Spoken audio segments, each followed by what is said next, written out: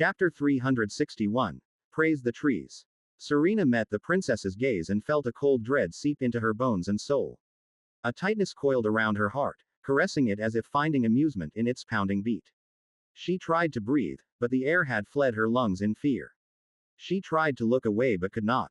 These were the eyes of a reaper devoid of any warmth, and to look away would spell death.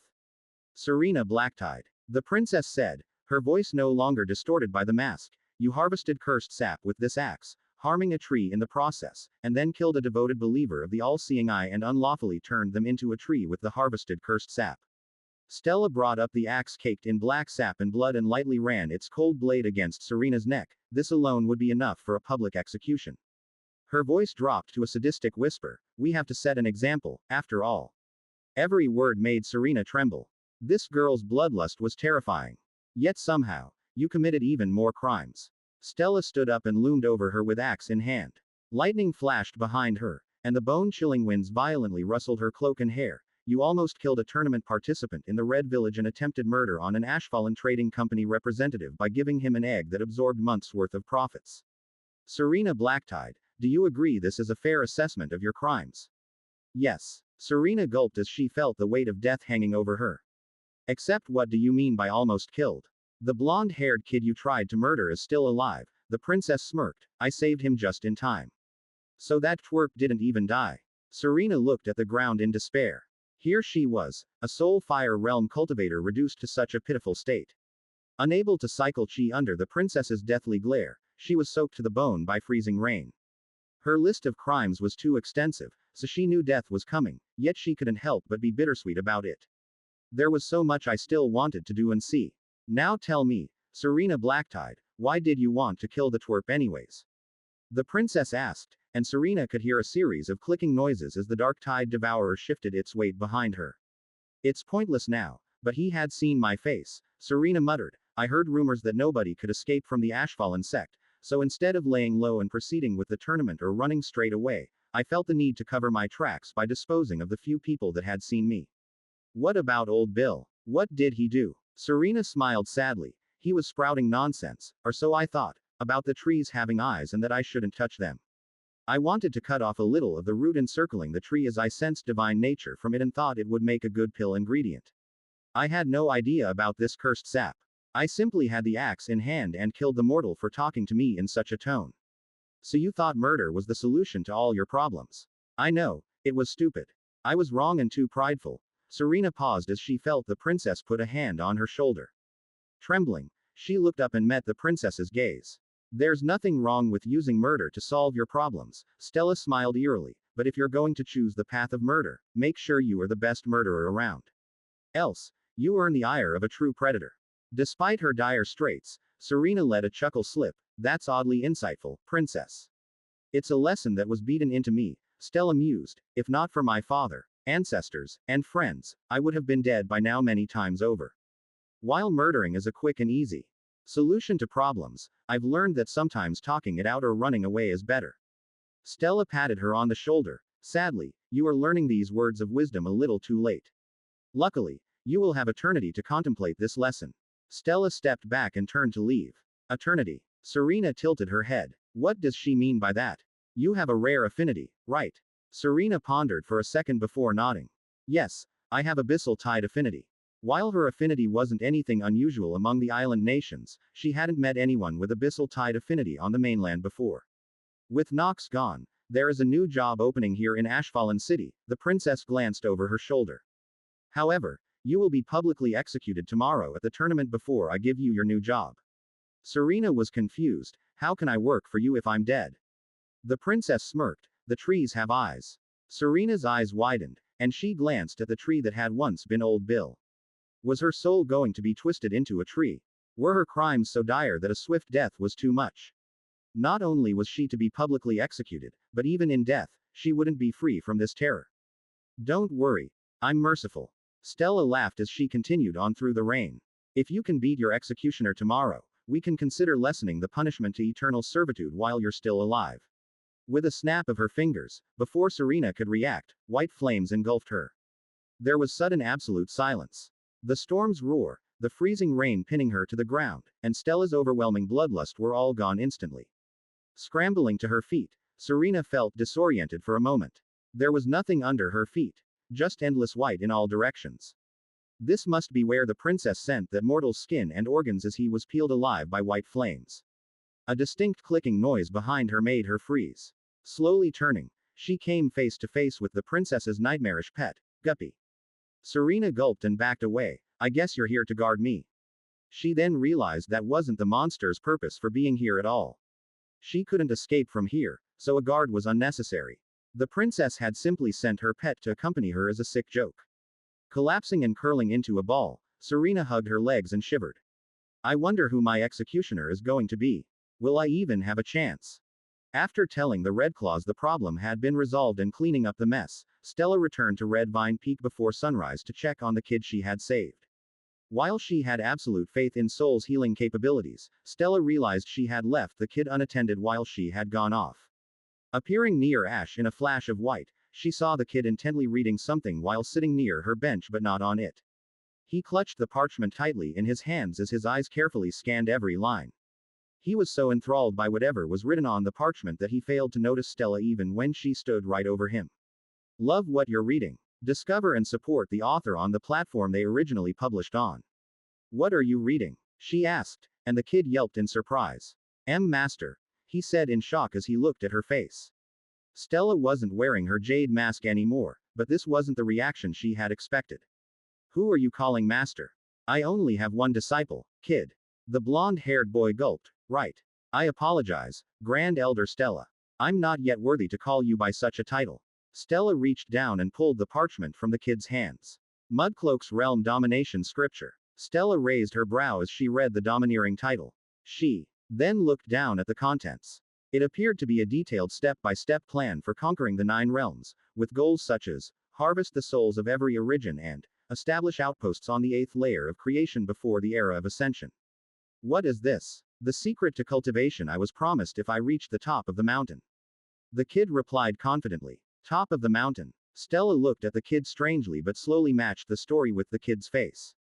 Although he had changed a lot since she last saw him, was this Sam? The mortal she gave a truffle to in the village. Ah, right, who gave this to you? A mysterious monster. He approached me through the rain. Told me I had great potential and handed me this profound scripture. Stella gestured toward her knee. Was this mysterious monster this high with big blue eyes? Sam's eyes widened. You know of him. Stella shook her head in disbelief and returned the nonsense scripture to Sam.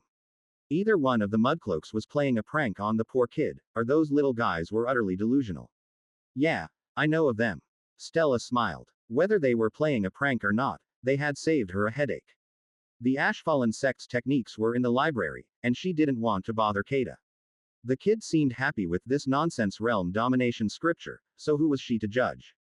Just let the kid be happy and move on. Easier for everyone. Sam carefully took back the parchment. I'll send you back to Red Village now. Thank you. Sam bowed. I needed to leave here before the tree awakened from its slumber.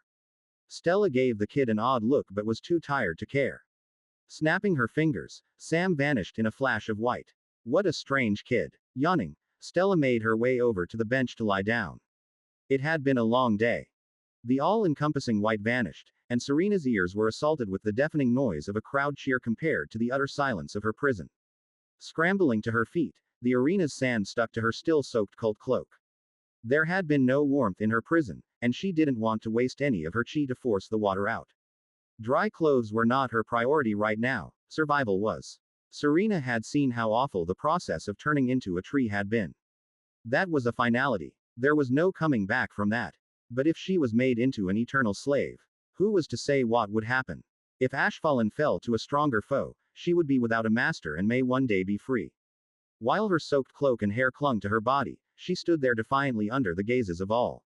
Before her, high above the arena floor, was a booth occupied by the leaders of Ashfallen. Nearly a dozen people, some of whom she recognized, such as the Redclaw Grand Elder and Grand Elder Diana, were flanking a single girl sitting on a throne and looking down at her with amusement. The princess of the Ashfallen sect. Serena's gaze passed over the thousands of onlookers. Most seemed to be mortals, which made her skin crawl. If she were here to show off her skills in a tournament match, she wouldn't mind their gazes, but she wasn't here to show off. No, she was here to survive. Stella didn't even stand from her throne. Instead, she gestured with her chin, and the demoness called Diana stepped up to address the arena. Citizens of Darklight City, Ashfallen City, and those who have traveled from afar to visit the Ashfallen sect, today we have a special event. The demoness gestured to Serena, and she felt every gaze bore into her. A few days ago, it came to our attention that someone had not only harmed the trees but gone a step further and murdered one of the all-seeing eye cult's devoted believers who tried to warn her against such actions. Such a crime is punishable by death. A cheer echoed through the area, and Serena couldn't help but back up a few steps and glance around nervously.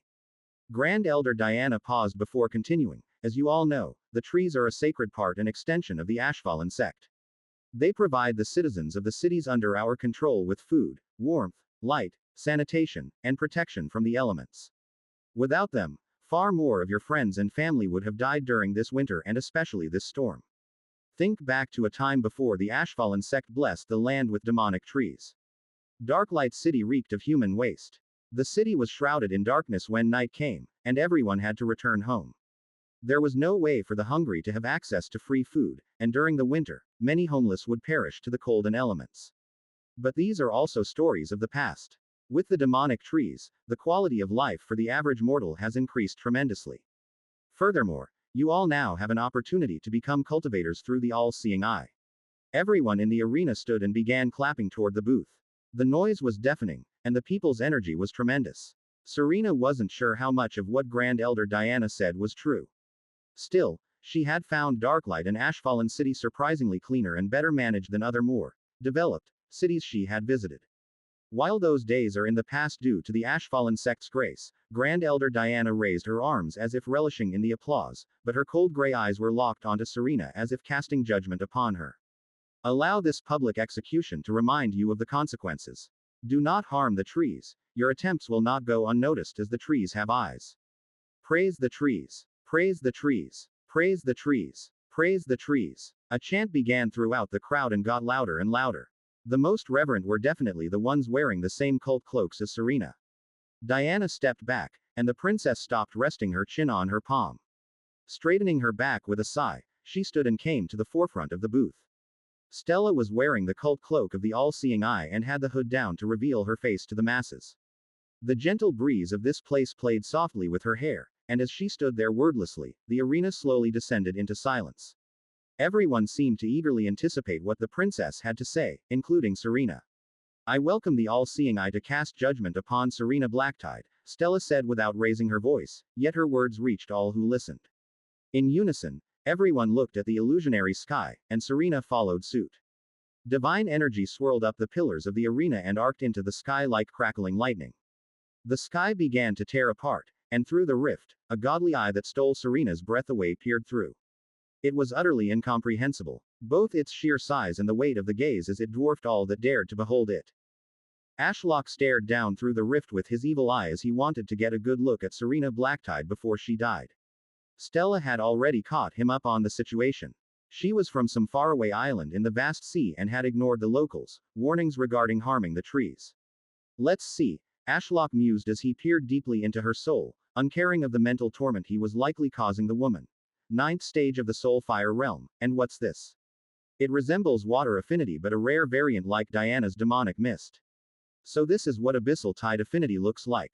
Ashlock was thankful that Stella managed to hold back from killing Serena just yet. He wanted to get a good look at what this affinity was capable of in a battle. Serena Blacktide, for your crimes against the Ashfallen sect and your ruthless murder of a devoted member of the all-seeing eye, I sentence you to eternal servitude either in life or death to me. What will decide your fate is the result of this upcoming match. If you want to live and overcome fate, surpass your limits and win this challenge. Ashlock passed his judgment and withdrew his eye as Stella repeated his words to the crowd. Stella, bring out her opponent. Serena trembled as the eye in the sky looked away. Upon relaying the all-seeing eye's declaration, white flames wreathed Stella's hand. With a simple gesture, the grand gates to the arena were pulled apart, and Serena got a good look at who stood between her and the remaining human. You have got to be kidding me. Serena felt despair as an incredibly beautiful, short girl stepped into the arena with purposeful strides. Her eyes, like swirling galaxies, looked over the crowd while her hair, which was black as night, intertwined with streaks of blue and gold, floated behind her like a cape as a powerful aura crackled around her.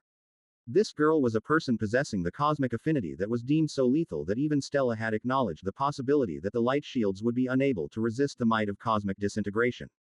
Her opponent was Celeste Starweaver. Chapter 362, Starfire. As Celeste Starweaver took her position, Serena could tell from the pressure she was casually emitting that she was half a step into the Star Core realm.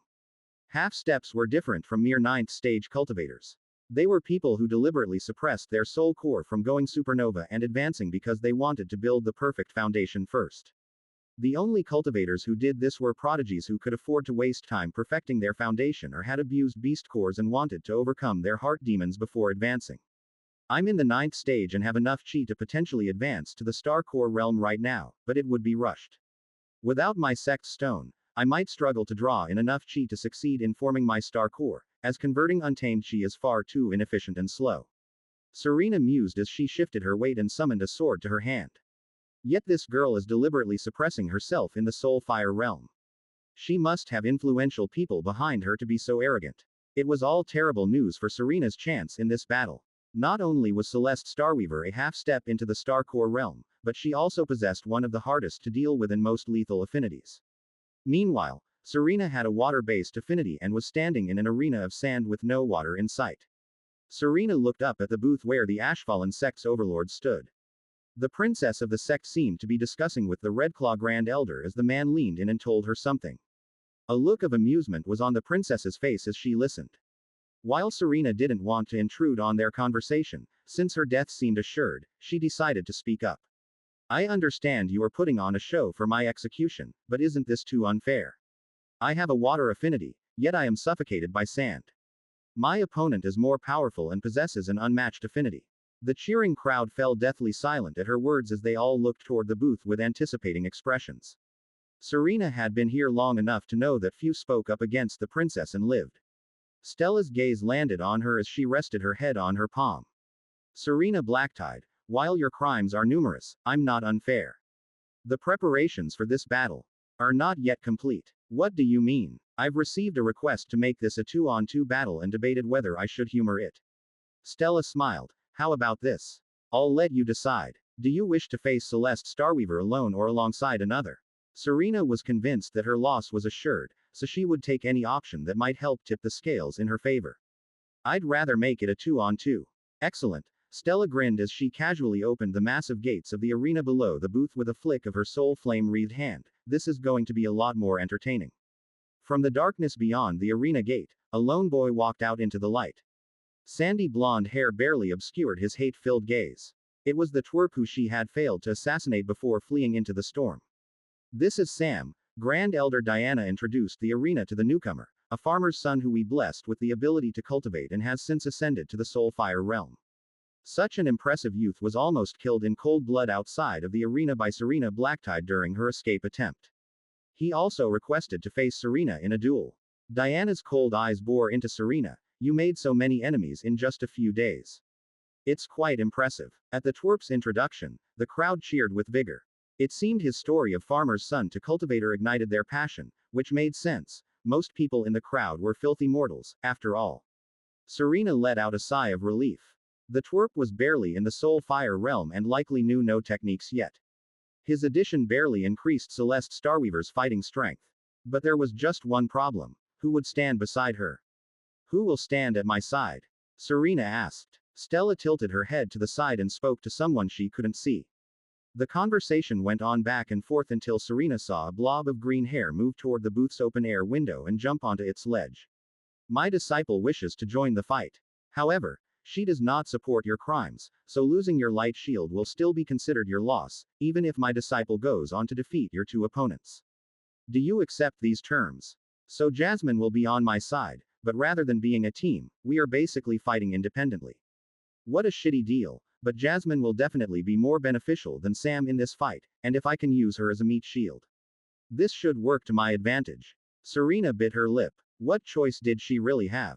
Who else would stand on her side than the crazy princess's bored disciple? Fine. I accept these terms. Jasmine leapt down from the booth, throwing up a cloud of sand where she landed.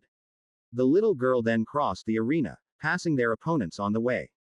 She exchanged a look with Sam, which indicated a rivalry Serena was unaware of. Jasmine also nodded at Celeste Starweaver, who actually bowed in response to the little girl. Being the princess's only disciple sure is a prestigious position. Serena mused as she thought back to the Abyssal Tide sect patriarch's son, who always strode around the sect with his nose pointed at the sky. At least Jasmine seems a little more humble than that brat. Hello, Daisy, Jasmine said sarcastically, pausing at her side and facing their opponents. Serena gave a weary smile. Sorry for lying to you. Don't worry, I'm here to save you, Jasmine said cryptically, which wasn't the response Serena had been expecting. What's our battle plan? I've never participated in a cultivator battle like this. She gestured with her chin to Sam. I need to beat that kid into the ground. So they do have a rivalry. Perfect. That means Jasmine has the motivation to help me, at least. Somewhat. Serena moved the chi in her body toward her mouth. Well, the first piece of advice I can give is when discussing what you plan to do, obscure your voice with your chi like this. Otherwise, they can hear everything you are saying. Jasmine winced as Sam gave her a death stare from across the arena. This text was taken from Royal Road. Help the author by reading the original version there. Like this, Jasmine said, and Serena could hear her words directly in her ears like a pleasant breeze going over a lush meadow. Impressive, you picked that up quickly, Serena replied in genuine awe. Now, as for battle tactics, give me a moment to think. As she fell into thought, a portal of immense raw power opened, and a strange wooden being taller than a human with a crown of arms supporting an orb of pure light took center stage. Saul will now distribute light shields. Grand Elder Diana announced from Stella's side. We have tested its defensive capabilities, and at maximum strength, it could survive a single hit from a Vandor Starweaver. It should survive a few hits from you, Celeste, but we will observe closely and ask you to try and avoid two highly lethal techniques in a row. Fine by me. Celeste smiled. I bet they wouldn't have given that warning if it was just me. Serena thought sadly as she side-eyed the princess's precious disciple. The wooden being lumbered over to Jasmine first, and one of the arms extended out to bless her with an aura of intense light that slowly faded to be more tolerable as it condensed against her skin. The being gave Serena the same treatment before lumbering over to Celeste and Sam. Serena felt the light shield condense and realized it wasn't settling on her skin but was sitting on top of her own natural aura so she didn't feel suffocated by the foreign chi. The all-seeing eye will now alter the terrain to give everyone the best fighting chance, Grand Elder Diana announced, and Serena felt the ground begin to shift under her feet. Under the excited murmurs of the crowd and praises for the all-seeing eye, pillars of stone erected from the ground, grass rapidly sprouted from the sand, water rushed out of holes in the arena's walls and carved meandering rivers, and finally, the illusionary sky over the arena became a sea of stars. Along with these changes, Serena felt the actual chi in the arena shift to mirror the changing environment. Instead of nothing, there was now a chaotic mixture of earth, water, and nature chi. As for cosmic chi, Serena wasn't so sure if she simply couldn't detect such a high-tier affinity or if it was lacking. Either way, Celeste Starweaver didn't seem too fazed about it. How do you feel about taking the front line? Serena asked Jasmine while hiding her voice with chi. Frontline. What do you mean? Do I have to start from there? How little training has this girl been given? Serena suppressed a sigh and explained, there are frontline and backline affinities. Most affinities excel at range, but a few do best when used in someone's face. Earth affinity is an excellent example of a frontline one. They want to get close as their bodies are their best weapon. How do I know which one I am? Nature affinity can be either depending on your fighting style. What weapon do you use? Jasmine's spatial ring flashed with silver light, and a mighty whip made from a vine resembling the tree root Serena had struck with an axe that got her into this whole mess in the first place appeared in the little girl's hand. It was pretty long compared to her height, so most of it coiled and rested on the ground. The whip was rather impressive, and Serena couldn't even recognize the metal from which the platinum-colored handle was made. Okay, a whip user. Longer reach than a sword or hammer, but not enough to be considered a ranged weapon like a bow. I'd say you should fight in the front line. Jasmine nodded. All right, I'll be fighting Sam in the front line then. Yes. Serena locked eyes with Celeste, who returned an amused smile. Cosmic affinity is a backline affinity, as is my abyssal tide affinity, so both of us will be hurling techniques at each other from afar until one of us runs out of chi. What happens then? Serena tightened her hand around the sword's handle. We engage in a furious melee. Ah, so that's why you're terrible at fighting with the sword. Jasmine nodded in understanding. What's that supposed to mean? Serena frowned as she stepped to the side to avoid being swept away by a rushing river passing by as the arena finished setting up. Jasmine shrugged. My master said you were weirdly incompetent with the sword. They were now on opposite banks, separated by a raging river. So Serena couldn't slap her on the head for such a remark. I might not be the most talented, but I was still considered quite good at the sword in the Abyssal Tide sect before I left. These land dwellers just have different standards. It's a good thing you will be handling the front line then, Serena said with a strained smile. Jasmine tilted her head. What's stopping Celeste from destroying my light shield and killing me while I'm fighting Sam? I will stop her. If you fall, the twerp will become annoying to deal with while I try to match Celeste's attacks. So I need you to hold the line. Understood. Jasmine nodded, and Serena could see the determination on the little girl's face. It's slim, but maybe together, we can bridge the gap in strength and take down Celeste. Serena let out a breath and began to cycle her chi throughout her entire body. Either way, she planned to go all out. She refused to kneel to the future fate had decided for her. Stella stood from her throne. The battle will now begin, she announced, and Serena's desperate struggle for survival under this sect's overlords began with a clap of Stella's hands. Dark blue soul flames coated Serena's hands. Abyssal Tide Chi was a higher tier version of simple water chi. While acting quite similar to water in most cases, as described by her elders, it was the type of water you see in your nightmares. The black depths conceal unspoken horrors and will pull you into the darkness if you let it. The more of the abyss Serena inserted into the water, the more nightmarish it would become. I'll devote a third of my chi to an abyssal water cloak to protect Jasmine from Celeste and give her an edge over Sam. Cosmic chi isn't known for its protective properties, only its unparalleled capabilities at destruction. So this should buy us some time. Black water jumped out of the nearby river at her command, engulfed Jasmine, and began coiling around her body as if alive. Initially confused, Jasmine slowed for a moment to inspect what was happening to her. While distracted, the twerp had surprisingly closed the gap, kicking up a trench behind him as he shot forward like an arrow. Jasmine didn't raise her whip in time to meet the kid's sword, but the coiling water surged forward, punching the twerp in the stomach and sending him flying backward. Oh. Jasmine looked over her shoulder and grinned at Serena. Thanks for the shield. I said I would protect you, Serena grumbled under her breath in disbelief. For how fast Jasmine had picked up the ability to talk via chi, the princess's disciple wasn't the brightest at combat. Jasmine thankfully didn't waste Serena's charity as unfathomably pure nature chi wreathed the whip in her hand, bathing it in a bright green hue. The whip seemed to come alive in the girl's hand, and she lashed out at Sam, who had already recovered from the brutal hit. Serena had expected the twerp to be fine as earth cultivators could take quite a beating before they went down. Sam tried to stupidly block the whip with his sword, and instead of the blade slicing through the whip like the blockhead likely hoped, the sword simply got caught in the whip as the black thorn-covered vine coiled around the blade. Jasmine tried to pull backward to steal Sam's sword, but Sam was far stronger.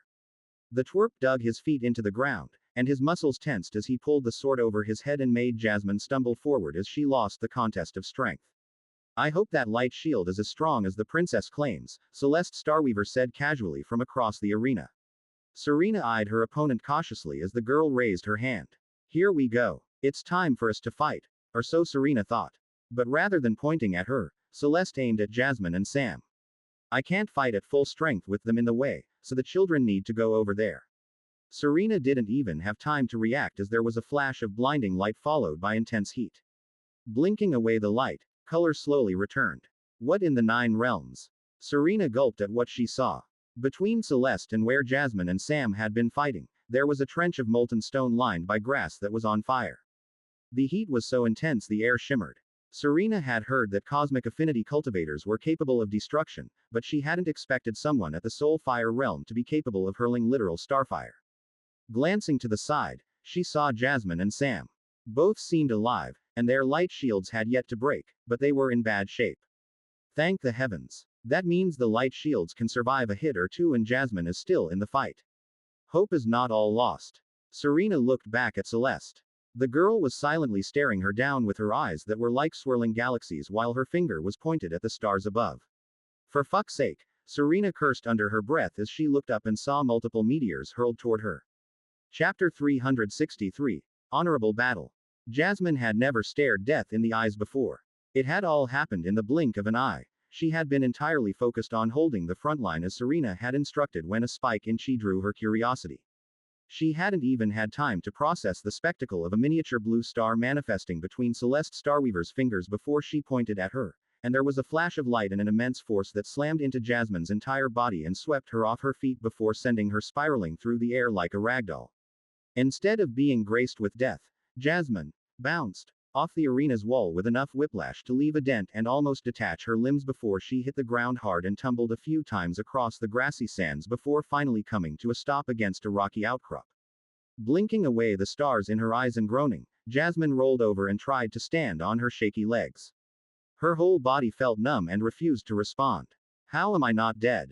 Jasmine wondered as she looked at her still intact arm shrouded in the light shield. I doubt this light shield can block having a star hurled at it. Jasmine thought back and realized the dark water rushing around her body was gone. Serena's shield must have saved me. Jasmine managed to move her body enough to peek over the stone outcrop she had been thrown behind, and her jaw dropped at what she saw. The arena was practically divided in two by a meter-deep trench of molten rock and glass. It looked like a path to hell as the grass on either side was ablaze, throwing up plumes of dense smoke mixed with a haze caused by water pouring into the trench and instantly turning to steam. Master warned me that I might not last long against Celeste as she's a half-step into the Starcore realm, making her almost a full realm above me, but to think the gap between us was this vast. I didn't even have time to react before I would have died. Jasmine gulped. If Master is another realm above Celeste, and then Ashlock is another above that. Just how powerful are nascent soul realm cultivators? Jasmine deeply respected her master, but sometimes, she forgot just how powerful Stella was. Stella often acts quite lazy, and I rarely see Master go all out in a fight. If she were to join the battle, would Celeste even last a second? Jasmine pondered but paused as the ground trembled. Following the feeling, she glanced to Serena Blacktide's side of the trench, and her eyes widened in disbelief as the smoke parted to reveal a churning wave of black water surging upwards and looming over the arena like a rising wall. Jasmine expected it to crash toward Celeste's side of the burning trench. But instead, the water reared up, towering as if pressed against an unseen barrier, its dark surface churning ominously. What is the point of this? Oh. Jasmine received her answer as she looked toward a whistling noise from the sky and saw multiple fiery chunks of rock descending from the heavens like the wrath of a vengeful god, each one trailing embers and cosmic dust. The meteors slammed into the churning water with thunderous force, hissing violently as they gouged through the inky black waves before crashing into the earth below that now looked like the seabed of an ocean. Jasmine had to catch her footing on the rocky outcrop to avoid falling over from the following earthquake. Though unable to completely halt the meteor's wrath, the water had blunted their impact, sparing the arena from utter devastation. Jasmine couldn't even imagine what would have happened without Serena's defensive measures. Would a shower of molten sand and rock rained upon me and ended my chance to do anything? This is ridiculous. How can cultivators be this powerful? Despite her disbelief, the exchange between the two Soulfire Realm cultivators wasn't done. The wave pulled the meteors up through itself to the forefront before the towering wave crashed down like a godly flood toward Celeste's side of the arena. As the wave washed out across the land, it extinguished the grass fires, and an intense gale pushed the smoke aside, revealing a figure trudging toward Jasmine.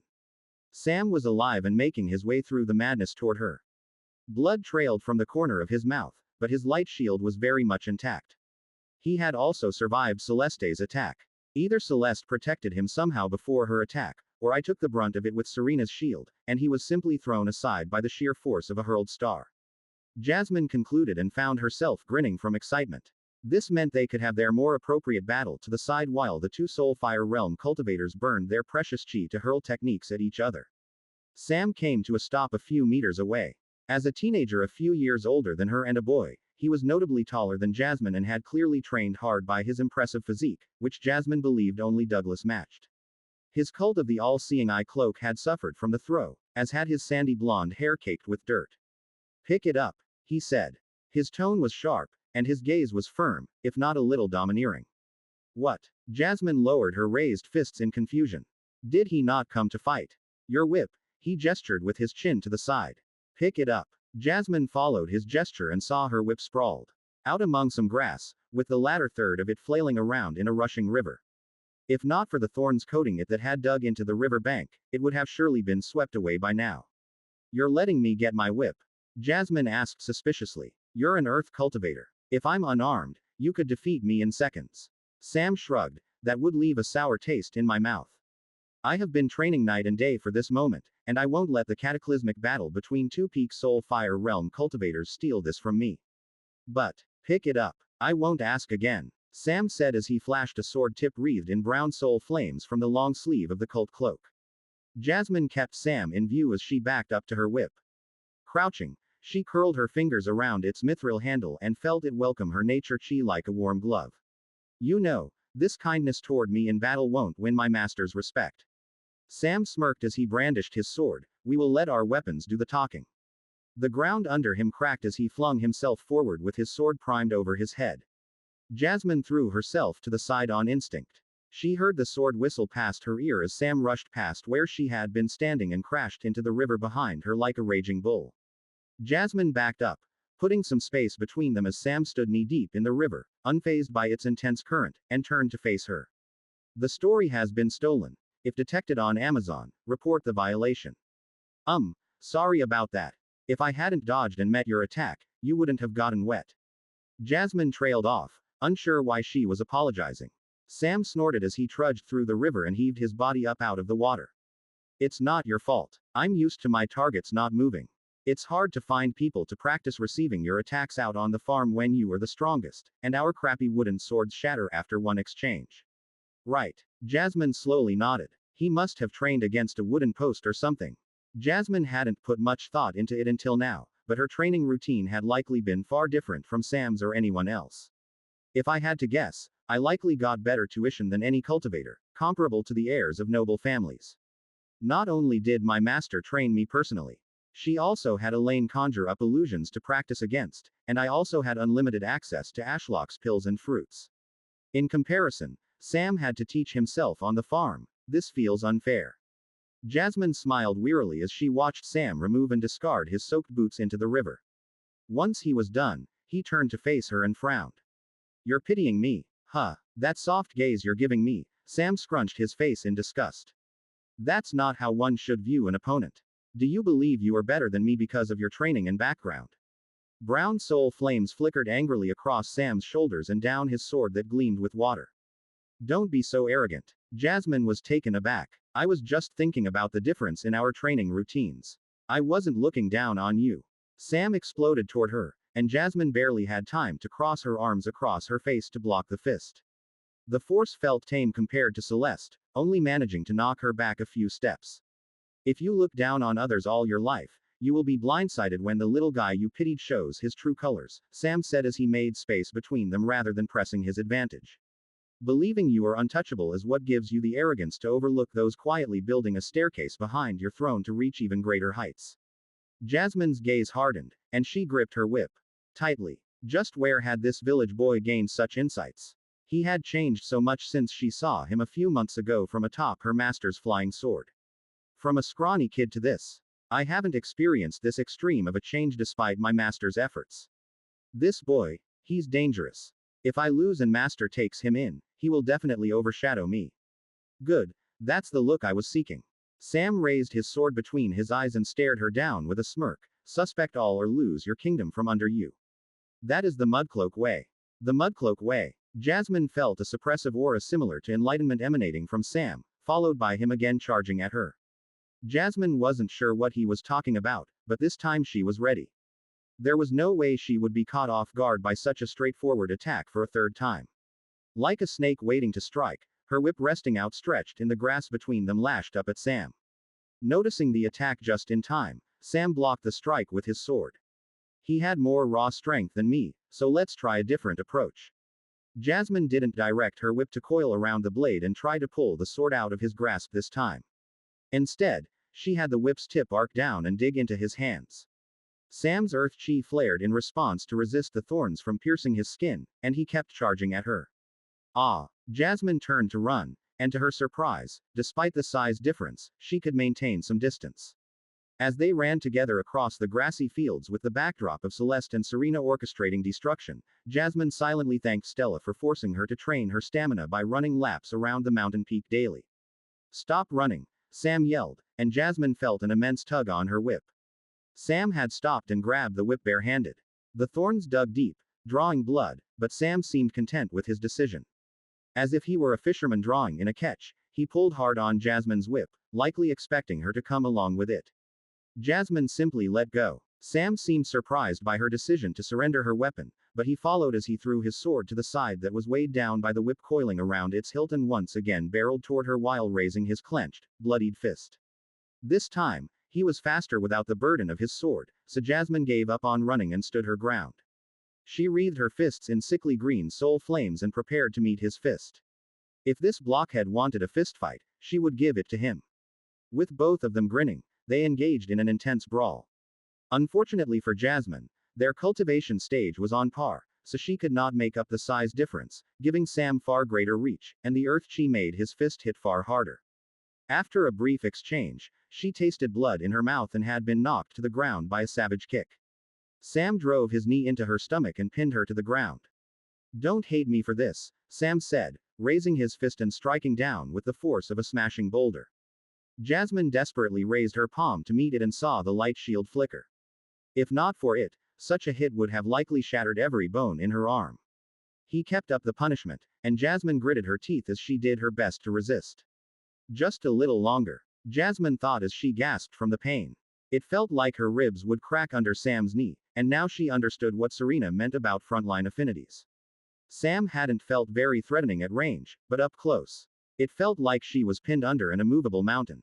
Sam's earth chi significantly increased his strength, resilience, and sheer weight behind everything he did. Nature chi seemed to pale. In comparison, considering they were both in the early stages of the soul fire realm, she had thought it would be a little closer. "This feels like a primitive way of fighting," Jasmine said, spitting blood to the side. Sam agreed by planting his fist into her cheek, shaking her vision.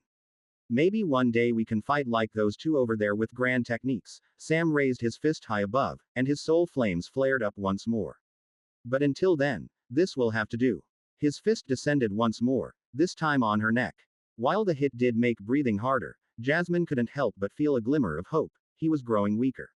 Looking up at Sam with a bloodstained grin, Jasmine croaked, "You can feel it, can't you?" Sam's eyes narrowed, and his raised fist trembled as if he were struggling. "What did you do to me? Didn't your mom ever tell you to be careful when playing in the forest? You never know what could be poisonous." Jasmine grinned as she looked at Sam's bloodied fist. "It looks like you got bit." Sam looked at his fist strangely as her words set in, and then he panicked as her fast-acting, paralyzing poison set in. The thrill of battle and the fact that Sam was cycling his chi had been holding it back from working until now. "What a cheap trick," Sam hissed through his teeth as he punched down, but Jasmine easily slapped it away. He had grown weak. Jasmine reached up and clawed at his throat with her nails that were dripping in green poison. Sam tried to wrestle her arms off, but he could not as she reinforced them with as much chi as possible. Growing frustrated, he tried to stand up. Jasmine allowed him to stand, but not before slugging him in the face, breaking his nose in a shower of blood, making him stumble away. She didn't feel bad at all. He hadn't held back from trying to beat the light shield off her. Getting to her feet, she watched Sam sway on his feet while clutching his broken nose. "This isn't exactly how I hoped it would have gone." Sam slurred his words as he seemed on the brink of passing out. He looked at her, but there was no hatred in his eyes. "I hope our next fight will have a different outcome." Jasmine shook her head. "You think I'll overlook the little guy again? Not a chance." She wreathed her foot in soul flames and kicked Sam in the stomach, sending him to the ground. "Your master should tread carefully, too," Sam said before passing out. The shield around him shattered, and not even a moment later, a portal tore into existence over his body, and an invisible hand picked up his limp body and carried him up through the portal. Jasmine watched Sam go and spat a glob of blood to the side before wiping her mouth. The fight hadn't been pretty, but she had won. Rolling her shoulders and hissing as she tapped her bruises, she verified that the light shield hadn't yet broken, though it had faded from Sam's beating. If not for it nullifying his soul flames, he would have undoubtedly beaten her to death. "I need to train harder." Jasmine clenched her hand around the handle of her whip before looking up at the distant destruction, "but first, I need to save someone by switching teams." Chapter 364. Betrayal. Serena Blacktide despised how unfazed Celeste Starweaver appeared across the arena. Raw cosmic chi crackled around the star-eyed girl, radiating waves of intense pressure that constantly put Serena on edge and broke her composure. However, Serena felt justified in her fear, as she had been on the back foot from the start of the battle. Celeste Starweaver was as deadly and powerful as Serena had feared when she discovered this cosmic affinity girl would be her executioner. With simple flicks of her fingers, Celeste orchestrated her near-star core level of might to hurl miniature stars that tore through the air with blinding light and intense heat or to direct meteors to rain down upon her. Serena had found the only method to survive was to take to the skies atop a pillar of twisting black water and use it to dodge incoming attacks. If she tried to hold her ground while on the surface, she would be pummeled by relentless meteors or blasted in the face with star fire. Why don't you get down from there? Celeste Starweaver's voice echoed across the arena. Despite her wrathful appearance with cosmic chi swirling around her body, her tone was peaceful and serene. It didn't carry any overbearing presence, which matched her short, almost kid-like appearance. Serena would naturally look down on Celeste if not for the immense pressure and hurling stars she was capable of. How do you have so much chi? Serena retorted, showing no signs of stepping down from her pillar of water. The battle had only lasted a few minutes thus far, and she had already expended years of chi on conjuring all the grand techniques she knew to try and survive Celeste Starweaver's onslaught. I had planned to outlast Celeste's chi reserves as cosmic chi is one of the most costly affinities, but she has been forcing me to use my most expensive techniques from the start, and now my soul core is almost empty. Serena gritted her teeth. I don't want to die and be turned into a fucking tree. I just need to kill this star bitch, and I can find a way to escape from here in the far future. I don't know how I have so much chi, Celeste shrugged as she raised her hand and curled her fingers into a claw motion. Cosmic chi crackled down her fingers and condensed into a blinding light between her fingertips. Why do you ask? Celeste asked while tilting her head. Are you almost out of chi? What kind of airhead are you? Why the hell would I tell you that? Serena tripped over her words and was taken aback by their first exchange. Unfortunately, she had no time to process anything as she knew what that gathering of chi entailed. Serena looked down into the dark depths of the water pillar and commanded it to pull her under. The water obliged, and the roar of the mortal crowd was drowned out and replaced by the intense churning of water as she was enveloped by the abyssal water. Due to breathing techniques taught in the island nations, Serena had no issues breathing the air in the water. She almost felt less restrained in the water than anywhere else, as she could freely move in any direction the water reached. Which was vital to her survival so far as, despite the water's darkness, it lit up with light, followed by the water above her instantly boiling and exploding as the beam of star fire carved through the water and down toward her head. Not wanting to be cooked to death, she plummeted down through the water like a rock thrown into a lake. What the hell? How is it still going? Serena's eyes widened, and she yelped in the water as her legs hit the sandy ground of the arena. This hasn't happened before. Is this a finishing move? Shit, it's one of these continuous attacks, isn't it? Where the hell is that girl getting so much chi from? She feels closer to the star core realm than any soul fire realm cultivator I've ever encountered. Darn, half-steps are absolute monsters. In an act of desperation to save her light shield that was already fading after getting hit by a stray meteor earlier, Serena commanded the water to throw her out to the side. The pitiful remains of her water pillar fell to the sand, and the area where she would be standing was turned to glass by the star beam before it finally faded. Phew, Serena spat out some sandy water and staggered to her feet. She felt exhausted to the bone as her soul core, a pool of power representing her very existence, ran dry. Luckily, there was no follow-up attack as superheated mist swirled around her, shrouding the entire area in a thick fog and acting as a natural barrier. Fuck this, she muttered as she pulled all the water out of her clothes and gathered it alongside some of the mist into a ball that she floated above her trembling palm. This Ashfallen sect is a sick joke. The princess should have just killed me instead of dangling the chance of living in front of my face so I would put on a good show. Bunch of bastards. Are you dead yet? Celeste's calm voice tickled her ear as it echoed across the land. No, I'm not dead yet, bitch. Serena turned to her right and heaved her exhausted body toward the vague outline of a rocky outcrop for some shelter. Curse the heavens. I still have enough chi for one more technique, but it looks bleak. Fuck sake. Why did I ever have to stumble upon this place? As her muscles burned, Serena couldn't help but wonder what the point of struggling to survive was. The gap between her and Celeste was ridiculous, and even if she somehow won, all that awaited her was servitude to the princess rather than having her soul twisted and imprisoned in a spirit tree. Serena collapsed against the rocky outcrop, feeling her lungs burn from the star-heated mist. I don't want to become a fucking tree, Serena cursed between clenched teeth. It's far better than the alternative. Trust me. Serena's head snapped toward the voice. Through the swirling fog, she could see the silhouette of a human child that appeared to have a spiked tail. But the voice was somewhat familiar. Jasmine, Serena said as the fog revealed the green-haired girl trailing a bloodied whip through the sand. You beat Sam. Jasmine nodded as she paused a few steps away. Her gaze wasn't that of an ally, nor was her stance. The little girl had her hand firmly around the handle of her whip, glowing with sickly green soul flames, and she looked ready to fight. Serena frowned as she remembered the terms presented to her at the start of the duel. If she were to lose her light shield, it would still be considered her loss, even if Jasmine went on to defeat both Sam and Celeste. While Jasmine technically stood on her side, the girl did not endorse her crimes and could even turn against her if she pleased. I just narrowly avoided a finishing technique from Celeste and escaped under this intense fog that will soon subside. Even Celeste wasn't sure if I died or not, so the crowd certainly won't know. I should have known. Serena shook her head. You've come to finish me off. Haven't you? Jasmine looked at her with an angered gaze. You killed a mortal. A man who was a devoted believer and member of our community for trying to warn you about our rules. You tried to kill Sam, who is a very honorable and true-spirited person, and you betrayed my trust by trying to get close to me to learn about my dear master. If you spot this narrative on Amazon, know that it has been stolen. Report the violation. Ah, I see. With a sigh, Serena pushed her body off the outcrop and stared down at the princess's disciple, who glared at her defiantly. You saw me in a moment of weakness and thought to get revenge. Let's get this over with then. But I'm not here to try and steal your chance to win or finish you off. Serena paused. Jasmine relaxed her stance. You may have killed people, harmed the trees, and betrayed my trust, but the Ashfallen sect believes in second chances. Serena took a moment to process Jasmine's words before she scoffed. Second chances? Kid, how can you call this a second chance?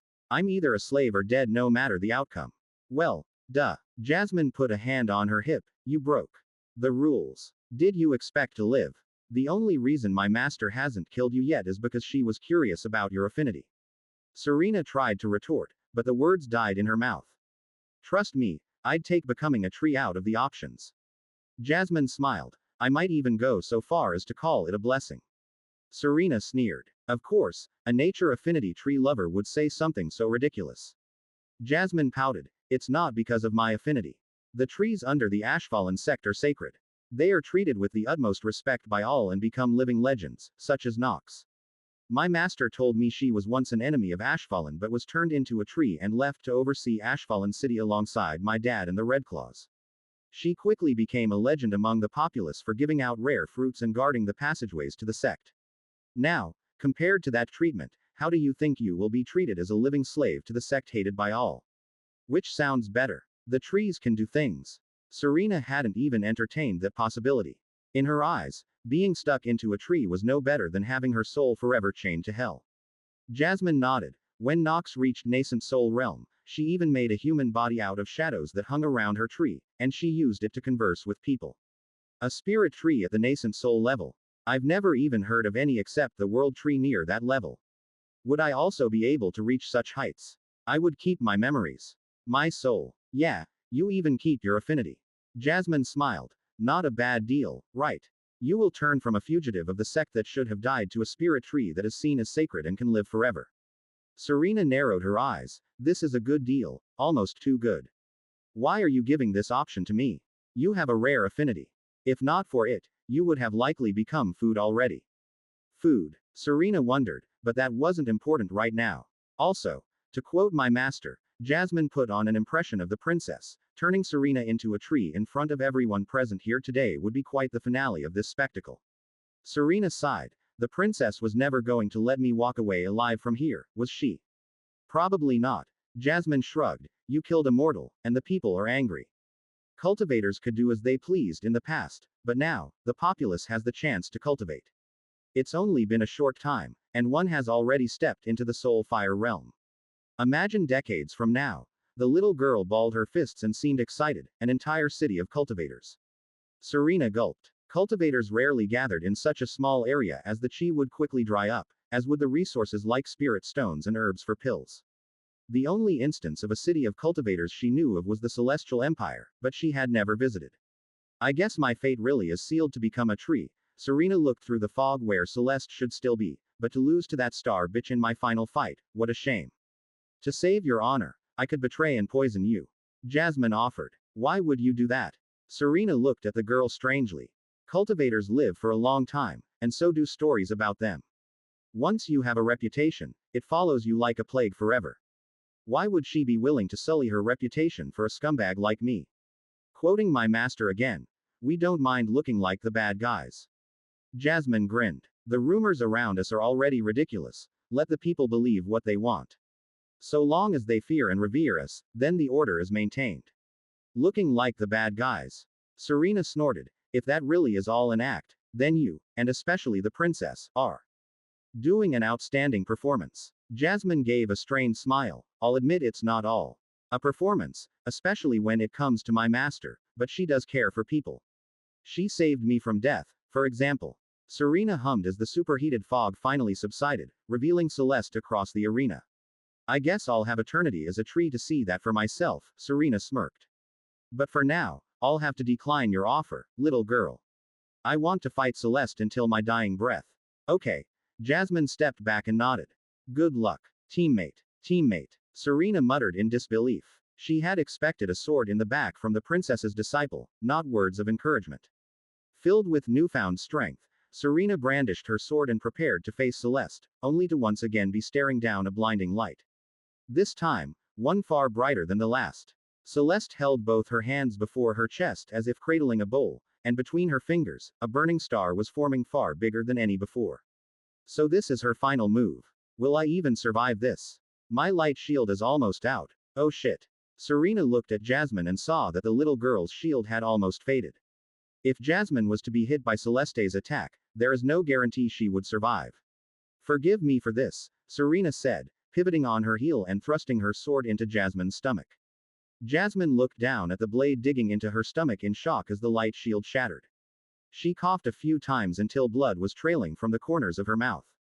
Why? Jasmine gasped out. Serena did not answer as there was no time. Withdrawing her sword carefully so as not to cause too much pain, Serena picked Jasmine up under the armpits and tossed her into the air as far away as possible. Before Jasmine hit the ground, an invisible hand held her in the air, followed by a portal manifesting, which she was brought through. Good. Jasmine is safe. In a shocking turn of events, Serena Blacktide has betrayed her own teammate after Jasmine returned triumphant from victory against Sam. One of the Ashfallen overlords announced to the arena, followed by a raging crowd. Being the bad guy. Huh. That suits me. Serena smiled, unbothered by their interpretation of events as her soul core hummed in her chest, and she pulled deeply upon her reserves to conjure up a shield of abyssal water and coat her sword to make a pathetic final stand in the face of death. As the world became bright, Serena looked to the stars in the illusionary sky and said a silent prayer. However, the pain never came. She wasn't disintegrated nor burned to death. Confused, she looked at Celeste and saw she hadn't been charging up some super attack but rather forming an impressive sword out of cosmic dust and starlight. Now that the kids are gone, how about we have some fun? Celeste said, brandishing her newly formed weapon. Serena knew what that really meant. Celeste wanted to show off her swordsmanship, but she was happy to oblige. It was better to die a warrior in a furious melee than be burned to a crisp. Fun is one way to put it. Serena laughed as she raised her sword and prepared for a world of pain. Let's go. She didn't even have time to finish as Celeste teleported across the arena and struck her raised sword with her starlight sword. Serena could feel the intense heat of the weapon on her face and noticed her blade glowing red hot as it desperately tried to resist.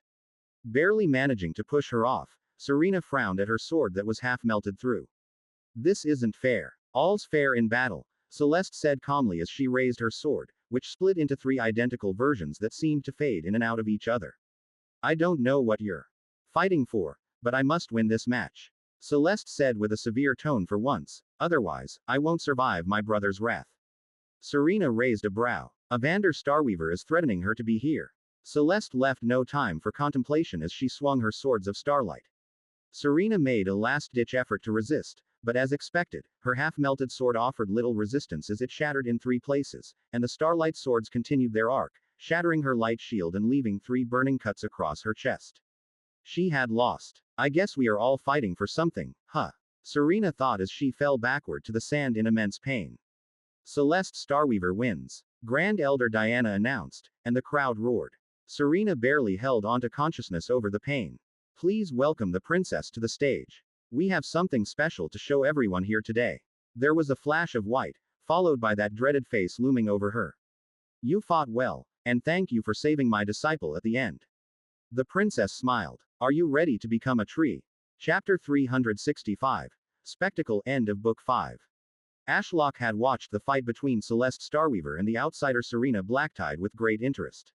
It was a rare opportunity to see cosmic affinity in action and what peak Soulfire realm cultivators were capable of when pushed to fight to the death. Chi was hard to accumulate, so it wasn't often that a peak Soulfire realm cultivator on the brink of attaining enough Chi to ascend to the elusive Star Core realm would recklessly waste years of Chi on a fight unless it was to the death. That is what Ashlock had wanted to witness. The raw power a Soulfire realm cultivator could output. However, his excitement had been soured a little as he knew what the fight's outcome would be from the start. Why is someone like her here? Ashlock couldn't help but wonder as he looked at Celeste Starweaver through his evil eye via a portal.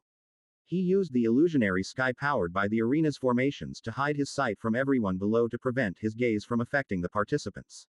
Her Chi reserves are on another level. Even now, as the battle has drawn to a close, her soul core is still brimming with Chi, while Serena Blacktide's is like a lifeless husk. Of course, it was a lot of Chi for a Soulfire realm cultivator.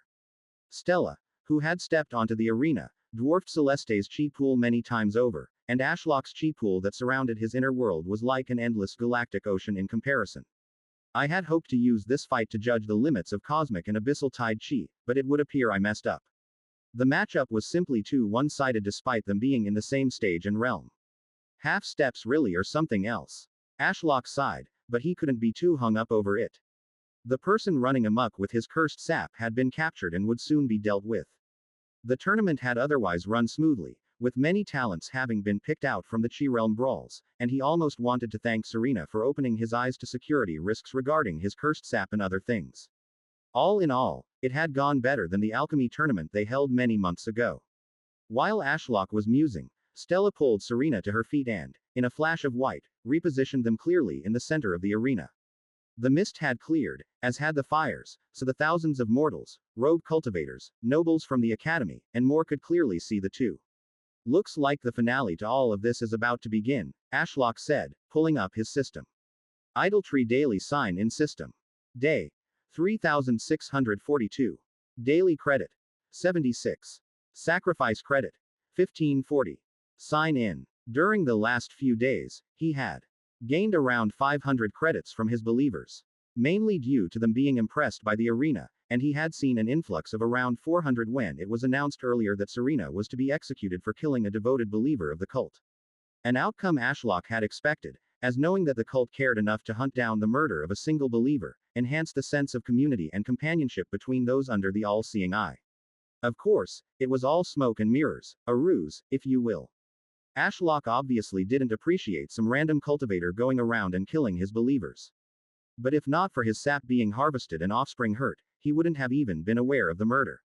He was more concerned about maintaining public opinion and emphasizing the cult and his control over the populace. There were millions of mortals between Darklight and Ashfallen City, all of whom were gaining access to cultivation. It would be impossible to police them all with force, so Ashlock needed to establish himself as an elusive power with influence beyond what he was actually capable of. So long as there were enough stories and rumors of troublemakers being dealt with circling around, people would hopefully police themselves. Just like old Bill had tried to do with Serena by telling her not to harm the trees. While I was very interested in seeing the abyssal tide affinity in action, the biggest boon this wandering cultivator will provide me is being a divine energy printer due to her crimes of harming a tree and killing old Bill. The more I punish and make an example out of her, the better my returns. I'll pay her back for this sacrifice once she is a tree. Ashlock dismissed his system screen, looking forward to the coming influx of credits. Would his number double, triple? He didn't know, but a large part of the influx would be based on how big of a show they could make out of this. So he planned to go all out. This was his inner world, where he truly was a godly being. But first, Stella addressed the crowd while Serena kneeled at her feet. Serena Blacktide, murderer of a devoted believer. You were sentenced by the all-seeing eye to eternal servitude, either in life or death. Having lost the duel to Celeste Starweaver and unable to triumph over fate, Serena Blacktide, you will serve the all-seeing eye and pay for your sins for all eternity in death. The parchment between Stella's hands from which she had been reading Serena's fate was consumed by white flames and disintegrated. Ashlock mobilized a fierce wind to carry away the ashes and rustle Stella's cloak and hair. He furthered the effect by taking red leaves he had gathered for the occasion out of his storage, having them fall out of a portal overhead, and encircling the pair in a spiraling vortex. Stella snapped her fingers, and a dozen people in cult robes emerged from bursts of white flames among the swirling leaves. Their hoods were up, and their hands clasped before their bodies were obscured by the cloak's oversized sleeves.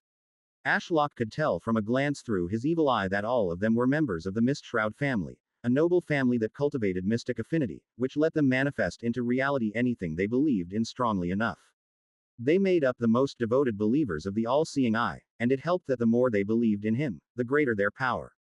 The cult isn't established enough yet to have a group of influential people at the top who can lead ceremonies like this, aside from Elysia Mistshroud, who had been appointed vice-cult leader. So until the cult has a more defined hierarchy, the Mistshroud family will have to do. Ashlock mused as a woman appeared beside Stella.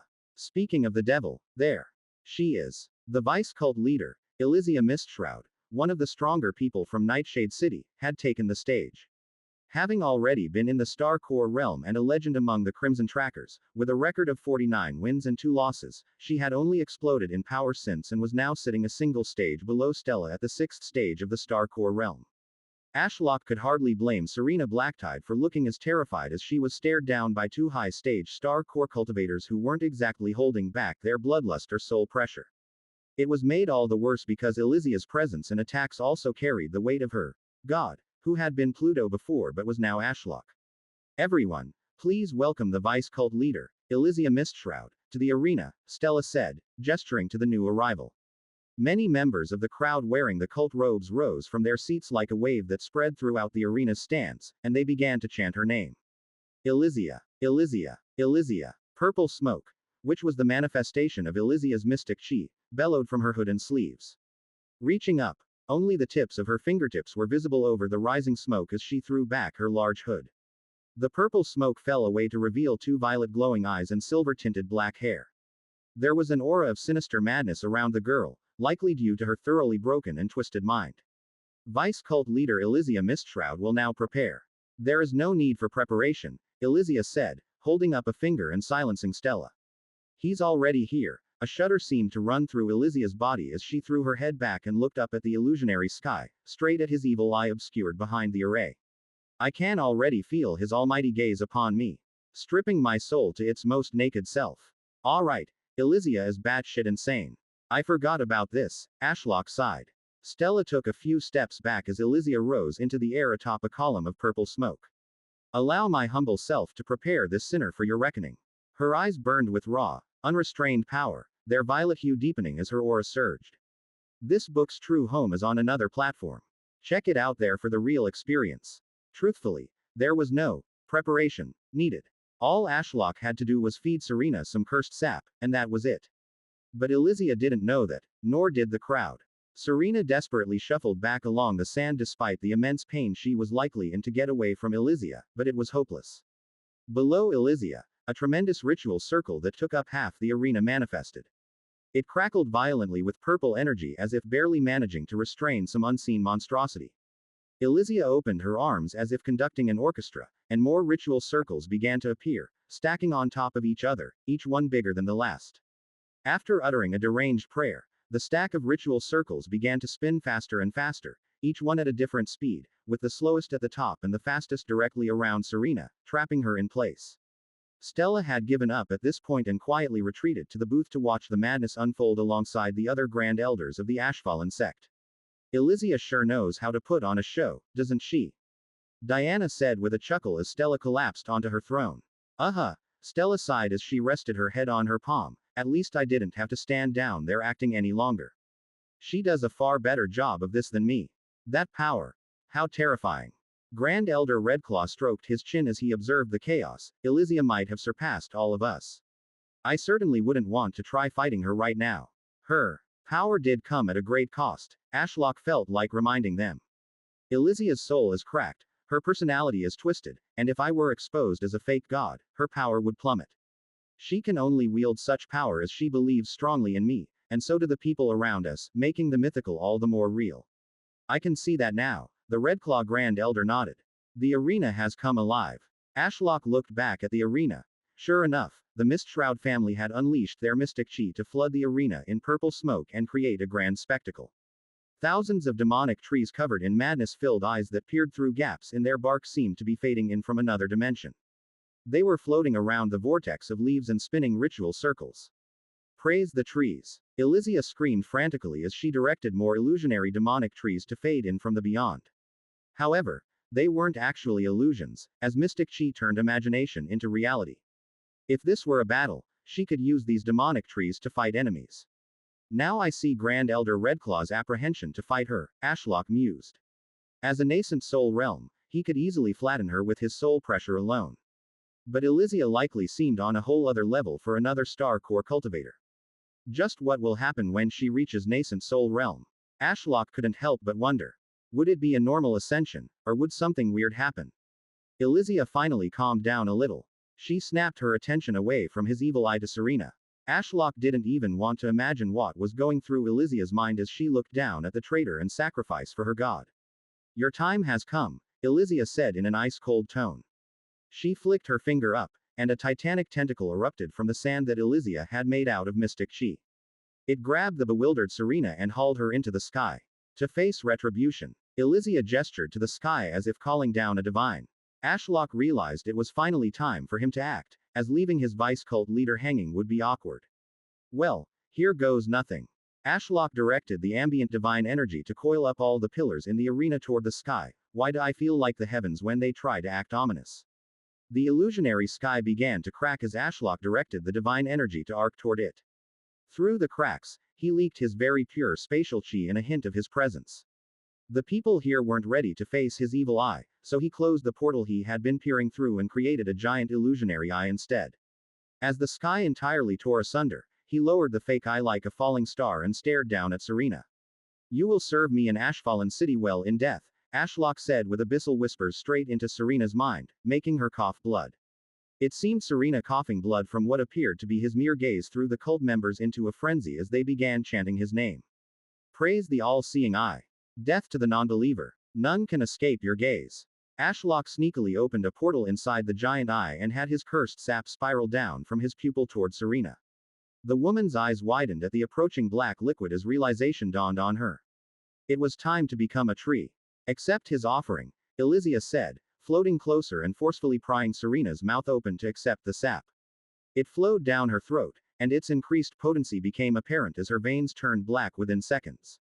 A desperate howl of terror was followed by Serena's body rapidly breaking down and twisting to take on the form of a tree. Her pale skin seemed to carry over to her tree form as the bark was snow white. Branches sprouted from where her ears had been, and dark blue leaves with streaks of black grew from them. The whole process took a few minutes, sped up by the lack of chi in Serena's soul core to resist, and surprisingly, Elysia's imagination as she fed Serena with mystic chi from the rotating ritual circles. So they weren't just for show, Ashlock thought as the process concluded. Serena was now a 5-meter-tall snow-white tree with blue and black leaves floating high above the arena. Since it was in his inner world, he could direct his ethereal roots to rise from the arena sand and fuse with Serena's dangling roots.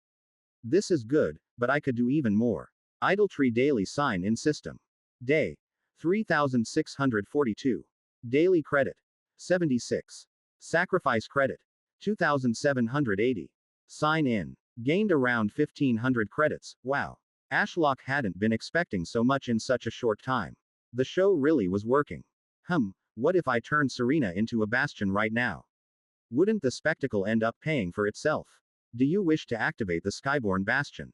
The cost is 1000 sacrificial credits and the required materials to form a bastion core. Yes, Ashlock said, targeting Serena. Forming bastion core. The entire inner world began to tremble as waves of power began rippling out. Bastion's chi source has been designated as Ashlock. Bastion's operator has been designated as Serena Blacktide. Error. Serena Blacktide, cultivation too low to operate bastion core. Initiating tribulation. Error. Heavenly tribulations cannot reach inside an inner world. Mobilizing divine energy to simulate a tribulation. Ashlock hadn't been expecting that. He felt his system take over as it pulled divine energy from around his inner world and gathered it above the arena. Just like the heavens, thousands of golden eyes manifested like clouds, followed by lightning that struck Serena. 1, 2, 3, the onslaught was brutal, and at some point, an explosion erupted out of Serena but was then forcefully brought back in. Forming star core. Most would never witness a star core ascension in their lives, let alone this closely, and for a human turned into a tree no less. Star core formed. Bastion's affinity type set to courtyard, abyssal tide. Sand, rock, water, and more began to rise from the arena as if gravity had been reversed and gathered toward the floating tree. A giant bowl solidified from this mixture around Serena, which was then filled with water. Ultimately, it looked like a snow-white tree growing in a lake of abyssal waters.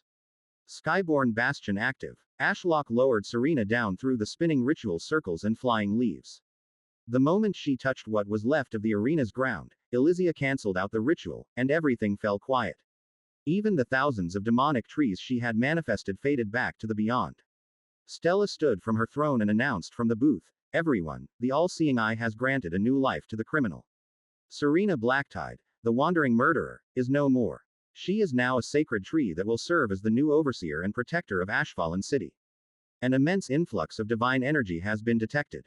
The system informed Ashlock as the crowd cheered. He couldn't even tell how many he had gained as the number kept climbing, and a quick glance at the divine flesh tree showed the forest of sacrificial credits rapidly expanding. Oh, this is going to be big. Ashlock had basically gotten a bastion for free and even more credits on top of that. The number was already over 3,000 and still climbing. Today's events are now complete. Stella announced and turned to leave. Ashlock couldn't believe such a chaotic day was finally over. "I'll have to get Douglas to help me build an area in the center of Ashfallen City to put Serena. She doesn't seem responsive so far, but after a few nights under the healing moons, she should start speaking to me." Wait. Ashlock was broken from his thoughts by a shout. Looking down at the arena, Celeste Starweaver stood among the destruction, staring at the booth. "Yes?" Stella asked, confused by the girl's outburst. "My brother has been wanting to tell you something, but you keep ignoring his attempts at a meeting." "Oh, that." Stella frowned. "I'll meet him sometime in the coming days, okay?" "No." Celeste shook her head, "It's an urgent matter. Our Grand Elder received a divination." A strange aura began to surround Celeste as her eyes glowed, and she began to recite. "A new god is born to challenge the roots of old. Along the winds of change comes a wrathful storm. But the storm is not a message, it is the prelude. Shadows of ancient beasts loom, drawn by the storm's call. A tide of claws and fangs, hunger and rage, they are coming. The storm is their herald, their veil. Prepare, for the sky's fury will give way to the beast tide that will flood the land with blood and despair." Celeste closed her eyes to recover for a moment before opening them again and looking right at Stella. "The beast tide. It's coming as we speak." Evander Starweaver appeared beside his sister in a flash of cosmic power. "Sister, what have you done?" He was enraged. "How could you announce such a thing before all these people?" Ashlock was shocked out of his stupor by Evander's shouting. This strange storm that had been battering his lands wasn't a mere storm but a prelude for the beast tide. Stella vanished in a flash of white and reappeared before Celeste. She shrouded her voice with chi, but it didn't escape Ashlock's notice.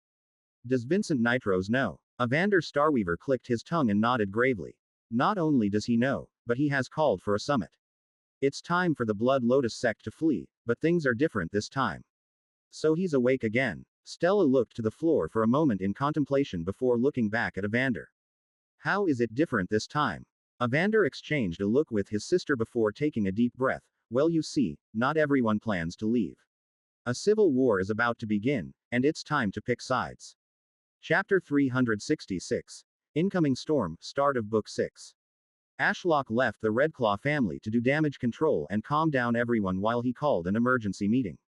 It hadn't even been an hour since Serena Blacktide was turned into a tree, and Celeste Starweaver announced to the thousands of people watching the tournament that the terrible storm outside wasn't a random act of nature, it was the prelude to something much more terrifying. The beast tide, an event on an eternal cycle that struck fear into the heart of every sect in the wilderness. It wasn't so much the strength of the beasts that was the problem. It was the sheer number. For months, Waves upon waves of monsters would endlessly march from one spiritual spring to another. For cultivators where every bit of chi spent set their cultivation back, to waste years of meticulously gathered chi on defending some land against a swarm of monsters was pointless. Moving out of the way was almost always the best decision. Unless the beast tide was predicted to be smaller, that is. In that case, it might be worth staying if the land was still rich with spirit ore for mine and had a good variety of chi types to cultivate. This one, however, it was forecasted to be the biggest one in the history of the Nine Realms, and Ashlock was rooted in place, directly in their path. He had no choice but to stay and fight, and he would selfishly have the Ashvallen sect and the surrounding cities follow suit. There would be no airships leaving for safer pastures. A stance that seemed to have attracted the interest of some other noble families like the Starweavers, eager to take a stand against Vincent Nitros and his tyrannical rule. While everyone gathered to hold the meeting, Ashlock's vision blurred as he crossed vast swaths of land. His destination, the furthest reaches of his roots to the north. He had been expanding his reach in all directions for months, focusing on the north where the spiritual spring housing the beast tide was said to be.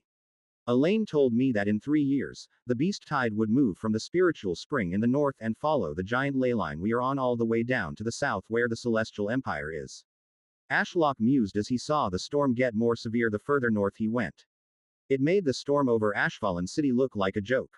Up in the north, even with his spiritual sight, he struggled to see that far through the hurricane blizzard and fog. All he could see was a wall of white blanketing the land and inching ever closer to the south. This helped explain why he had never noticed the ragtag groups of monsters trudging through the madness toward the south. They hadn't yet entered the range of his roots or trees, and the storm was messing with his spiritual perception, but he estimated the monsters to be in the soul fire realm. These monsters must be part of the first wave. Ashlock attempted to look closer, but the storm got in the way. He tried to open a portal near the monsters to kidnap them and get a better look, but the violent storm tore his portal apart before the chi could finish stringing itself together. That's strange. I know spatial chi doesn't do too well when interacting with other types of chi, but I should still be able to open one within a storm. Retreating from the notable boundary where the swirling wall of the blizzard was, Ashlock opened a portal within the range of his roots a few miles away and observed the storm from afar with his evil eye. What a terrifying mix of Daos and Chi in this control, it's not natural. Someone, or more likely, a powerful monster, is orchestrating this storm. But why? Even for a monster, this amount of Chi spent to cover the beast tide's approach seemed like a waste. Unless a storm on this scale is nothing to them, Ashlock sighed. Since the storm was being controlled by someone, he didn't want to show all his cards yet, but he still wanted to test some things. Let's see the limits of this storm. His soul hummed as he surged chi through his ethereal roots toward the north. Manifesting portals inside the storm was impossible, but what about attacking the storm directly to disperse their cover? Reality tore apart as Ashlock unleashed his will upon the world and used his spatial blades technique. As if he had a gigantic invisible claw, he swiped at the storm and left clear gaps in his technique's wake that were instantly filled back in. While little damage was done to the storm, he managed to kill a few monsters, and fissures were etched deep into the earth. Not so strong as to utterly block my attacks, which makes sense. If it was that fierce of a storm as to stop the attempts of a nascent soul realm cultivator, those soul fire realm monsters would have no chance of surviving. Ashlock paused as he looked closer with his evil eye. Hold on. He muttered as he surged his spatial chi and sent out ripples of compressed space that pushed back against the storm. It was a total waste of chi as the storm would just reform, and these were weak monsters, but he wanted to check something. Ah, that makes more sense, Ashlock said as he noted a thin veil of demonic chi around the monsters, which seemed to be somewhat protecting them from the storm. He was unsure whether the demonic chi was coming from the monsters themselves or something else, as the storm was making it hard to discern anything. Well, only one way to know for sure. You're coming with me. Once more, Ashlock bent space to his will, compressing and decompressing it in rapid succession to force the storm back. The monsters looked up in confusion as their veil had been pushed back, and they likely saw sunlight for the first time in a while. Ashlock didn't waste time as he summoned portals above their heads. There was no need to bother with vines or roots. He simply used his overwhelming cultivation compared to these weak monsters to pluck them from the ground with telekinesis and drag them up through the portals. The pack of brown-furred wolf-looking monsters kicked at the air and let out desperate howls as they were kidnapped by an invisible force. Ashlock barely got them through the portals before the storm lurched forward, annihilating his portals and reclaiming the lost ground.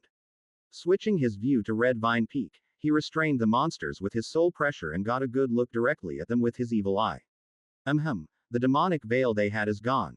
That means it must have been given by something else to protect them from the storm. Ashlock found their howls distracting, so he tightened his black vines around them, crushing their bones until they fell limp. He then dissolved them. +2 3 SC. Barely 2 sacrificial credits per monster, Ashlock laughed. While his chi regeneration was impressive, he had done the equivalent of shooting missiles to kill a fly.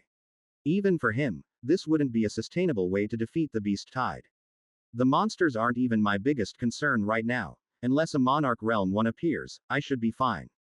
The real issue is how will I deal with the storm? Ashlock sighed as he recalled the Dao storm that had almost killed him in the past. He had used his cursed sap to turn it into demonic trees.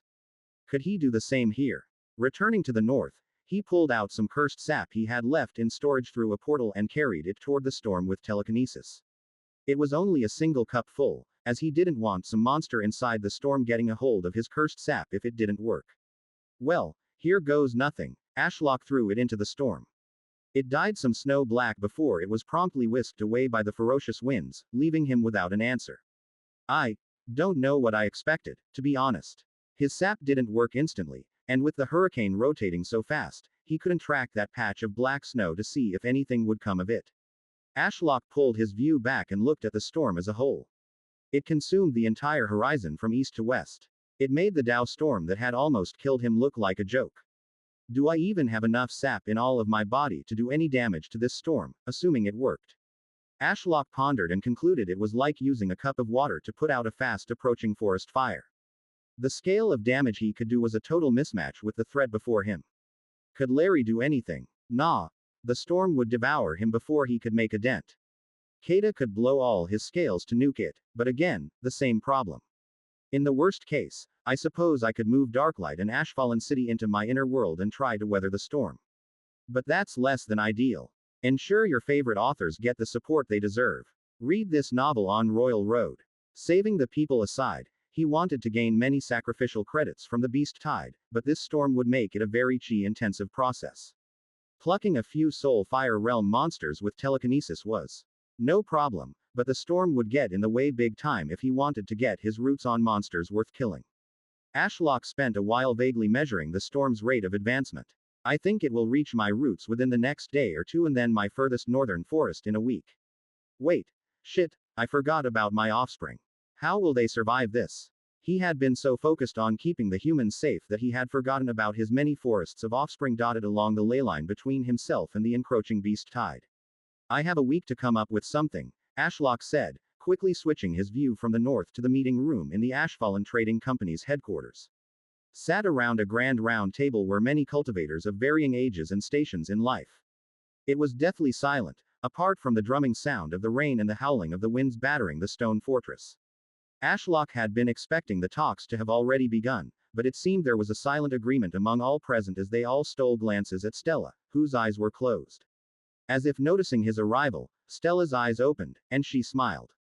With the all-seeing eye's attention, we can now begin this emergency council. Stella looked up at the ceiling in the vague direction of his spiritual gaze. I had them all eat enhanced mind fortress and soul protection pills, so you should be able to speak freely. Ashlock got cold feet as everyone looked up expectantly at the ceiling. There was such a wide range of people here, some he had never talked directly to and others he had never seen before the tournament. Since Ashlock had so many personas that differed depending on how close to the inner sect one was, it was hard to decide on his decorum moving forward when presented with such a variety of people.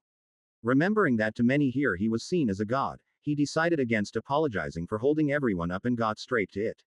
The Starweaver family's prophecy is true. I cast my gaze to the far north and laid eyes on not only a tide of beasts, but also a cataclysmic storm that spread from east to west, consuming the entire horizon and obscuring their advance.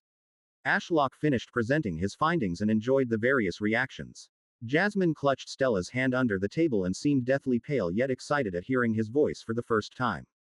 Riker was massaging his temples, but his jump in cultivation to the Silver Core realm allowed him to maintain his composure. Meanwhile, the Starweaver siblings had risen from their chairs and bowed.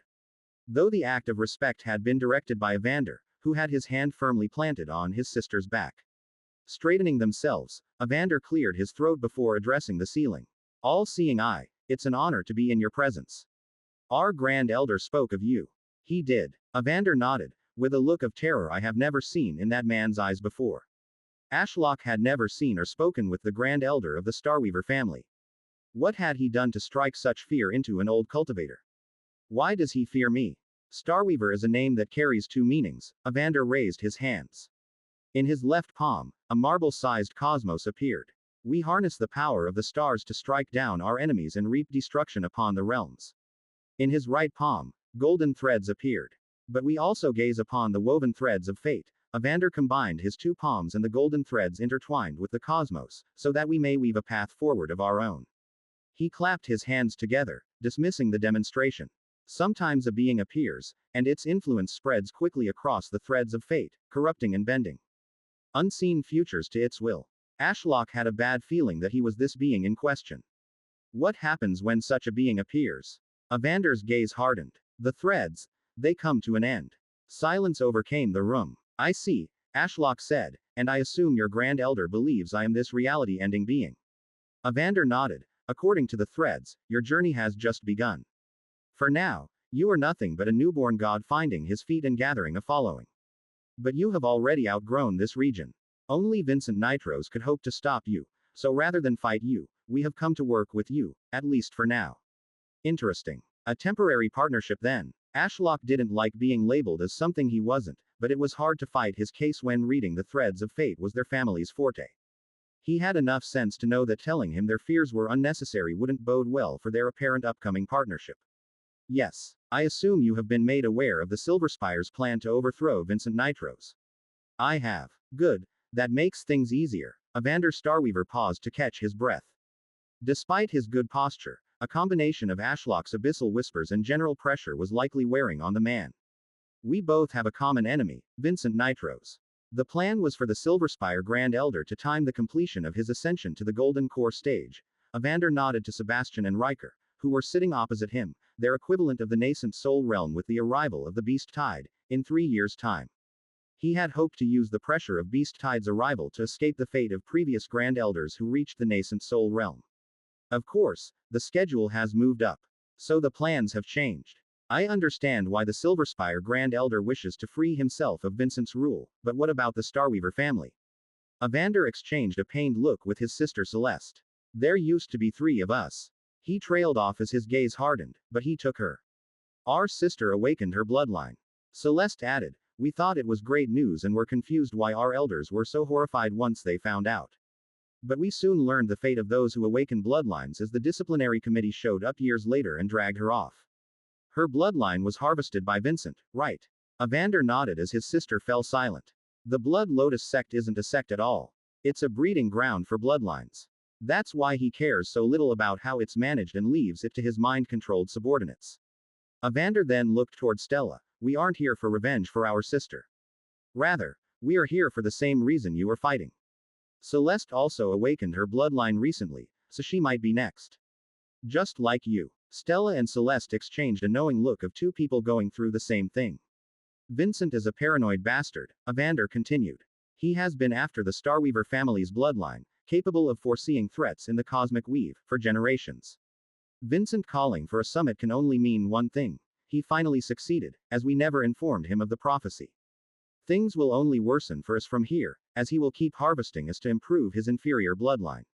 This is why the Starweaver family is willing to work with an evil god like yourself to take down a greater evil. Stella's eye twitched, and everyone else had sour expressions as Evander finished his piece and sat beside his sister. Ashlock wasn't pleased with how they spoke of him, but he wasn't in a position to turn down help, with Vincent Nitros on one side and a cataclysmic Beast Tide on the other. If they wanted to offer themselves as disposable pawns to help him deal with these looming threats, he wouldn't turn them down.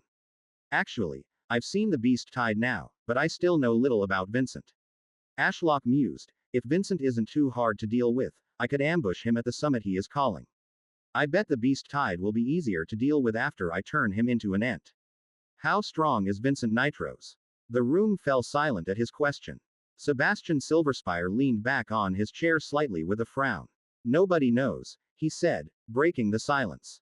His powers are a closely guarded secret. Not even a vague idea. I know, someone said, and everyone turned to see a black-haired woman emerging from the shadows. It was Morrigan, the origin of the void. It's been a long time since I last laid eyes on that boy, but there's a reason he has been able to stay in power for so long despite his tyranny. Morrigan tapped her chin in thought. His cultivation level is likely in the upper stages of the nascent soul realm by now. That alone is quite impressive for this Chi-Dead realm, but that's not what makes him so hard to kill. No, it's the dozens of inferior bloodlines he's juggling and his 3 affinities. 3 affinities. The room erupted with surprised gasps and discussion. Morrigan smiled as she counted off her fingers. His main affinity is blood, but he also has gravity. What about his 3rd? Morrigan shrugged. That's his closest guarded secret. Nobody has discovered his 3rd affinity and lived to disclose it. All we know is he has at least 3. All near the monarch realm level. Ashlock sighed as he realized he might have underestimated the overlord of the Blood Lotus sect a little. The summit should be held before the beast tide arrives. I'll have to kill him first, one way or another. Especially if he can now see the effect that my presence in this world seems to have on the threads of fate. Chapter 367. The Immortal's Truth. Stella bit her lip as she mulled over Morrigan's words. Having 3 affinities that were all near the monarch realm sounded unbelievable. How did Vincent Nitros even survive long enough to get strong? It will have taken him at least 3 times as long to cultivate as he had to rotate between gathering and processing 3 different chi types. Is he a madman or a genius? The amount of insight into the heavens Daos he must have. I shudder just thinking about it. Even with all of Ash's help, I feel like I'm falling behind with just 1 affinity. Stella looked around the table and saw everyone else contemplating what they had just been told. Even Sebastian Silverspire seemed confused despite being part of the Silverspire family, which had close ties to Vincent as they made the spatial rings for the whole sect. Well, they used to have close ties. They are the ones trying to lead the mutiny. That's terrible news. That means it will be far worse fighting Vincent Nitros than 3 nascent soul realm cultivators at once. Grand Elder Redclaw spoke aloud, drawing everyone's attention. As I'm sure you all know, except for the younglings at the table, our chi reacts violently with each other. Even if we are of the same affinity and from the same family. But when a cultivator has multiple affinities, they can be seamlessly combined. 2 affinities already greatly increase a cultivator's possibilities in combat, but 3. I just can't believe it. No wonder he has ruled this sect for so long. Stella nodded at the Redclaw Grand Elder's words as his musing matched her past experience. A long time ago, she tried to fling spatial techniques through Ash's portals, but it didn't work despite them sharing the same affinity. But according to the Redclaw Grand Elder, if I had another affinity, let's say fire, I could throw fireballs through portals. That really is far different from fighting a separate spatial and fire cultivator. Big Uncle, I'm confused. If having more than 1 affinity is so strong, why do I only have metal? Riker asked. What are the downsides to having multiple affinities? Stella gave the kid a side eye. Despite being 5 years old and his head barely reaching above the table, he commanded a surprising presence due to his Star Core realm cultivation. How does a kid that young reach the Star Core realm anyway? Just what did he find in the mystic realm for such growth? I never bothered to ask since there's been so much going on. Is this how things keep escaping Ash's notice? Elaine, who was sitting next to an empty seat where Douglas should be, enthusiastically took up the kid's question. Cultivation speed is by far the biggest downside. Each affinity needs to be tended to individually, and while they can be at different stages within the same realm, in order to ascend to the next realm, the cultivator has to bring them all to the maximum stage. So Vincent Nitros might have blood at the 9th stage but cannot ascend to Monarch realm until he gets gravity and his mysterious 3rd affinity to the 9th stage as well. I believe he would need to learn the laws of all 3 of his affinities, too, Ashlock added, but it seemed he only spoke directly to a few people in the room, which made Stella smile wearily. There was still a lot of research she needed to carry out before she could create an ether origin stone for Ashlock. Stella felt on a time crunch. It might be too late to change his affinity if she couldn't figure it out before Ash reached Monarch realm. So the main disadvantage is all in preparation? Riker asked curiously. Elaine shook her head. While versatile in combat, his chi pool is split 3 ways. So if he faced a foe that only one of his affinities worked against, he would run out of chi far faster than a comparable cultivator. Elaine trailed off as a giant shadow passed by the room. Everyone glanced toward the runically enhanced window being battered by the storm as the room darkened. Stella raised a brow as she made out the vague outline of a white tree floating past and down toward the main street of Ashfallen City. A moment later, Douglas flew by on a sword of brown flames, giving them all a thumbs up. You're planting Serena now? Stella asked aloud, knowing Ash would hear her. The people are understandably concerned due to Celeste Starweaver's public declaration of the incoming beast tide. So, I'm doing what I can to alleviate their concerns. Since Nox is in another dimension right now, I need a focal point for the people to place their trust in. While not ideal, Serena will have to do for now. Stella saw Celeste sink back into her seat as her brother rightfully glared at her. I'll also have the cult increase the number of free pills they give out, and I'll have to look into food production due to the storm. Anything to distract the people while we work out how to tackle this problem. Free pills and food? Evander Starweaver asked with a gleam of interest. Stella glared at him. Why do you seem surprised? Didn't think an evil god would care for others. I had heard from my sister about it before the information blockade became too strict to receive any more messages. I didn't believe it initially, but when my father received the prophecy and asked me to seek allies, I came here despite the all-seeing eye's fate. He looked to Celeste. Despite being empty-headed sometimes, I trust her judgment, and I'm glad I did. I'm not caught up on the Ashfallen sect's strengths, but with the Silverspire Grand Elder still in closed-door cultivation, you seem like our best bet of making a stand against Vincent and weathering the beast tide. Freeloaders, Stella snorted. Evander shrugged. We share a common enemy and goal. Stella, leave it. They are desperate for help. Following Vincent Nitros to the next area is a death sentence for them, especially Celeste Starweaver, with her awakened bloodline. I'm sure they will come to our side willingly over time. If not, we can deal with them accordingly when this is all over. Stella clicked her tongue but let it rest. She had seen the raw destructive power of Celeste Starweaver during the tournament while being in the Soulfire realm. It was hard to imagine the destructive capabilities of the Star Core realm cultivator sitting opposite her or their father, who was likely half a step into the nascent soul realm. It was hard to turn away such firepower simply because they refused to bend the knee to Ash. You could be reading stolen content. Head to Royal Road for the genuine story. While the Blood Lotus sect patriarch will be a force to be reckoned with, I'm confident we at least have a chance. But a hint of worry was in Ash's voice earlier when talking about the incoming storm. It had been subtle, but I know him best and caught it. Moving the conversation away from Vincent Nitros and the Starweavers, Stella asked Ash, you saw the beast tide and a cataclysmic storm shrouding their advance, right? Is it the same as the storm over us right now? Yes. However, the further north you go, the storm grows far more violent than what we have been experiencing. I had thought it was a natural occurrence, but now I know it's likely being orchestrated by one of the monsters in the beast tide. I pushed back against it and noticed the first wave of beasts were being protected by a veil of demonic chi, which vanished when I brought them back to Red Vine Peak. How does this storm compare to the Dow storm? Stella asked. Far, far worse. Ash replied with that same hint of worry in his tone. I can't think of a way to stop it. Stronger than a Dow storm. Interesting, Elaine muttered to herself as she pushed up her glasses. A storm on such a scale would need at least the backing of a nascent soul realm beast. But for what purpose? Past beast tides didn't have this treatment. Usually, the weaker monsters are forced forward to weaken the cultivators so the star core and above ones can sweep in and end us. It's almost as if they know that sending monsters will only strengthen the all-seeing eye. Evander looked like he was about to ask something but refrained. Celeste, however, didn't have the same ability to hold back. Stronger. How can monsters make the all-seeing eye stronger? Stella instinctively gathered a hint of chi at her fingertips. No matter how destructive the cosmic affinity was, she could decapitate these outsiders before they knew what happened. I won't give outsiders specifics, but I can absorb chi from monsters, Ashlock replied, and Stella was a little taken aback by how he revealed such a thing. No matter how many they send my way, I will never run out of chi. Well, that would have been the case if not for the storm making my efforts to kill even the weakest monsters incredibly chi intensive. Oh, okay, that makes sense. Celeste bobbed her head in understanding, not pressing the matter further.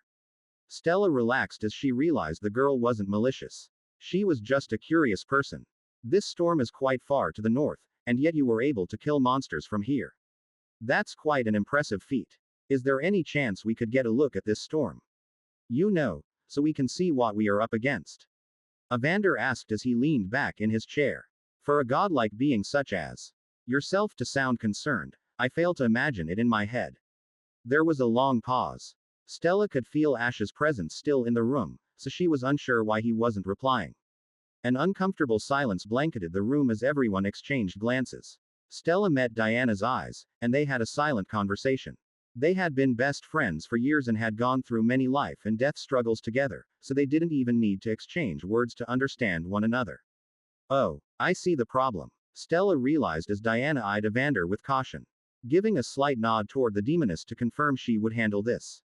Evander and Celeste Starweaver, we greatly appreciate your presence in today's meeting, but the Ashfallen sect will handle things from here, Stella announced, catching the two off guard. If you need accommodations, there are spare rooms in the White Stone Peak that you are free to use. Evander tilted his head. Did I say something wrong?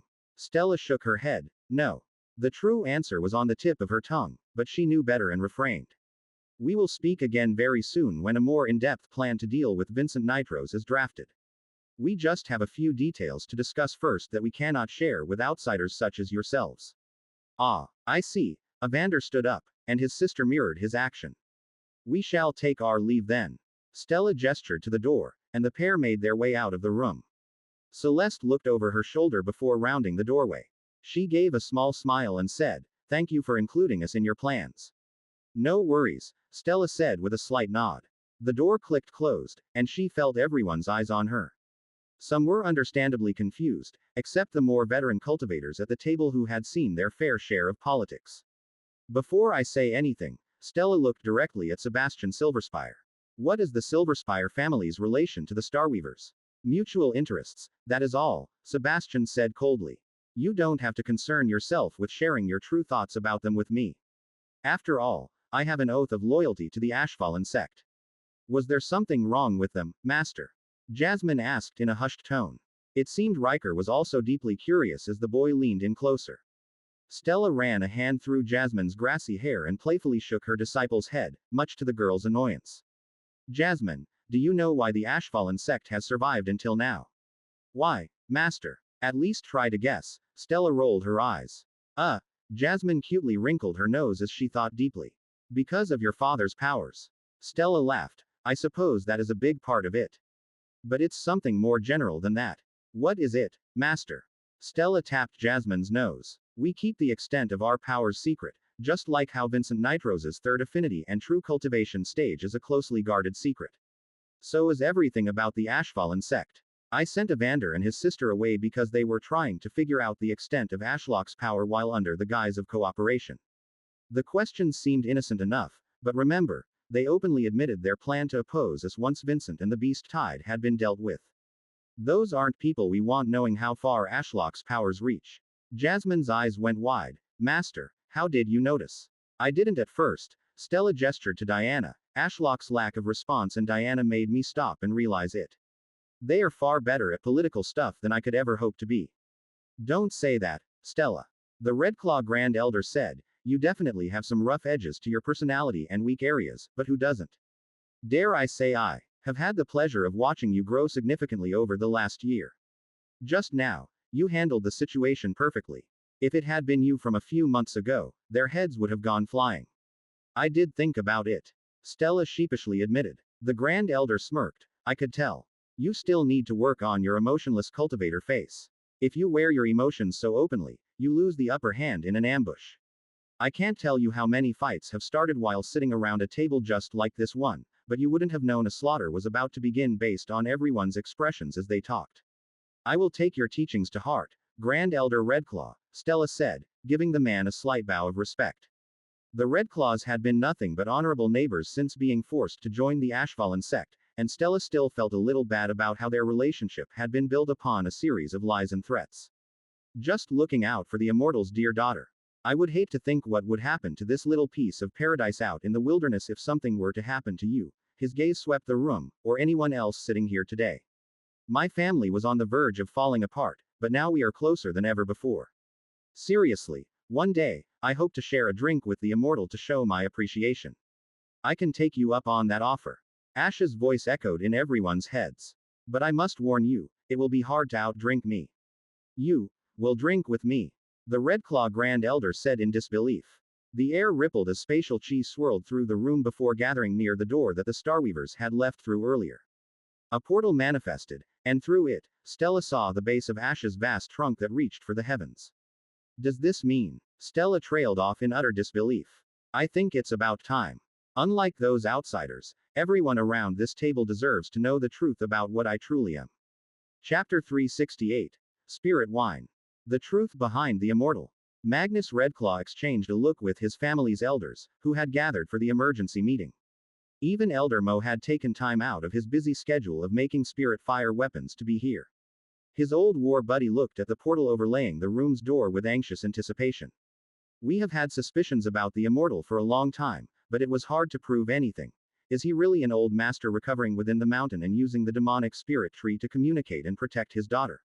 Magnus slowly stood, his chair grinding against the stone floor. All eyes in the room turned to him, and he felt the need to say a few words as he scanned the faces of the Ashfallen sect, my allies. While my family was forced into servitude to the Ashfallen sect via violence, there is no grudge. Immortal, it would be an absolute honor to share a drink with you. Oath of loyalty aside, I'm sure my elders are in agreement that the Ashfallen sect has been nothing but fair and generous toward my family. Magnus gave a heartfelt bow. No matter your circumstances, I will continue to stand by your side. The scraping of wood on stone filled the room as Elder Margaret, Brent, and Mo stood in unison at his sides. As will we, Elder Mo said with a hearty grin, and the other two elders nodded in agreement. The Silver Spires soon followed, and the Redclaw Grand Elder exchanged a slight nod with Sebastian. He had gotten relatively close to the Silverspire Scion's guard as the pair had lived within the White Stone Palace for months.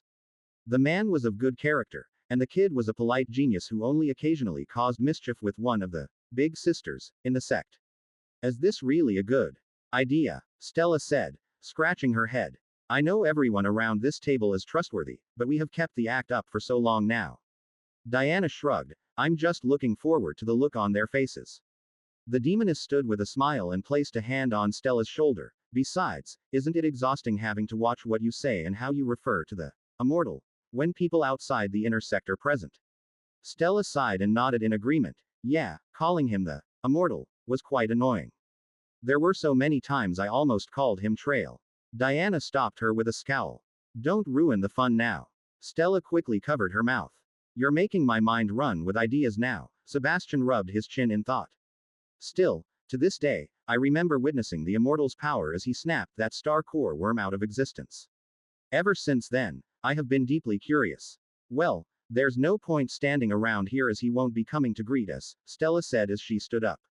Her short blonde hair that reached her shoulders bobbed as she walked with a spring in her step around the table toward the portal. Everyone follow me. Her body phased through the shimmering purple doorway, and a slightly blurred and distorted version of her waved at them from the other side. Jasmine had followed her master through without hesitation and was waiting at her side. Big sister, I'm coming. Riker leapt from his chair. Don't call her that. Sebastian trailed off and sighed in resignation as Riker passed through the portal. Don't worry about it, Sebastian. Riker's a good kid, and Stella has a soft spot for young talents. Elder Mo chuckled and took the lead. Though it's best to not keep her waiting. True, she can be quite impatient compared to how us older cultivators like to handle matters, Magnus said, following Elder Mo's lead. I can hardly blame her. She has reached such a high level of cultivation in a few short years. I can't say I'm not a little jealous. It took me decades between some stages due to constantly draining my chi to fight off other demonic cultivators and beasts, which drastically hampered my progress. Magnus frowned as he remembered those days. The Redclaw family had been one of the strongest in the sect when Vincent first brought them in, and the Blood Lotus sect was tiny.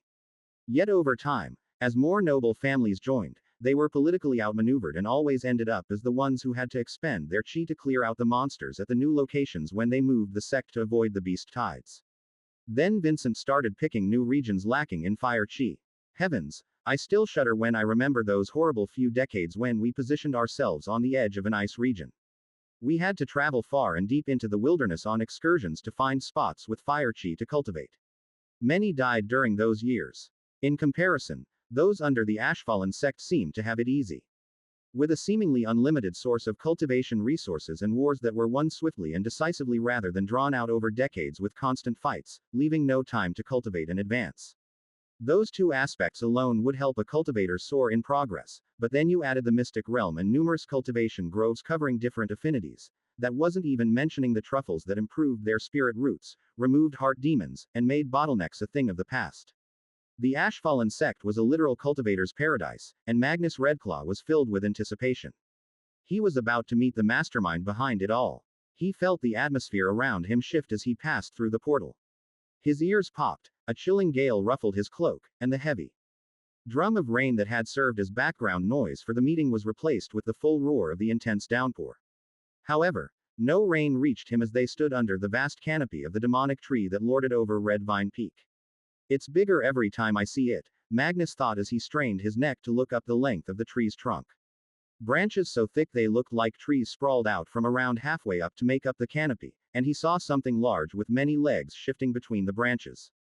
It seems like our presence has awoken the guardian beast from his nap. Master, it's so cold. Jasmine complained even as sickly green flames danced across her shoulders. Before Stella could say anything to her disciple, it seemed the immortal heard the little girl's words. Spatial chi, originating from the demonic tree, danced through the air toward the edge of the canopy's reach, where Magnus could see the raindrops pounding the stone ground. The spatial chi spread out to form a shimmering barrier, and everything stopped at once. The chilled winds were gone, as was the noise of the rain. It was oddly peaceful watching the intense storm all around them yet being unaffected by it. The narrative has been stolen. If detected on Amazon, report the infringement. Better. The immortal's voice echoed in his mind like a strange chorus of 100 voices overlapping each other. Jasmine nodded happily. Good. I want everyone to be comfortable as we continue our meeting here and enjoy some drinks. A more casual wooden table that appeared as if pulled out of thin air materialized near Stella's bench, or throne, as some people like to refer to it, alongside many chairs. Liquor bottles populated the table alongside a few bowls of juicy-looking fruits and other snacks. Another portal suddenly appeared, and Grand Elder Douglas strode through it and seemed to be talking to the air. I'll have the Mudcloaks finish the relocation of Old Bill. Oh, we having a party. He eyed the table as he walked over to Elaine. They hooked their arms, and he smiled at his girlfriend. What's the occasion? The immortal has decided to reveal his true self to everyone here, Elaine said, standing on her tiptoes and planting a kiss on his cheek. Magnus Redclaw smiled at the lovebirds and wondered how grand their wedding would be. Douglas whistled. Whoa, really? It's about time, boss. You have really been holding back on us. I joined the inner group a little late, so even I'm clueless to the full extent of things. That has been part of the headache. The immortal sighed. Circumstances required I kept my identity a secret, but I also needed at least a few close aides to understand my situation to help me progress. But I trust everyone here, and with such massive threats to the life we have built festering on the horizon, it's about time I tear down the walls dividing us so we can all be on the same page. About darn time, Stella said as she lounged on her bench with one of the liquor bottles in hand. She popped the cork and wrinkled her nose as she took a sniff. What is this? She held it out and eyed it suspiciously. Why does it smell so weird? Diana ran over and confiscated the bottle from Stella's hand. I don't think you drinking alcohol is a good idea. Why? Here, take this instead. Diana put a cup of juice in her hand. Made from Ashlock's fruits. Stella stared at the cup of red juice in her hand and pouted. Diana rolled her eyes as she took a seat at the table. Don't make that face. Try it. Stella took a sip, and her eyes widened. So, how is it? I'll admit it's tasty. Stella finished the rest in one gulp as everyone else took their seats. Riker and Jasmine also had cups of juice placed before them, and they mirrored Stella's satisfaction with the taste. They are making me jealous, Elder Brent muttered as he poured himself a glass of spirit wine. That juice looks darn good. A cup appeared before him from a small rift. Oh, thanks. Magnus shook his head at his brother's nonsense. Is he a child? His amusement faded as Elder Brent poured his spirit wine into the juice. He really is a child. Phew, this is good stuff, Sebastian Silverspire said as he set his empty cup down with a satisfied look on his face. Douglas leaned over to the silver-haired man and whispered, Stella and I made some even better stuff if you're interested in joining me for a drink someday. Stella materialized behind and threw an arm around his shoulder. We did. The poor man froze up and looked like he had been caught red-handed. Diana facepalmed, and Elaine gave him a side eye. Come on, buddy. Tell me. Stella shook him, which was rather comical as she could barely get her arm around the broad-shouldered man's neck, yet she had so much strength. Douglas gulped. Okay. But don't be mad. Do you remember when I came to your alchemy cave and asked to make something with you? Uh-huh. Stella nodded along. You wanted to make a liquid medicine to help your spirit roots, right? Exactly. But it somehow slipped my mind to mention that I planned to brew spirit wine with the medicine we made as an ingredient, as it would make the alcohol more potent. Magnus smiled in amusement as he saw Stella's eyes narrow. It just so happened to slip your mind. Really? Stella reached over and grabbed his bottle. So this is spirit wine. A type of alcohol. What even is alcohol? I saw some mortals drinking it when walking through Darklight City, but they either stumbled around or were passed out cold with a bottle in hand. That's because it's a poison. Douglas tried to take the bottle back, but Stella swooped it out of his reach. Poison. Why would you drink poison? Stella looked at Douglas as if he were mad. Douglas shrugged. Tastes good. Helps take the edge off life. Poison can taste good. Interesting. I want to try it. Stella popped off the cork, and with a second of hesitation, she downed a mouthful. Blah. She spat to the side, and her distaste was apparent.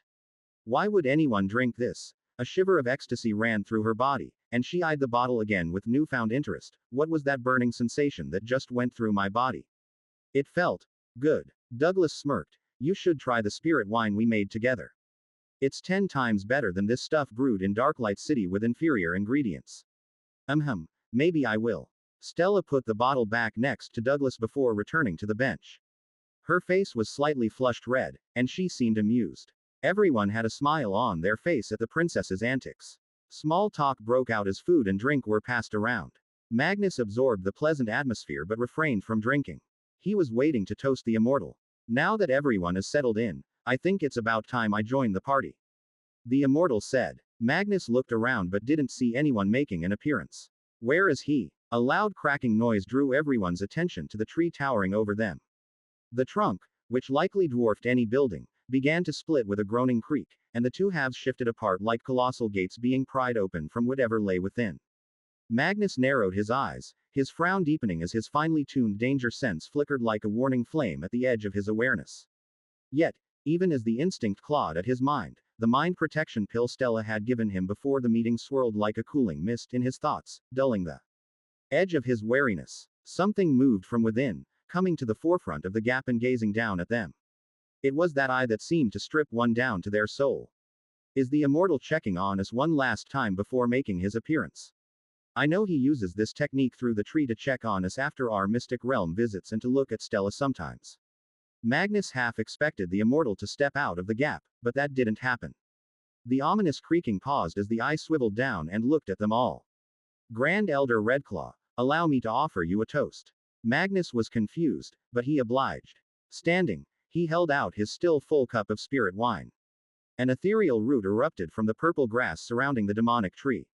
It arched toward the table as its tip coiled around into a circular shape. Spatial chi flickered from the root toward the table, lifting a cup. As if there was an invisible attendant, spirit wine was poured into the floating cup from a nearby open bottle. The ethereal root then moved to accept the cup, and Magnus was left dumbfounded as the curled root presented the cup before him to toast. There is no man under the mountain recovering from a failed breakthrough, there is no immortal. My true name is Ashlock, a demonic demi-divine tree. Leader of the Ashfallen sect and revered as the all-seeing eye. There was a brief pause. Magnus Redclaw, if you are a man of your word and accept a demonic tree as your ruler, accept my toast. C-369. Birthday gift. Ashlock was actually quite nervous as he held out the cup of spirit wine for the Redclaw Grand Elder to toast. Would they still take him seriously now they knew he was a tree? This concern had festered at the back of his mind for a while, but he felt he had shown enough competency for them to overlook his race as a spirit tree and still see him as their leader. Come on, please, Ashlock muttered as he watched the Redclaw Grand Elder's soul through his evil eye. The man's chi had grown turbulent since Ashlock's declaration of being a tree. Is he going to get angry with me because I have lied to the Redclaws this whole time? Ashlock felt saddened at the thought. He liked the Redclaws a lot, so if they were to reject him, it would be quite the blow. Maybe if I told them I was a human in my past life, they might be more accepting. But honestly, I feel very detached from my past self. My life as a human feels like a fleeting dream at this point. Sometimes, I wonder if I was even human at all. The Redclaw Grand Elder's chi calmed down as if he were overcome with relief, and he looked directly into Ashlock's evil eye with a grin. To think I was worried all this time for your health and swift recovery. If I had known you were the tree all along, I could have rested easy. Of course, I accept you as our leader. He clinked his cup against Ashlock's and promptly downed it in one gulp. He then set the cup down and let off a satisfied sigh. Well said, Grand Elder. Though I never had any concerns as I always thought he was the tree. Elder Mo laughed and offered a toast of his own. Ashlock accepted the toast from Elder Mo. Elder Brent, Margaret, and Sebastian Silverspire soon followed, clinking his cup before downing their spirit wine. With everyone toasted, Ashlock crushed the cup with his root and absorbed the spirit wine. A brief burning sensation quickly faded as his superior poison resistance quietly activated in the background. Really, I didn't see this coming at all. Elder Margaret grumbled, and Elder Brent nodded in agreement. I was told he was the tree but still held some doubts.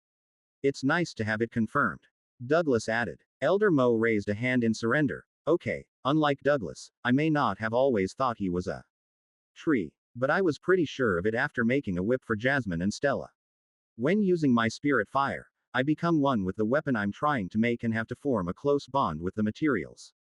What does that have to do with the immortal being a tree, you blabbering old fool?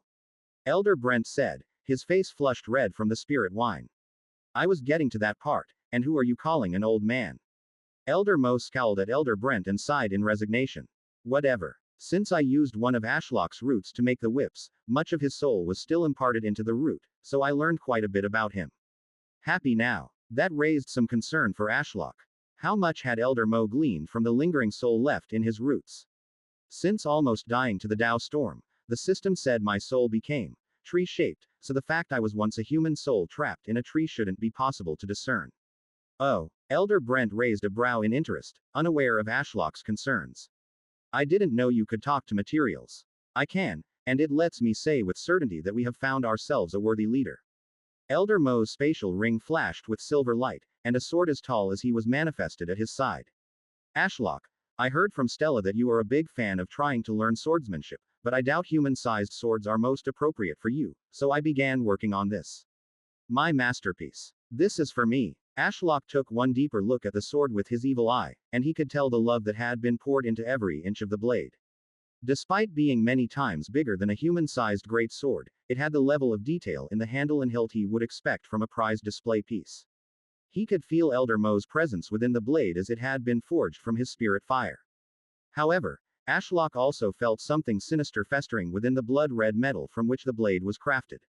It's finished already. Stella yelled in glee and reappeared next to Elder Mo in a flash of white flames.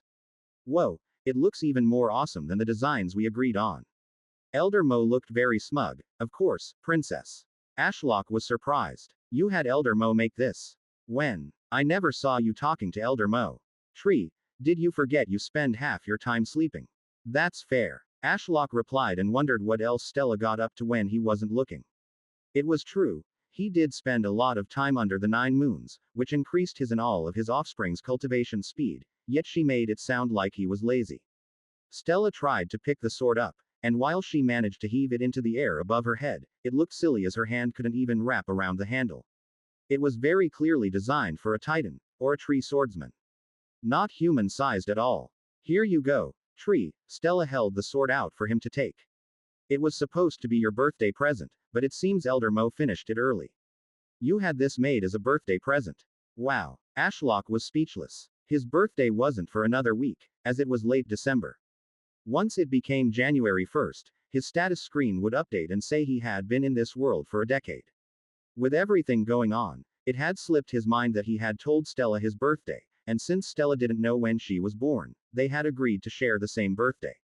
I haven't gotten Stella anything yet, Ashlock cursed. He would have to think of something. Ashlock wrapped his root around the hilt and was shocked at how comfortable it felt. Human-sized swords had felt like waving around a toothpick, and once his devour skill upgraded, swords became almost useless compared to his thorn-covered vines. But this, it felt like a real weapon, and one made for him. Elder Mo stepped up beside Stella and coughed to draw everyone's attention.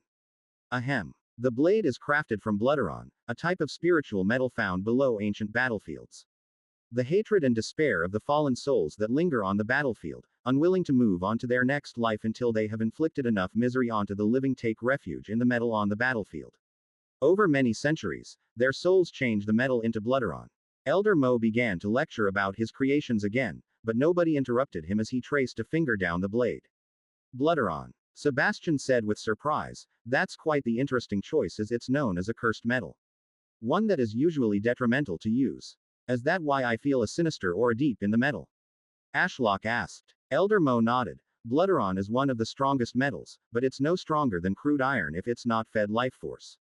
A trade-off that few are willing to shoulder.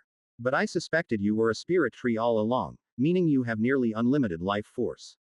So, I had Stella assist me in installing a runic formation that amplifies this effect even more. Elder Mo proudly patted the sword. This baby should be able to block Monarch Realm attacks without breaking so long as you feed it enough chi and life force. This tail has been unlawfully obtained from Royal Road. If you discover it on Amazon, kindly report it. That's amazing, Ashlock said as he studied the silver runic pattern along the sword's length. He could feel the faintest tug from the sword that he assumed was it siphoning off life force, and the runic formation shimmered in response. It was beautiful, but as Ashlock fed it some more life force, the silver lines turned a dark red, giving the weapon quite an ominous appearance. He kept feeding it more and more, yet the sword happily drank all he could give it. A red haze began swirling around the blade, and an aura of slaughter radiated from it. Everyone took a step back except Stella, who seemed to take the aura as a challenge rather than a threat. Her own black and gold sword manifested in her hand, and white flames ignited down its blade. Elder Mo sold me on using Blooderon for your sword, but I still want to test it, Stella grinned. We still have time before your birthday to fix or change things. Good idea, Ashlock said as he also wanted to test the weapon's weight and reach. He extended his root over the table, past Stella, and to an open space still under the protection of his canopy from the rain. Let's do it over here. Everyone else, please enjoy the spirit wine and food. Stella cheerfully walked toward the designated area with her sword resting on her shoulder. Once in position, they began with Ashlock taking a big and obvious swing. He hadn't put any of his own chi on the weapon, as he wanted to see what the sword was capable of on its own. Stella effortlessly met the attack, parrying it to the side with her sword, which was a fifth of the size. There was a loud clang that echoed out, and Stella looked at his blood-red sword with relief.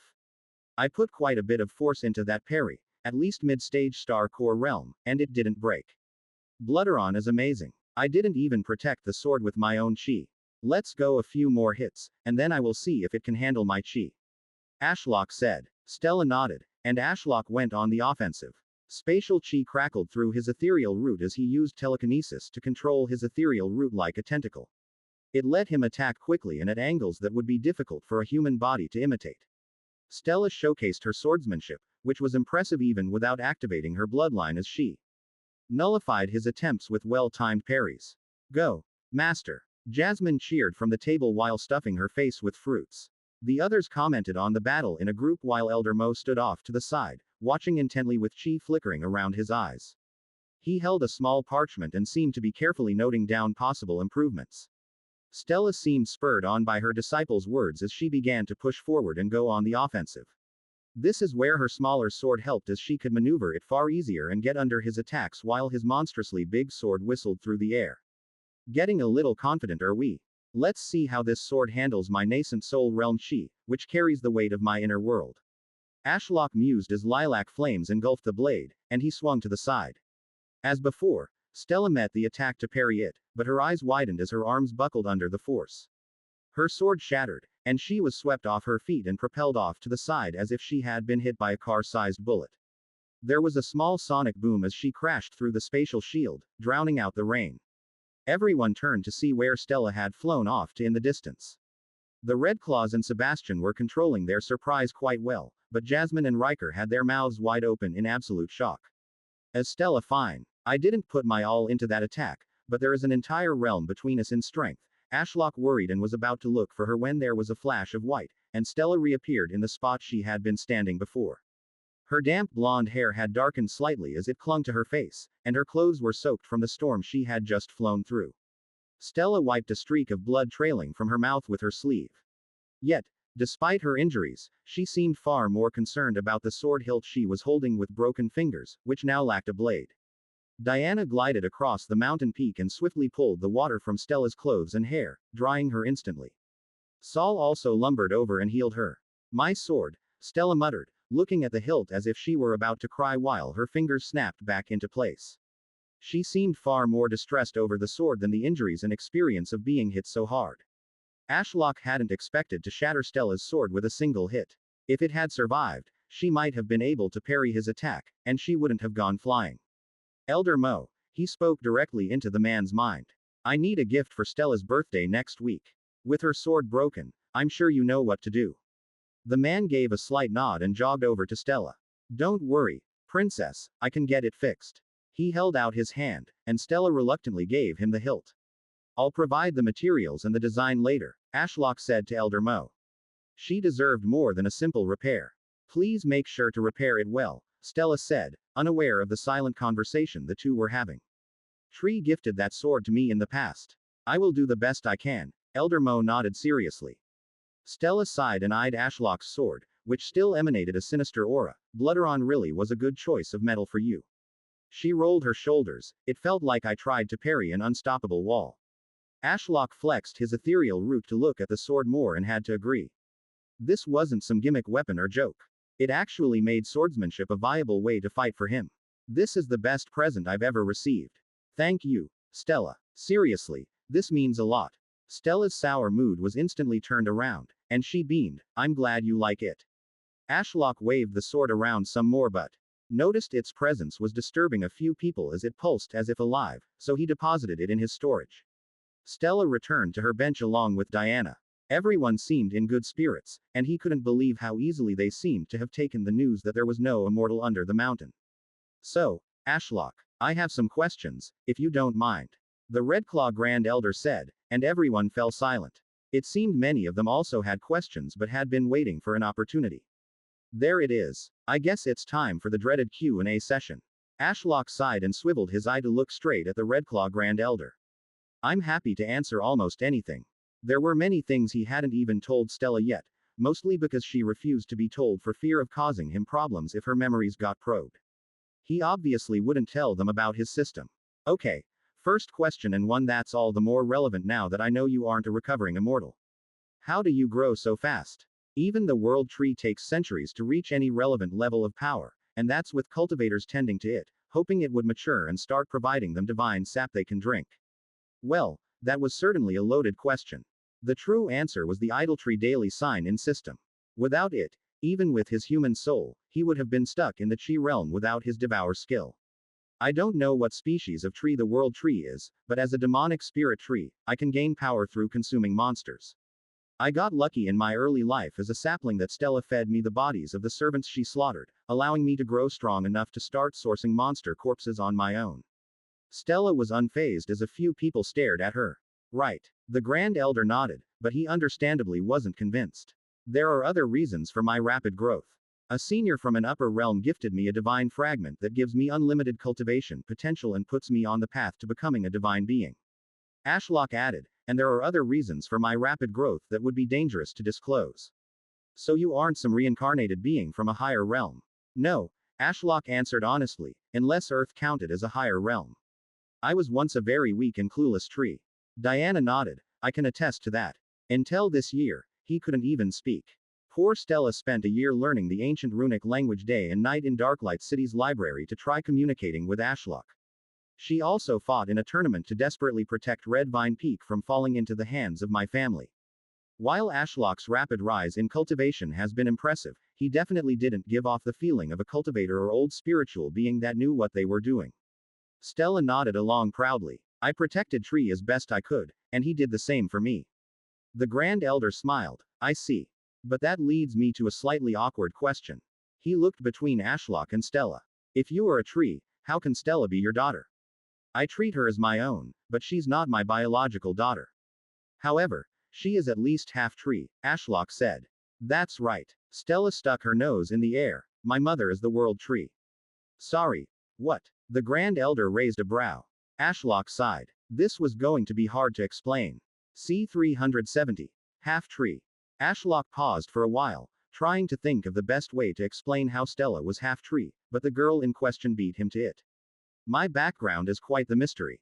I've never met my mother, and I only vaguely remember my father teaching me a few techniques when I was tiny before he apparently died after failing to reach Star Core. Until recently, I believed both my parents were dead, so to me, Ashlock is the only one I could call family. Stella raised a finger in the air, but then a cosmic being guarding a library pointed out some inconsistencies. Where is the rest of my family, the Crestfallens? I was told they all died protecting Vincent Nitros, but why would that man need saving? He's the strongest in the region. I always did find that rather odd, the Redclaw Grand Elder admitted as he rubbed his chin. I met Grand Elder Crestfallen once at a summit for all the peaks. He was the only person representing Red Vine Peak and the Crestfallen family and drew a lot of attention as he was at the measly Soul Fire realm. He never shared his name and sidestepped any questions. One day, I heard he died and didn't think much more of the matter. You have met him. Stella sat up straight from the bench and stared at the Grand Elder with wide eyes. What did he look like? Nothing like you. I honestly fail to see how you could possibly be related that closely. The Grand Elder said thoughtfully as he looked Stella up and down. He did have similar eyes to you, but that's about it. That's why I never even brought him up or felt like asking about him until now. Stella fell quiet for a while, and nobody dared say a word. Grand Elder Valandor told me. Grand Elder Valandor. The Redclaw Grand Elder almost fell out of his chair. The White Reaper of the Blood Lotus sect. You spoke with him and survived. Yes, he is a friend of my father. He was searching for new bloodlines for Vincent Nitros when he found my father traversing the wilderness and became interested in us. My father was apparently alone, crossing the wilderness as the survivor of a group from the Celestial Empire. All he had with him was the clothes on his back, some supplies in a spatial ring, and me. A baby girl bundled in cloth. He never disclosed anything about himself to Valandor.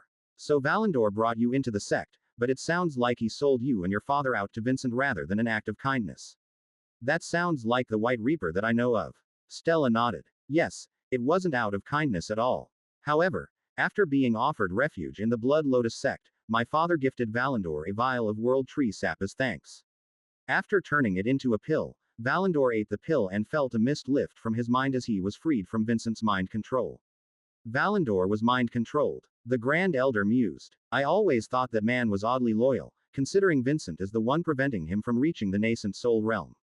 But if he was mind controlled, that makes more sense. He sighed. Your father sounded like an interesting man. It's a shame he is dead. He is not dead, Stella said bluntly. He faked his death under the guise of a failed Star Core ascension. So he left you all alone here. Stella shook her head. He left a note with Valandor asking him to protect me for 5 years.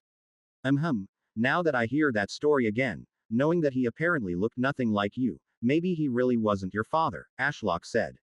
Stella, the only thing you share with him is the Crestfallen bloodline, which means you are at least somewhat related, but not necessarily father and daughter. He's not my father, then. Stella looked sullen at the thought. The bond between parent and child varies wildly in this world, Sebastian Silverspire said, drawing attention, but Grand Elder Crestfallen seemed to have gone to great lengths to bring Stella somewhere, safe, and far away from the Celestial Empire. An act that seems in line with what a father would do. Which makes him faking his death and leaving you here all alone so strange. You're certain that crafty man really faked his death? If he said he would return in 5 years, he's still alive, right? Where is he now? The Redclaw Grand Elder asked. Yes, he is still alive. Stella confirmed with a nod. After inquiring at the Eternal Pursuit Pavilion, I know his name is Janus Crestfallen. He is in the nascent soul realm and hiding in the Frozen Star sect. I did get to speak with him briefly, but all he told me was to run. Run? From what? Elder Mo asked. The beast tide, perhaps. Stella shook her head. He wasn't specific, but a few days after I got that message, the Celestial Order tried to capture me and bring me back to the Celestial Empire during the first service for the All-Seeing Eye. Sebastian whistled, recalling the memory. Oh yeah, I remember that. Ashlock struck them all down in a second with that black lightning after they made their appearance. The Celestial Order is after you. Has that got something to do with your mother being the World Tree? The Redclaw Grand Elder said. Stella nodded. While not confirmed, it's been hinted from a few sources that I'm the result of an experiment with World Tree sap. While unbelievable, There are no other mentions of a potential mother for me, and I did originate from the Celestial Empire, where the world tree grows. I've also always had a sort of affinity for trees. I can understand them on a deeper level than others, I think. The Grand Elder leaned back on his chair and hummed in thought. You weren't kidding. Your background really is a mysterious mess. It's a shame you can't just ask Janus, as he seems to be desperately running from something as well. The question is, who? I've seen this before. Janus crestfallen likely faked his death to divert the attention of the Celestial Order away from here. Morrigan, who had been keeping to the shadows as she wasn't really supposed to be here as she hadn't sworn an oath, suggested. Everyone fell into deep thoughts at her words, while Ashlock wondered if there was a way to get rid of Morrigan but soon gave up.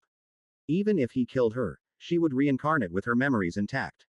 She was like a void cockroach. I think that's quite likely, Diana said as she sat beside Stella on the bench. Don't worry. Once we have dealt with Vincent and the Beast Tide, we will save the world tree and get Janus crestfallen to spill all the answers. Stella nodded with pain in her eyes. That sounds good, she said, but there wasn't a lot of energy behind her tone. She sounded defeated and tired. Every step we take forward feels like 2 steps backward. To think Janus crestfallen looks nothing like Stella and is unlikely to be her father. If so, then does she even have one? Ashlock felt a headache coming as he muttered to himself, if she was made from the world tree sap, does there even need to be a father? Trees can obviously reproduce without a human's involvement, but then why is Stella clearly human? God, this makes no sense. If you discover this tale on Amazon, be aware that it has been unlawfully taken from Royal Road. Please report it. The mood at the party had certainly soured as everyone idly sipped their spirit wine, lost in their own thoughts. A lot had been said today. It gave everyone a lot to think about. In fact, everyone was so lost in their own worlds, including Ashlock, that nobody noticed the flash of white flames not belonging to Stella. Luckily, his system had been paying attention and informed him. A known cultivator that is half a step into the nascent soul realm was detected within the Voidstorm Aegis. Do you wish to annihilate them? Void lightning crackled across the dome, ready to strike down the person who had just appeared uninvited on the mountain peak. He had a young face, looking no older than 25. Lustrous white hair ran down the length of his back and was lost in the folds of his pristine white robes. Relax, system. It's just Grand Elder Valandor, Ashlock said, and he felt the defensive technique relax. It was nice to know it wouldn't instantly try to kill anyone uninvited if the system had seen them before and knew they weren't likely to be a threat. Valandor eyed the dissipating crackling void lightning overhead with a weary expression. Sorry to appear out of nowhere. I checked on the Redclaws mountain peak, and a girl called Amber said you might be holding a meeting in Ashfallen City. I checked there too but couldn't find anyone, so I thought I might find you lot here. Larry dropped down from Ashlock's branches, landing gracefully like a soft cloud between Valandor and the others. His crown began to spin subtly but was clearly a threat as the pressure about Larry slowly escalated. This was an appropriate response. Valandor, while technically an ally, was dangerous and shouldn't be here. Ashlock shifted his evil eye to look at him and invaded his mind with abyssal whispers carrying the weight of his inner world, easily smashing through the man's mental defenses. What are you doing here? Speak before I strike you down. To think you were once a little spirit tree eating rabbits and growing fruits for Stella. Valandor wiped away a fake tear. They grow up so fast. While not as strong as many of the beings before him, Valandor was unfazed by threats, an attitude befitting the White Reaper, the person who was once the right-hand man of Vincent Nitros. Stella appeared before Valandor in a flash of white with a wide grin. Long time no see, Grand Elder Valandor. The man broke character when he saw the white flames dancing across Stella's shoulders. You, how? Since when did you learn Ether Chi? Stella sheepishly scratched her cheek. Just recently. I had hoped to get some training from you on how to use it. I've managed to convert many of my spatial techniques over, but I'm at a loss when it comes to learning other techniques as I have no technique manuals to look at. Why didn't you say so earlier? Valandor waved his hand, and with a flash of silver, a small book pile appeared floating between them. I don't have many, unfortunately. Manuals for Ether Chi can only be found in rifts. Valandor floated them forward, and Stella accepted the pile with open arms. I know this doesn't make up for the years of neglect despite your father asking me to watch over you. Stella shook her head as she accepted the books. All is forgiven, Grand Elder.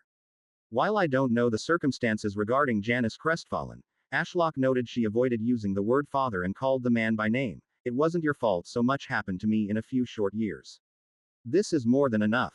Stella stowed the books away. I'll look through these later. But Grand Elder Valandor, what are you doing here? The man's cheerful mood vanished, and his expression hardened. Vincent Nitros is out of seclusion and has called a summit for tomorrow. His gaze swept across everyone standing behind Larry. He expects everyone to be in attendance, including the Silverspire, Voidmond, and Redclaw families. He then looked straight into Stella's eyes. He also knows you are alive. I have no idea how, but he said something about the threads of fate leading him to you and pointed in this direction. He was adamant that I find you and force your attendance. Valandor's face scrunched up in disgust. He also said to wear something nice and revealing. He hates it when clothes get in the way of his meals. What? Stella seemed frozen in place as her lip trembled. Vincent Nitros had been a phantom of death hovering over her since she was young. They thought she had finally escaped his grasp, but fate had other plans. She won't be going, Ashlock said, his voice rumbling with emotion. He would not let Stella walk into the lion's den just to be devoured. His roots had spread through nearly every inch of Nitro City, and he had planted a few trees around so he could use progeny dominion. But even so, the difference between himself and Vincent Nitros was too vast. He couldn't protect Stella from him. There were undoubtedly ways he could hope to win. Larry, Maple, and his Ents were all in the nascent soul realm. If Morgan offered to help, that would up their chances even more. Killing him wasn't impossible, but preventing him from retaliating was different. If Stella didn't go, Vincent would likely show up at his doorstep, where Ashlock was strongest. But even the Voidstorm Aegis wasn't infallible. It devoured his chi at an alarming rate even after ascension, and Void Lightning would do little if Vincent surrounded himself with a constantly replenishing blood shield. That wasn't even considering that there was nobody but Morgan to represent the Voidmond family, as everyone at the elder level was either dead or turned into a tree, and the Redclaw family had undergone too many changes. The sudden rise in cultivation levels would catch Vincent's interest immediately. Ashlock's brain churned for a solution, arriving at a crazy one. Crazy enough that it might just work. Valandor, what is Vincent up to right now? Where is he? The man seemed taken aback by the question. He should be cultivating. That's all that freak does every spare second he has. Where? You said he had left closed-door cultivation. Ashlock had searched Nitro City for Vincent before but hadn't found the slightest hint of the man. Valandor nodded. I saw him heading to his room on the upper floor of the castle to cultivate after giving out his orders. It would be easy to find him by following the dozens of brainwashed Nitro's cultivators guarding him. Ashlock's vision shifted as he headed westward toward Nitro City. He felt his anger rising. What had he gone through all this for if he didn't have the power to protect those he held dear? Vincent was a cancer in his life that needed to be culled. Arriving at the vast castle that lorded over Nitro City, it would be easy to get lost in these endless dark hallways, but Ashlock followed Valandor's advice and followed the trail. Many white-haired, deathly pale cultivators with glowing blood-red eyes shifted through the hallways. They walked in silence apart from a constant ominous synchronized drumming that closely resembled a loud heartbeat. Ashlock followed the flow of the cultivators, noting a surprising number of them being in the Star Core realm. His vision ascended the stairs. He couldn't go everywhere as he was forced to follow where he had grown roots under the floorboards, but it seemed he was in luck. Deeming it an important-looking room, he had made sure to have roots near the large bedroom at the top of the castle that was encased in more layers of protective arrays than he thought possible. Vincent was a very cautious man. At the doors to the room, there were 3 dull-eyed members of the Nitros family. They were all half a step into the nascent soul realm, making them stronger than Stella. Taking a deep breath, Ashlock pushed his spiritual sight through the formation. He felt his vision blur and stretch, and there was a slight hissing noise as he phased through the layers of protection. One of the guarding cultivators seemed to notice the noise, but other than a quick once-over of the door, they returned to looking forward. Entering the inner sanctum, Ashlock finally laid eyes on who he assumed was the tyrant. Vincent Nitros lay in a stone coffin filled to the brim with crimson blood that shimmered with chi. A team of naked mortal maids tended to him, reminding Ashlock of Valandor's comment about the clothes Stella was expected to wear. There wasn't a hint of emotion on any of their faces as they tirelessly worked like drones. The man himself was eerie to behold. His skin was nearly translucent and impossibly thin, gripping to his bones like white paint. If Ashlock had to describe the man in one word, he resembled a ghoul. Vaguely human, yet slightly wrong in every way. His arms were too long, ending in clawed nails that looked like they could tear through stone. His cracked lips failed to hide his crooked shark-like teeth.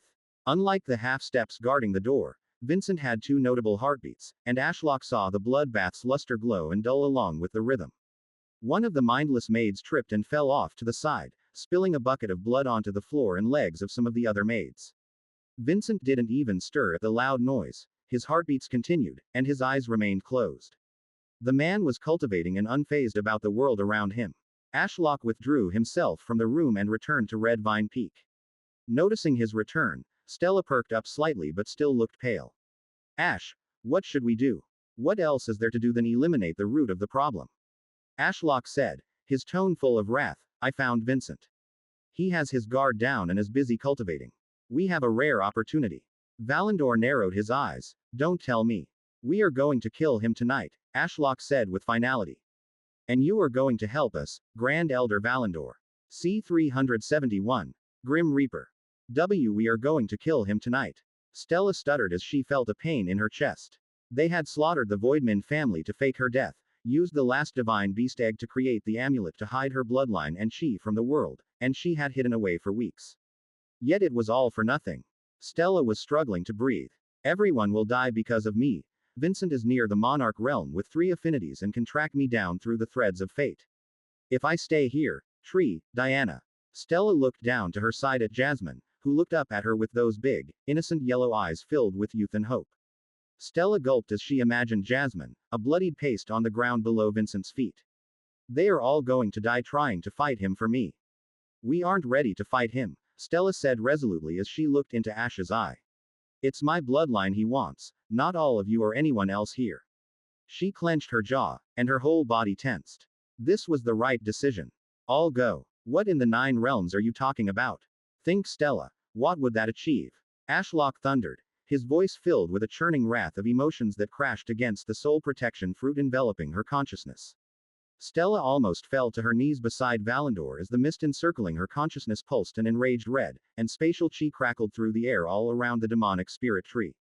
Stella had never seen Ash so angry. Was her way of seeing this situation so wrong? I just don't want anyone else to get hurt because of me. Stella choked on her own words. You have all done so much for me, and all I've done in return is cause problems. How could I possibly agree that we all fight against a foe so powerful that even if we win? Her expression hardened as she surveyed everyone's faces. There will be casualties. Deaths. All because he wants my bloodline.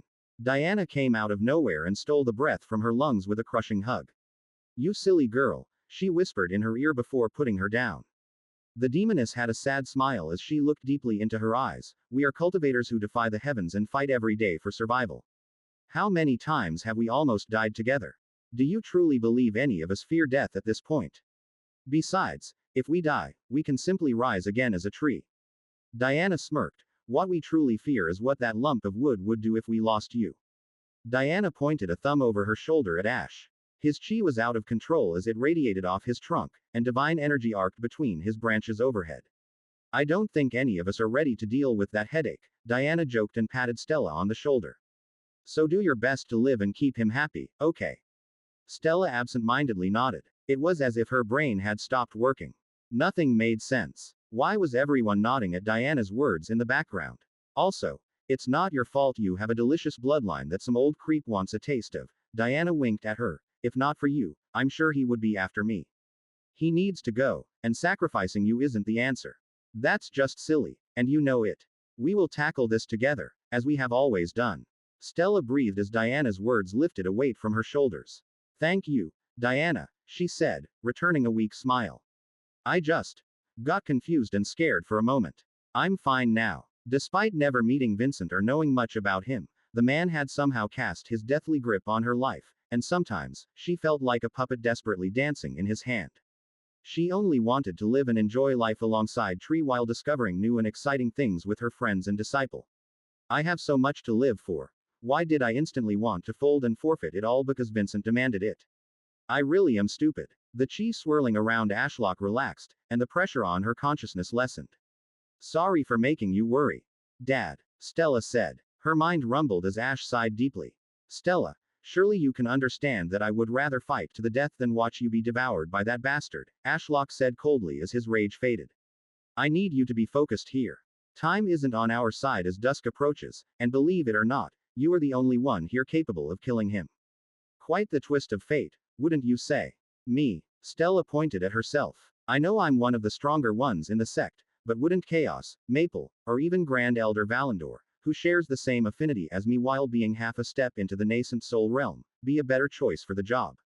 Yes, I just checked on Vincent Nitros in his castle. I only proposed the crazy plan of killing him in a single day because I saw an opening. You are correct. Fighting him head on will be difficult, if not outright impossible, depending on this third affinity, and likely result in casualties. Grand Elder Valandor hummed at Stella's side and didn't seem convinced. I'll have to hear this plan of yours, but I would like to go on record saying it's unlikely to work. So many attempts have been made on Vincent's life and failed at this point that I'm starting to suspect the man is actually immortal. We have to try, Ashlock said. The summit will be the start of an all-out war once Vincent learns of our presence and the downfall of his sect. It's either we kill him now or prepare to fight an angry cultivator who might as well be a living god hellbent on eating Stella. Okay, Grand Elder Valandor said thoughtfully, let's hear this plan of yours. I should be able to tell you if it has a hint of success or not. Ashlock explained his plan to the group, and Valandor offered his own suggestions throughout. As the sun dipped below the distant mountain range, Grand Elder Valandor sighed and leaned back in his chair. You know what? This might actually work. You have two advantages that no other attempts have had. Okay, I will assist with this plan to the best of my abilities, though ultimately, Grand Elder Valandor glanced over at Stella. It will be up to you to silence this tyrant once and for all. Stella nodded. I can do it. Great, Valandor said with a smile as he rose from his chair and looked at the sunset. Tonight may be one for the history books. Stella, get ready, and we will head out together at dusk. What did I need to do first again? The spatial anchor, right? Yes. Go and visit Quill. He will get you sorted out.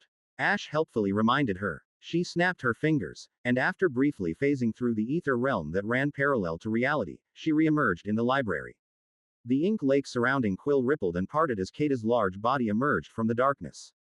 His golden eyes swirled with curiosity, and the last streaks of sunlight through Quill's canopy caused his inky body to shimmer.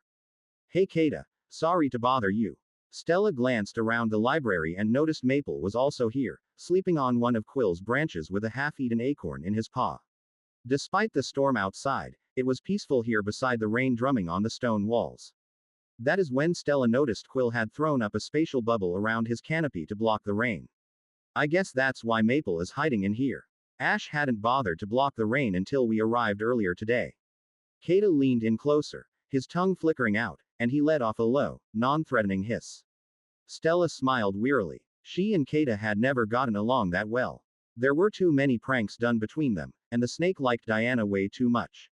It wasn't fair. It would be best to get changed first, Ash said as what could only be described as a maid outfit fell through a portal alongside a few fruits. The clothes were provided by Valandor. Apparently, they are standard issue attire for the maids in the Nitros castle and should fit you. After that, eat the void protection fruit, and we can get started on the spatial anchor. This was by far the part Stella disliked about the plan the most. I'll check back on you soon, Ash said, and Stella felt his attention move elsewhere. Stella bent down and picked up the plain white clothes. Unlike the clothes the maids she had seen attending to the rich mortals in Darklight City, which were covered in frills, this one was almost too basic. Holding the clothes out before her, she noted the dress left a lot of open area around the neck and shoulders. I bet that's so the bloodsuckers of the Nitros family have easy access to the maids' necks. Stella frowned as she noted the outfit also had shoes. She hated shoes. They felt restrictive and painful to wear. Stella went to undress but then tilted her head at Kata, who was still quite close and eyeing her. Shoo! Look away. The serpent looked at her strangely. Stella sighed and decided to use the age-old trick of changing clothes with her spatial ring. Her usual clothes were replaced with a maid outfit in a flash of silver. Ouch! She walked a few steps forward in the godforsaken shoes. They were lacking any support and did nothing but rub against her ankles. Stupid shoes. Why would anyone wear these accursed things? Done. Ash's voice echoed in her mind, and she nodded. Finding the void protection fruit with its notable dark purple color, she ate it, and her eyes widened as she felt the horrific pull on her star core. She gushed out of her reserves to form a thin void layer over her skin. Okay, I'm going to have Quill act as your spatial anchor. and the activation requirement will be the destruction of your void shield. Remember, this is the Azure Clan Elder's technique to escape when Maple ate his arm. So, while it will keep you safe by bringing you back here, it comes with the caveat that you have no control over it. Even if you are about to kill Vincent, you will be forced back to this library if he manages to break your void shield. Understood. This book was originally published on Royal Road. Check it out there for the real experience. Stella nodded. The spatial anchor was an essential part of the plan, not only to keep her safe but also to allow her to leave after she had killed Vincent, as she would be entering his chambers alone.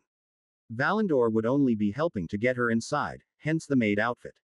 If only Ash could open a portal straight into the chamber. But he said the defensive formations almost blocked his spiritual sight, so he's not convinced he could forcefully form a portal, which might make escaping through the ether impossible, too. A piece of bark on quill glowed with golden light. It flashed, and a golden symbol shot through the air, hitting Stella in the stomach. It didn't hurt, but she felt something connecting her void shield to a distant point. Okay, that should be done. Ashlock said, make sure to also eat the soul protection and mind protection fruits. We have no idea what Vincent's third affinity is, but the last thing I need is him taking control of your mind and soul.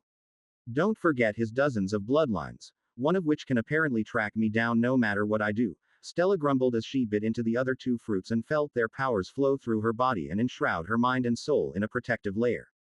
Your mind, body, and soul are now all protected to the best of my abilities. Show me your weapons, Ash instructed. Stella presented her two black wooden daggers that had served her well since childhood. They felt like the most fitting weapons to reap Vincent's life. Cursed sap flowed out of a nearby portal and coated her blades. I'm not sure how Vincent will react to my cursed blood as he's a blood cultivator, but let's call this insurance.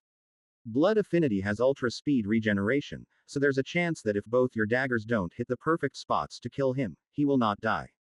Hopefully, in that case, he cannot remove the cursed blood, and it will slowly drain him of chi until he runs out and turns into a tree. Also, if he does die, the cursed blood should spread to his other soul if he tries to escape.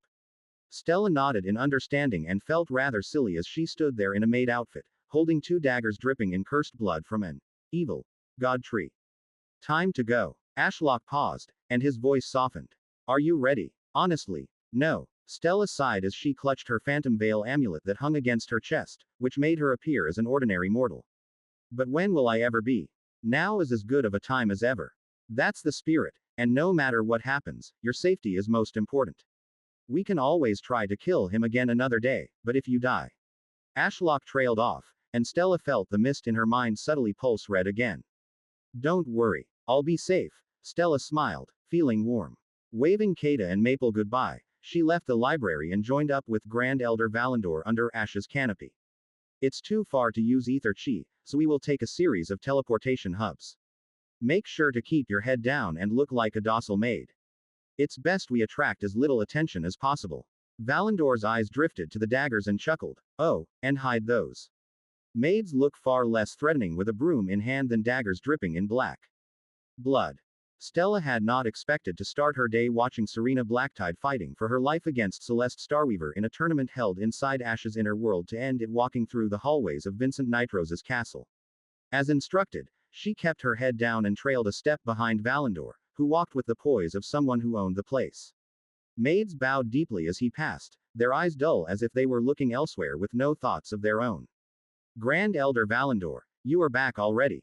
A man with sickly white skin and hair greeted Valandor. Stella could tell he was a member of the Nitrose family by the subtle pounding of his spiritual heart that apparently all blood cultivators had. The man didn't even give Stella a moment of attention. To him, she likely appeared as nothing but a lowly mortal maid. I have important news to present directly to Vincent Nitrose regarding the summit tomorrow and of a top-grade bloodline's whereabouts, Grand Elder Valandor said casually. The man snarled, the ancestor is busy. So am I, Valandor replied with a deadpan expression. Now move aside. The man begrudgingly stepped aside and let them pass. Disgusting daywalker, he hissed before vanishing down another passage. They made their way through the hallways otherwise undisturbed. Whatever had given that particular Nitrose family member the courage to get in the White Reaper's way didn't seem to carry over to the other members of the family, who did their best to avoid them. Stella frowned in pain as they climbed a stupidly long flight of stairs. Her ill-fitting shoes clacked on the marble-like surface as they ascended toward the castle's largest chamber. Cresting the top, they were greeted by 3 intense gazes belonging to members of the Nitro's family who seemed to be standing guard. These 3 are strong. Stella gulped. Soul pressure radiated from all 3 of them, and if Valandor had not stood before her, she might have buckled to the floor. Are they all half a step into the nascent soul realm? No wonder Ash proposed that I snuck in rather than fight our way in. It would take some serious effort and be a massive waste of chi to kill these 3. Vicent would also wake up from such high amounts of chi being thrown around.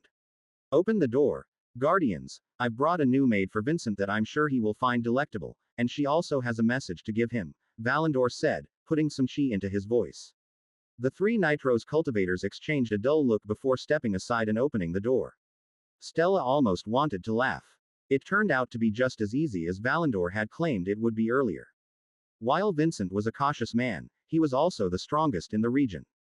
They had no reason to put up their guard over allowing a random mortal maid into his chamber. All 3 guardians inserted some of their blood into an ominous formation that glowed with power. Multiple clicks sounded before the defensive formations relaxed, and the doors began to part. Stella waited with bated breath, eager to find out what lay beyond. She soon found her answer as a wave of bloodlust and pressure erupted from the gap, followed by the drum of 2 spiritual hearts. With each beat, she felt a wave of force hit her body. Get inside, mortal, and tend to the ancestor, Valandor said, pushing her roughly inside before turning to leave. Stella didn't care if it was an act. She would get him back for that someday. It took a moment for her eyes to adjust to the low lighting in the room. Shadows shifted around, and she soon realized they were other mortal maids. They moved strangely, and their eyes were unfocused as they worked. Most of them were retrieving buckets of blood marked with labels that Stella didn't understand and pouring them into channels in the stone floor that were all leading to the centerpiece of the large chamber, a coffin of stone filled to the brim with blood that smelled strongly of iron.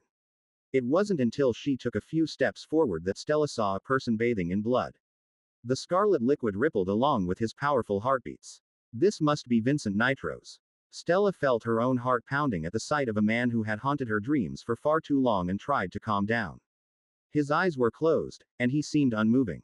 It's okay. He's cultivating or sleeping. Stella double-checked and then triple-checked that her amulet was still active before moving deeper into the chamber. Remember, you're just a mortal maid. There is nothing to see here. Stella felt her heart leap out of her chest as the door to the chamber behind her clicked closed. The room glowed with silver light as the defensive formations activated once more. The mindless naked maids paid her no attention as Stella stalked around the room, circling the coffin. Standard attire. My ass. Stella thought as she saw a naked maid who had dried blood all down her leg as if someone had spilled a bucket on her walk past. If anything, her wearing the maid outfit made her stand out. Stella did a few more rounds around the room and confirmed that Vincent wasn't paying attention.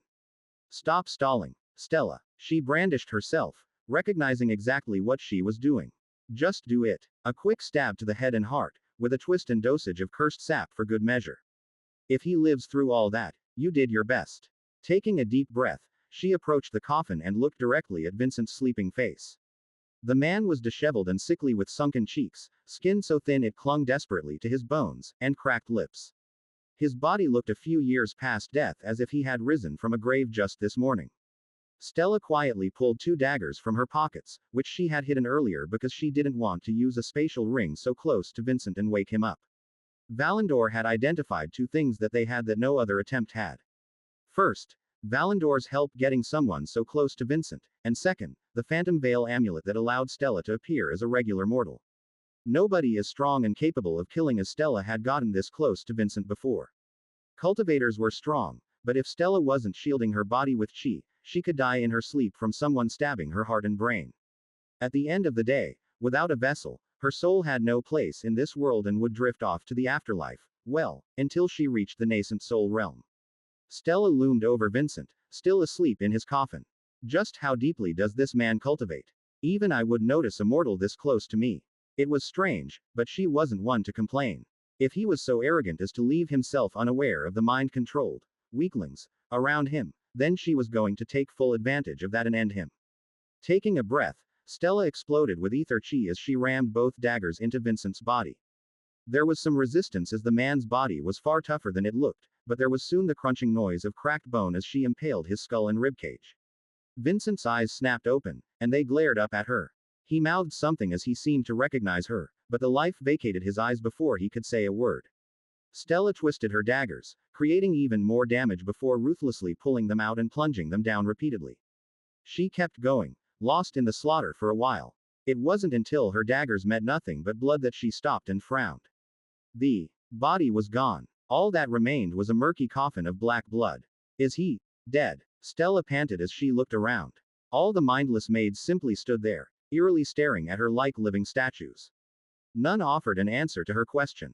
Stella spun back around and plunged her hand into the coffin, digging for anything like clothes or bone, but came up empty. Gather the blood and leave, Ash's voice echoed in her mind. There's no sign he survived. I was watching the whole time.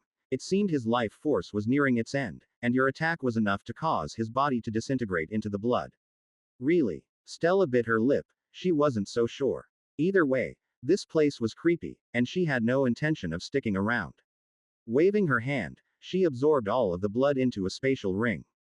The door to the room clicked open, and Stella's eyes went wide as the three Nitro's family guardians strode inside with blood-red power crackling around them. She didn't even have time to know what hit her as the void shield vanished, and she felt an immense pull on her soul and body. The spatial anchor activated, and she was pulled through reality back to Quill. Stella collapsed on the rocky shore, unable to process what happened. Had she really killed Vincent Nitros, a cultivator nearing the Monarch realm? Ashlock said she did, but it all felt too unreal. Shouts echoed as Diana, followed by Jasmine and the others, ran inside the library. You did it, Stella. Diana hugged her from behind. Ashlock told us Vincent is dead. Yeah, Stella trailed off as she felt all the strength leave her body. I suppose he is. The summit tomorrow sure is going to be something, the Redclaw Grand Elder chuckled. I can't wait to see the faces of the families loyal to him when he doesn't show up. Vincent Nitros frowned as he emerged from a coffin in the darkest depths of the castle. To think Stella crestfallen, of all people, would have the skills to kill me, he mused as he stepped out, blood dripping from his body onto the cold stone below. Well, that wasn't me, but close enough.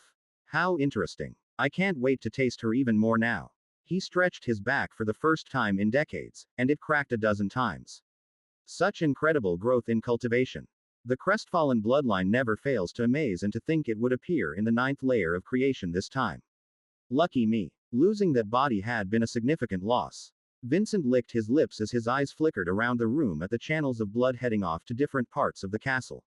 Cursed blood with divinity, he muttered as he ran his finger through one of the channels dyed black by foreign blood. A savage grin appeared on his face as he effortlessly absorbed and isolated the blood within his body.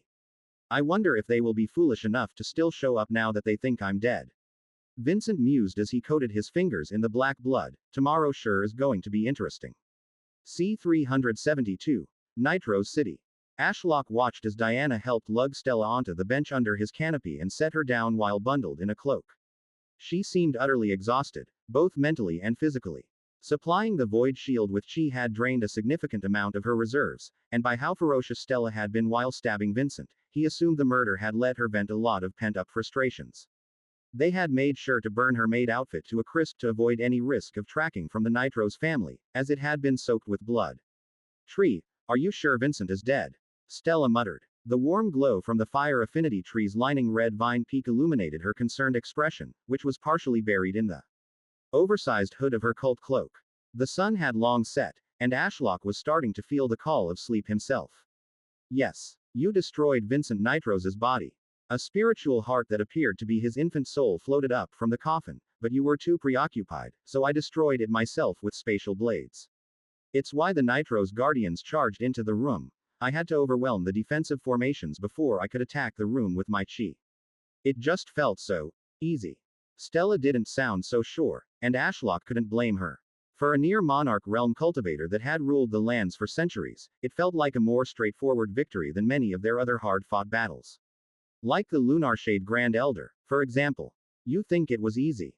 Ashlock chuckled. Vincent is an almost monarch realm cultivator in a room surrounded by 5 layers of defensive formations and guarded by 3 half-step nascent soul realm cultivators. You could only get so close to him because Valandor broke his mind control by being given world tree sap and switched sides. Furthermore, you had an artifact crafted from the blood of a divine being that totally masked your cultivation level. That isn't even including the void fruit that shouldn't exist within heaven's carefully woven reality, my cursed blood, and your high cultivation level for your age. Vincent may be a cautious man who has lived for a long time, but there is a limit. He never cared much for the sect's destruction around him because he believed himself to be the strongest. Stella bit her lip. When you put it like that, I guess you just made it seem easy with all the nonsense you can accomplish. Ashlock had to admit he had expected a little more of a fight. It had felt a little too easy. Even with all the bullshit he was capable of that surpassed the known possibilities to those on the ninth layer of creation. But he had seen Vincent's body collapse and dissolve into the coffin of blood that Stella had gathered and safely stored away in a ring, and he had killed what appeared to be Vincent's infant soul. I can track people through my cursed sap, and while it has leaked throughout the castle, I can't detect anyone having absorbed it. Ashlock added, though I also can't detect the cursed blood inside your spatial ring, so it's not foolproof. Stella frowned as she drew out a small stream of the darkened blood. What about now? Ashlock reached out and could feel its presence. Yes, I can feel it now. So if any of the Nitro's cultivators get their hands on your blood and absorb or use it, you will know. Yeah, that should be the case unless they can isolate my blood somehow, Ashlock confirmed. That is why I had you coat your daggers with my cursed blood in the first place. Even if it can't turn them into trees, I can use it to track them down. But right now, I'm detecting nothing. This is so strange. All signs point to Vincent dying, and it makes sense with all the preparations we made that he could die. But still, Stella frowned. I still feel in my heart that he did not die. It didn't feel conclusive. There was nothing left behind for you to turn into an enter tree. Diana nodded in agreement as she perched on the bench's armrest while Stella was lying down and taking up the whole length. The spiritual heart that rose from Vincent's corpse, are you sure that was his infant soul and that you definitely killed it? I can't say anything for certain as I could not make a portal and look at the room through my evil eye, but I put my all into those spatial blades. They carried the weight of my inner world and multiple Taos. I can't see a way for a soul to survive that. Ashlock paused. Look, even if Vincent's soul did somehow escape, it will take days, if not weeks, for his soul to transfer to a new vessel and for him to recover enough to face us. That's true, the Redclaw Grand Elder, who stood off to the side, agreed. So, are we still going to attend the summit tomorrow? Cautiously, but yes. We still don't know Vincent's third affinity or the capabilities of his many inferior bloodlines. Maybe he has one that lets him recover quickly. If Vincent is still alive, he will show himself there. Otherwise, his sect will fall apart. Ashlock yawned. We can discuss this in the morning. I feel on the cusp of reaching the fifth stage of the nascent soul realm and would like to reach it before dealing with the summit tomorrow.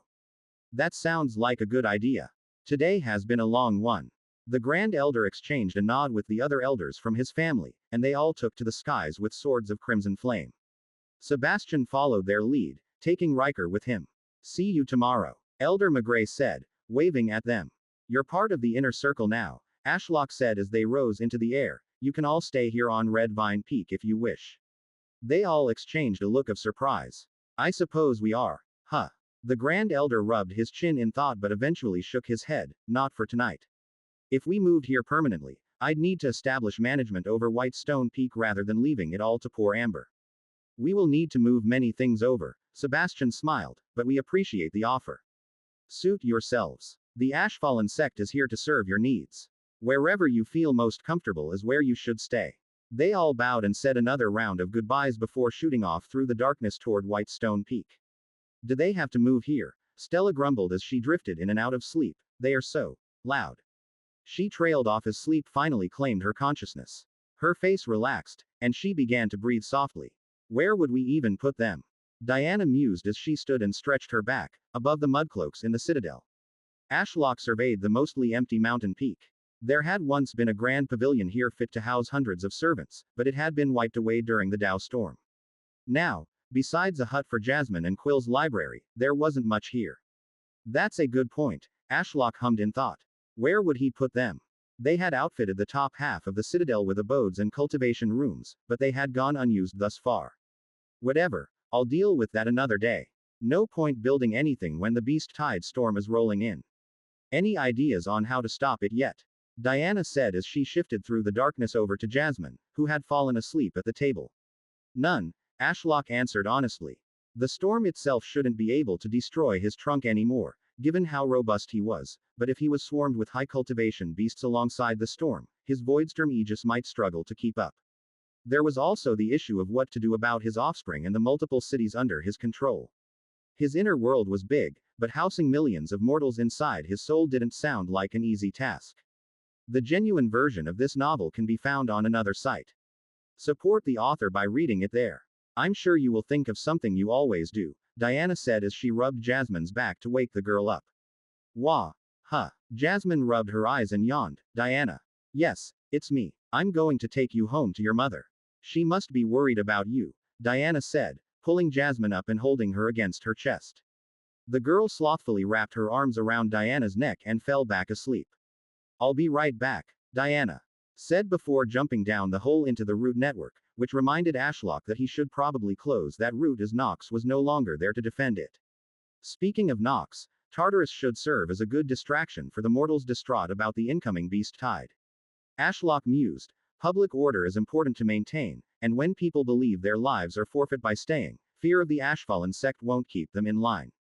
They will desperately try anything to get on an airship to flee. The Ashfallen sect didn't have the manpower to keep the millions of people living in Darklight and Ashfallen City in check, nor did the mortals. The concept of a police or a military didn't really exist in this world. There was more of a focus on everyone for themselves and doing what the cultivators told them to survive. I'll deal with all of this soon, but first, I need to sleep, ascend to the 5th stage, and then watch over the summit. Ashlock let off one final mental yawn before allowing his Nocturnal Genesis S skill to shepherd him off to sleep under the pleasant glow of the 9 moons. Stella awoke abruptly as she was thrown off her bench by the mountains trembling. Sitting up and feeling like a slug as she was still bundled in her cloak like a snug blanket, she glanced around in confusion. Spatial chi crackled through the air like lightning, tearing reality apart while divine energy spiraled to the heavens up Ash's trunk. Morning Stella. Ash's voice blossomed in her mind. Are we under attack? Stella yelped as she tried to look through the raging storm beyond Ash's canopy, which had only gotten worse since yesterday. The sun had barely risen, though it was hard to tell through the dense cloud cover. No, I'm just ascending to the 5th stage of the nascent soul realm. It will be over soon. Oh, that's good. Stella felt the tension leave her body. She yawned and laid back on the lush purple grass surrounding Ash's trunk. It's still too early. Wake me up when it's over. Stella awoke again to being gently kicked. Wake up, sleepyhead, Diana said as she loomed over her with a grin. Valandor is here to take us to the summit. 5 more minutes, Stella complained, rolling over. The dense cloud overhead was now glowing slightly from the sun, suggesting it was mid-morning, but Stella still felt exhausted down to her very soul. The idea of getting up was too much, but to attend a summit? Hell no. Was yesterday really that draining for you? Diana mused. All you did was kill Vincent Nitros in cold blood. Hey, see what I did there? Stella used ether chi to fling a nearby pebble at Diana's face, but she easily slapped it away. Hey, that wasn't nice. Did you not appreciate my joke? No. Stella huffed hair out of her face and twisted her body to look at Diana while still lying in the grass. I don't want to go. Why? Vincent is likely dead or incapacitated, so we will be the strongest there. Don't you want to be able to sit at the summit all smug and demand the remaining noble families, like the arrogant Skyren family, bow to Ashfallen's power? Diana said with a playful smirk, and Stella bit her lip. That does sound kinda fun. Stella rolled over and got to her feet. Let me get changed, and we will go. Diana clapped her hands. That's the spirit. Despite having come here yesterday, Stella was still awed by Nitro City. As the capital of the Blood Lotus sect, it was incomparable in size and wealth to Darklight City. Black stone walls glowing from defensive runic formations shadowed the city, and the sky was tinted red by a massive blood-red dome. Occasionally, holes would appear in the dome to allow city-sized airships to pass through and dock with a grand pillar that rose from the city's northern district. It rivaled the Nitro's castle in size but not height, yet it could still have dozens of these airships dock at a time. Stella strode down the central street to the Nitro's castle, which lorded over the massive city in the distance. The Nitro's family refused to leave their castle for any reason, so the summit would naturally be held here as it also served as the heart of the sect. The central street was bustling with people from all walks of life, and the wealth and opportunities available to the people here were apparent. Clothing, jewelry, and just general fashion were on a far higher level than back home, not that Stella cared much for those things. She was only looking to keep her mind wandering to avoid bad thoughts regarding Vincent and his possible survival. Stella was impatient to learn the truth. Luckily, they had a direct path to the castle and would arrive shortly as, despite the mortal's superior way of life here, the dynamic between cultivator and mortal had not changed. Like parting the sea, the mortals respectfully moved to the side to allow Stella's group to pass unperturbed. She couldn't blame them, as their group was large, and even while hiding their cultivation, anyone could tell they were strong. I wonder how these people would react if they knew the people in Darklight City had access to fruits and pills that made them cultivators. Would they sneer at the news, calling it nonsense? Her eyes flickered to one of the airships slowly floating through the sky overhead, casting an extensive shadow over a large part of the city. Or would they all board one of those floating cities bound for our lands and come in endless droves? Depending on how the summit went, there was a genuine chance that by the end of the day, the Ashfallen sect would be the new rulers of this city and the rest of those under the Blood Lotus sect. Besides Vincent, there was nobody else in the Blood Lotus sect that was in the nascent soul realm. Meanwhile, the Ashfallen sect had Ashlock, Larry, 2 Shadow Ents, and Maple. That wasn't even including all the other sect members that were in the upper stages of the Star Core realm. The Ashfallen sect had some serious weight to throw around, and they intended to use it. Stella reached up to her chest and didn't feel her amulet. She debated wearing it for the summit but concluded that revealing she could hide her cultivation and bloodline was not ideal. Many would kill for such an artifact, and she didn't want her enemies to start putting their guard up around people who appeared to be mortals. These void shields sure are chi intensive, Diana grumbled from Stella's side, drawing her attention away from a bakery selling cute-looking cakes. They were naturally masking their voice with chi as they were deep in enemy lines. A whole week of cultivation, gone in an instant. All for a shield that breaks from the slightest hit. Stella snorted. You're complaining. This is the second one I've had to feed in 2 days. Besides, there's nothing better to link a spatial anchor to. It might break from a mere chi-infused breeze but can also block a monarch realm attack. They had decided to play it safe since they were unsure if Vincent was truly dead. Everyone had eaten a void protection fruit and had a spatial anchor with quill setup. It was a highly unsustainable arrangement. Each time, they had to eat a void protection fruit, sacrificing a significant amount of their stored chi. Then Quill had to consume a piece of his ink bark, setting the tree's cultivation behind. It was also temporary. Once the void shield faded, so would the spatial anchor. Stella sighed as she remembered how Ash had gone a step further. There was a second spatial anchor setup.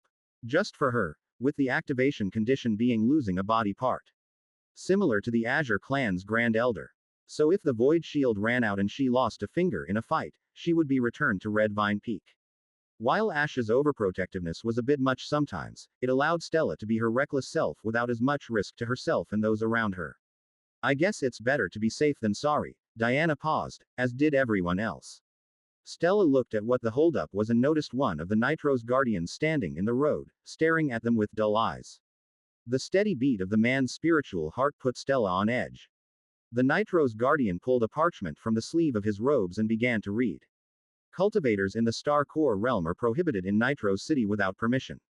Your presence is expected as there is a summit today, but peaceful entry is not guaranteed. Leaders of the following groups, make yourselves known by stepping forward. First, the Redclaw family. The Redclaw Grand Elder checked over his shoulder, and seeing no disagreement of his compliance, he stepped forward and gave a slight bow. Magnus Redclaw, Grand Elder of the Redclaw family. I am here for the summit. Very well, the Nitro's guardian said, his eyes swirling ominously as he looked the man up and down. You may proceed to the castle with up to 5 members. Magnus continued walking with Elder Margaret, Brent, and Mo in tow. Next up, the Voidman family. Morrigan stepped forward. Just you. The Nitro's guardian raised a brow. Just me. Morrigan smiled. Oh, and my daughter, she added and pulled Elaine in close. Where is the Voidman Grand Elder? Preoccupied. Morrigan lazily replied in a dismissive tone. I see. The Nitro's guardian noted something down before nodding for her to go forward. He then cast his gaze over those remaining before landing on Sebastian.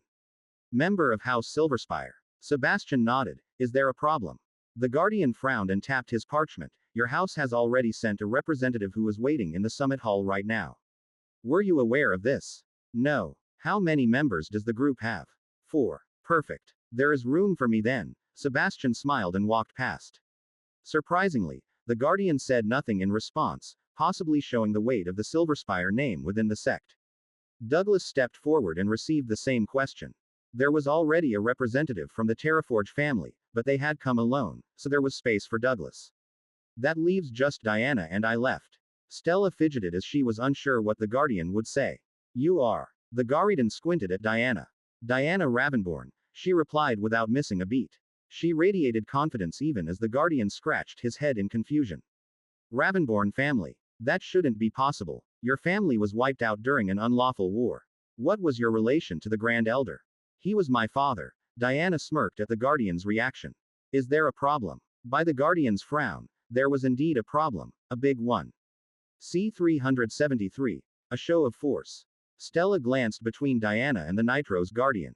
She noticed the Guardian's eyes were swirling with blood chi as they examined Diana. His frown soon faded and was replaced with that stone-cold facade all old cultivators liked to wear.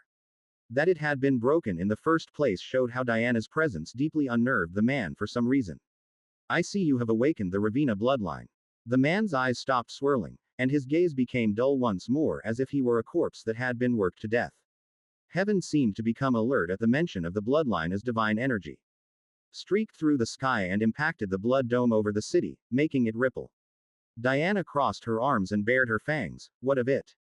You're going to have to come with me, the Nitro's Guardian said, releasing his soul pressure to pin them down. It flooded out of the man like a tide of suffocating bloodlust, painting the world slightly red. I wouldn't do that if I was you, Diana hissed through gritted teeth. Since they had both hit the 7th stage of the Star Core realm, they were able to resist being forced to kneel at the man's feet, but only barely. Stella grunted as she tensed every chi-filled muscle in her body. The moment she felt close to succumbing to the pressure, her bloodline activated, and power subtly flowed into her soul, allowing her to maintain her dignity. The Nitro's Guardian ignored Diana's warning and weaved blood chains from his fingers that draped on the floor before stepping forward while holding out a section of the chain as if he were about to wrap it around Diana's body. Despite the situation, Stella relaxed a little, noticing a familiar presence passing under their feet a second before anyone else. Ash's soul pressure erupted from below, followed by spatial chi crackling through the air. The Nitro's Guardian's eyes widened. Who dares? He growled like an animal as a blood-red mist enveloped him, and his blood chains shifted into 2 longswords. He seemed to have changed his plan from capture to eliminating Diana as he desperately fought through Ash's soul pressure and raised his sword. This pressure is commendable, but it's not enough to save you. While Diana could remain standing by using the strength of her bloodline, she could not raise her arm to block the blood sword. Stella tried to intervene, but the Nitro's Guardian's movements were swift. The blood swords weaved around her quickly conjured daggers and went straight for Diana's throat. Stella wondered for a second if Diana's void shield would be broken and the spatial anchor would pull her back to Red Vine Peak. However, as the Guardian struck down, Ash made his move. A portal opened before Diana, and a skeletal-looking hand made from twisted white bamboo reached out, easily stopping the blood sword as if it were nothing. Tendrils of shadow carrying an ominous presence that seemed to lock the Nitro's Guardian in place flowed out of the crack in reality as the owner of the arm made itself known. Anubis, a 5th-stage nascent soul realm ent in service to Ashlock, slowly stepped through the widening portal and loomed over the Nitro's Guardian as the lich was over 3 meters tall. It leaned in slightly, glaring at the man, its eyes blazing with shadow flames. You say my pressure wasn't enough to stop you, but that's because I wasn't even trying. As if a god put their finger down, the Guardian's head was smashed into the street. Guardian, you have made a grave mistake by trying to lay your hands on someone I watch over. Ash's voice sounded like 100 spirits talking at once, thundering in their minds. Yet it seemed to originate from Anubis somehow, as if he were his herald. The soul protection fruit Stella and Diana had eaten to protect their minds from Vincent if he was still alive got to work shielding them from Ash's rage. The Nitro's Guardian wasn't so lucky. Despite having near nascent soul realm level cultivation, he paled at Ash's words as he stared at Anubis. This is Nitro's city. Monsters aren't allowed within the dome.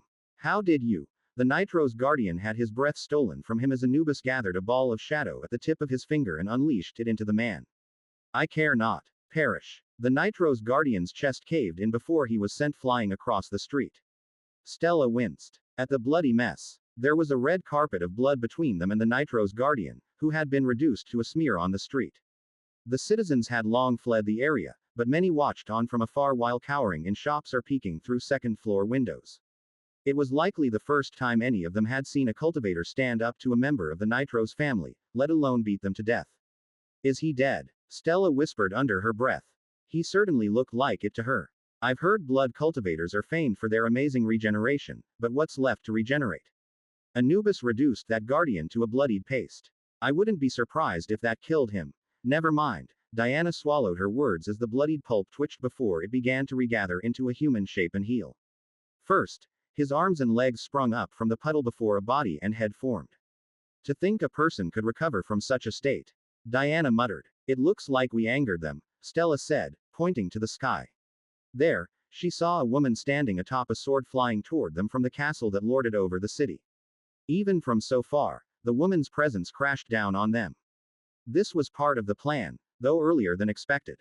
Diana clicked her tongue. To think they would stop us and cause problems before we arrived at the summit. I know, right? They are so unwelcoming, Stella grumbled. Ash had sent them to the summit with multiple objectives.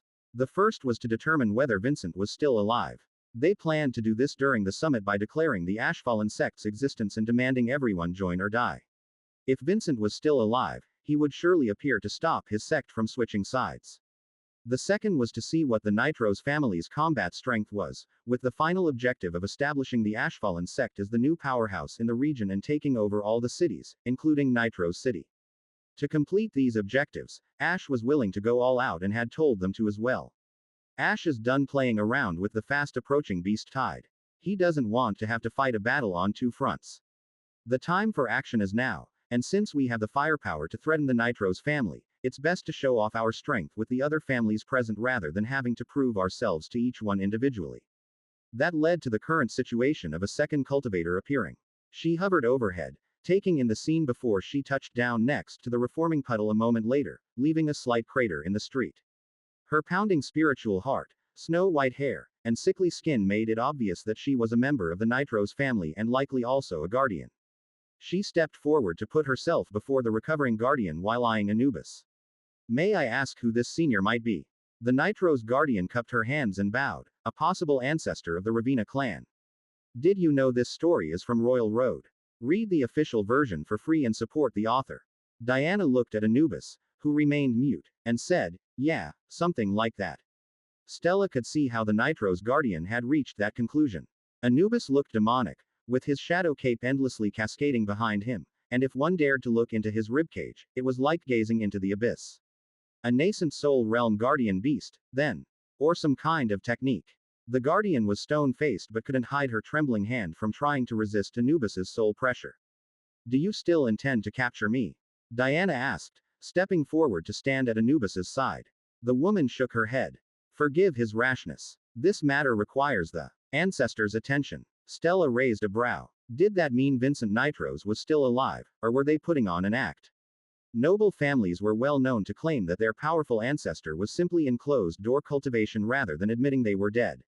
They would continue to hide behind a dead person's name, and rival families wouldn't be willing to waste chi and lives to poke the hornet's nest and see if an angry ancestor came out to beat them to death. What is your name? The woman asked while retrieving the parchment from the blood puddle and drying it off. Diana Ravenborn. I see. This is a problem. The Ravenborn family is listed as wiped out and, therefore, isn't qualified to join the summit as you have no city, peak, or land that you rule on behalf of the Blood Lotus sect. The woman's eyes flickered to Anubis, but with a monster like that on your side, I can make an exception. The Nitros guardian then stared at Stella for an uncomfortably long time. You look familiar. What is your name? Stella crestfallen. Stella felt weird openly admitting her real name. She had spent so long hiding behind fake names and masks, only ever saying her full name when needing to entice her bloodline to act. Ah, the woman's eyes lit up, and how she licked her lips reminded Stella why she kept to fake names. Please follow me. The ancestor has been expecting you. No. Excuse me. I said no, I'm not following you. Stella frowned. I'm going to attend the summit. Sorry, that's not possible for you. The Nitros guardian checked the parchment. Similar to Diana here, the crestfallen family is listed as having no cities, peaks, or land. Therefore, you cannot attend the summit. Huh, aren't I listed as the Grand Elder of the crestfallen family in Red Vine Peak? Valandor had visited Stella on Red Vine Peak when she was 13 and declared as such. Since she was apparently the sole heir to the crestfallen family, Valandor told her she was appointed as the temporary Grand Elder, which would be made official once she passed some tests. The Nitro's guardian looked at her with dull eyes as if she were asking pointless questions. No. Since Grand Elder Crestfallen's disappearance, Red Vine Peak was tentatively returned to the Nitro's family until you passed the Elder exam. Since you haven't passed it, Red Vine Peak was supposed to be awarded to the Ravenborn family, but they were wiped out. If Red Vine Peak is supposedly owned by the Nitro's family, Stella felt her anger rising, and it leaked into her tone. Then how come I've never seen a member from the Nitro's family visit? How can you claim to own a peak without ever stepping foot on it? Why would we? The woman snorted. It's a worthless wasteland on the edge of the sect's territory. There's nothing there worth noting except millions of filthy mortals and a dying mining industry. Stella blinked in disbelief, unable to form words. Worthless wasteland. Nothing there. How could they possibly be so clueless? There was Ashlock, the city they had built, and so much more. To call it a worthless wasteland was nonsense. Stella felt Diana's hand on her shoulder. Glancing to the side, she saw Diana giving her a knowing grin as if they had gotten away with something. Oh, that is too funny. Stella shook her head in disbelief. They are so far up their own asses they couldn't even be bothered to check. What a sad fate. The Nitro's family might have lived to see tomorrow morning if they had been bothered to handle matters appropriately. She is with me, Diana said, patting Stella on the shoulder, as is my guardian monster here. That's, the Nitro's guardian said with a strained smile, I really can't agree. We are all under strict instructions to bring Stella Crestfallen to the ancestor. Even if she also had a beast. Spatial chi arced upwards high into the sky before peeling back reality like a curtain. Stella didn't turn, but from the sudden shadow looming over them and blocking out the red-tinted sun and the guardian's face of utter disbelief, Ash had decided to play another of his cards.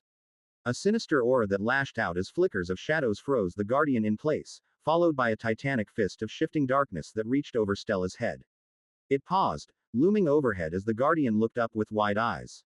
Here's a gift from a worthless land, Ash said through Hades this time as the titanic fist slammed down, pulverizing the Nitro's guardian and the half-reformed puddle behind her. The ground shook violently as cracks sprawled out like a spiderweb. As the fist raised, dripping blood, there were already signs of the Nitro's guardians beginning to reform. That was a hit from a 7th stage nascent soul realm ent, and yet they can still regenerate. Diana said in disbelief, are they immortal? Sure seems like it, Stella mused, I really doubt Vincent died now. He's a whole realm above these guardians, and I didn't see any signs of the blood in the coffin reforming into a body when I stabbed him. Just what did I kill that night? Diana hummed in thought. Was the cursed blood simply that effective against a blood cultivator to totally incapacitate him? If their whole bodies are made from blood, if their blood became cursed, wouldn't that be a death sentence? I suppose we can find out for certain. Stella strolled over to the reforming puddles, and her spatial ring flashed with silver light. A vial of Ash's black sap appeared in her hand. Squatting down, she popped off the cork and dumped it onto the puddle. It was impossible to tell which was the woman and which was the man as they had merged into one bloodied mess. You think experimenting on and turning his guardians into trees will get the boss to reveal himself? Diana asked as she stared at the castle in the distance. Maybe. Stella squinted at the blood puddle and saw the darkness of Ash's cursed blood spread throughout, corrupting it. If this doesn't anger him, I'm unsure if anything will. Yeah, fair. Diana leaned over Stella's back and glanced down at her experiment. How's it looking? Are they turning into trees yet? It seems to be working. The blood is becoming corrupted. No wait. Stella pointed at the central area where she had first poured the cursed sap and noticed the color changing back to scarlet as if it had absorbed the cursed blood. Ash, can you feel the cursed blood in this puddle? Right now. Yes, I can. But its presence is fading. Ash replied. I suppose it's unsurprising, but blood cultivators can deal with my cursed blood. Ash trailed off as he seemed to realize something. Wait, doesn't that mean Vincent has a sample of my cursed blood if he's still alive? That doesn't sound good. You can extract your cursed blood from someone's soul, right? Diana asked. I can, yeah, but the question is if I get to them fast enough. With how potent my cursed blood is now, if someone is out of chi, they will turn into a tree within seconds. That's scary, Diana frowned. Stella poked at the blood puddles with a nearby piece of rubble, so these blood-obsessed bastards are immune to cursed blood. If turning them into trees won't work, what about an ent? I can only turn dead bodies into ents. I can make it work if you can find a way to kill them for good while having any of them remain. Stella and Diana looked at the blood puddle that had regained its vibrant scarlet shade and was starting to reform into two humans again. Even in such a state, the soft pounding of their spiritual hearts could still be heard. How? Diana sighed. If they have unlimited regeneration, they will never die unless they are reduced to nothing by someone like Larry or Void Chi from Morgan and Maple. But then there's nothing left to turn into an enter tree. Killing them won't be a total waste. I can devour them for a lot of chi and other benefits. If Larry or Maple eats them, their cultivation will grow greatly, too. Actually, I'll eat these too. Another portal ripped into existence above the blood puddle, and black vines slithered down like hungering snakes. The blood puddle was surprisingly viscous, like wet dough, so Ash's vines could pick them up and drag them away to be devoured. You two go on ahead to the summit. I guess there's nobody to show you in anymore, so let yourselves in. What if someone else tries to stop us? Diana asked. Stop you? With Anubis and Hades watching over you? Ash laughed. At that point, they are just asking to die. Remember, we are here to make noise and make ourselves known. There's only one way to drag that tyrant out of his hole if he lives or takes over his empty throne, and that's with force. Stella smirked as she walked down the now empty and destroyed street toward the Nitro's castle.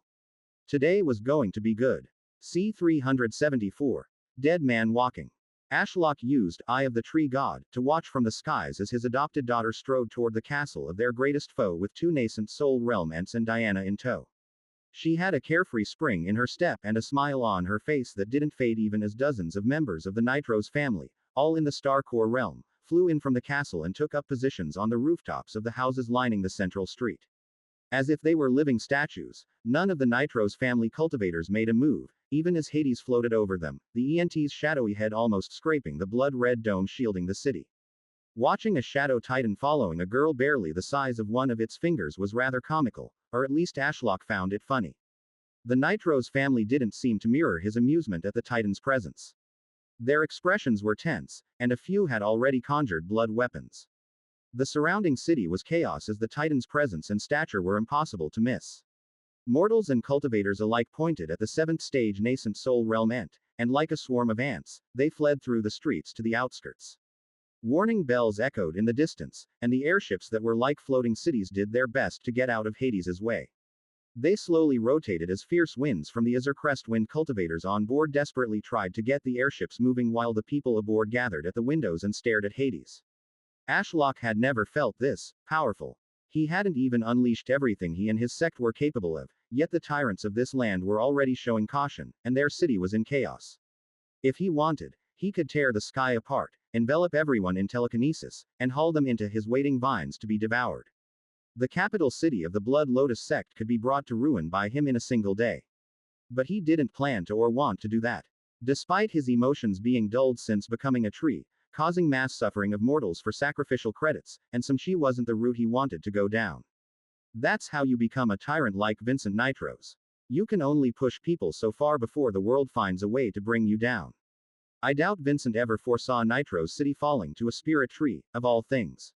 Speaking of Vincent Nitros, Ashlock decided to go ahead of Stella to scout for the tyrant. They had killed two of his guardians and made a lot of noise, so if he was still alive, he should be on the move to stop the chaos. Looking into the main hallway of the castle, Ashlock was surprised to see people from the various noble families of the Blood Lotus sect rushing out of a grandiose meeting room and toward the castle's front entrance. By their appearance and the chi wreathing their bodies, he could tell which families were in attendance. I can see people from the Skyrend, Terraforge, Azurcrest, Starweaver, and Silverspire families. All seem to be grand elders or at least high-ups in their respective families by their mid to high star clore level cultivation. Ashlock mused. Of course, none were in the nascent soul realm, as that would be a death sentence from Vincent. I wonder if they would be willing to switch sides if I tell them they are allowed to ascend, and I'll even help them. So long as they signed oaths of loyalty and stayed in their cities, Ashlock would accept them all, even the Skyrend family, which he found annoyingly arrogant and generally disliked. Past transgressions could be overlooked if they were willing to be loyal and use their strength to help him repel the beast tide. There only seemed to be a single member representing the Skyrend family, which made sense as Morgan and Maple had wiped out most of them. However, he couldn't see their representative's face due to the cloak they wore. Ashlock searched the rest of the castle, his gaze sweeping across every room and hallway. But other than many panicking Star Core elders of the Nitros family barking orders to each other, he found no signs of Vincent. It should be impossible for a man of Vincent's caliber to completely hide his cultivation and presence. Ashlock tried to track his cursed blood but couldn't feel it anywhere in the castle. Someone had definitely absorbed and isolated it from his senses. Did he really die that night? Ashlock was on the fence about it. As Stella had discovered, his cursed blood had little effect on blood cultivators. Also, the Guardians had managed to start regenerating after being hit by an attack from Hades, who was an entire realm above Stella. It simply didn't add up for Vincent to have died that night to someone so beneath his cultivation level. Maybe he dissolved into the blood and escaped via the blood channels leading to the coffin. Ashlock thought as he looked at the empty chamber where Vincent had been on the castle's top floor. The maids were gone, and the door was left open. He followed each channel, but they led to empty rooms. With no more leads or ideas, he gave up. While unable to locate Vincent, Ashlock had learned something new today. His nascent soul realm ents were capable of speech, but they didn't have an ego to form their own complex thoughts. But Ashlock could have them relay his words through abyssal whispers, meaning he could now use the mental attack skill away from his trunk. If Vincent still won't show himself, Ashlock's vision shifted back to Hades, and he looked down at the group of noble cultivators gathered before the castle's entrance. Then it's about time we make ourselves known. Stella crested the staircase's final step leading up to the Nitros castle's entrance and was met with a vast courtyard before the doorway decorated with statues of Vincent Nitros looking far less like a corpse than he had when she stabbed him to death in the coffin and black stone fountains spouting blood. A putrid smell of iron in the air tickled Stella's nose.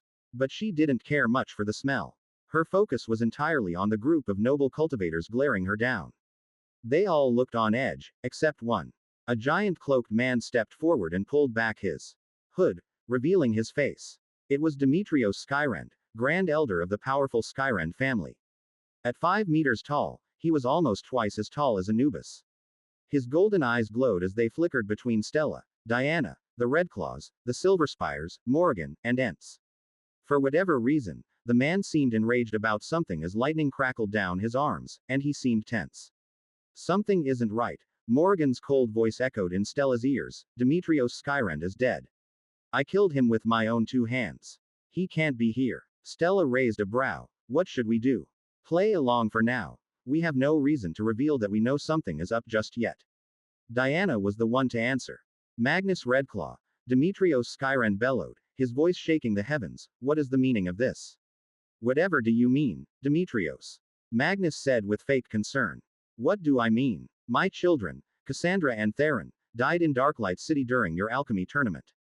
The Titanic man pointed an accusing finger at Magnus. You accused the Voidman family of attacking the tournament and my children dying during the battle.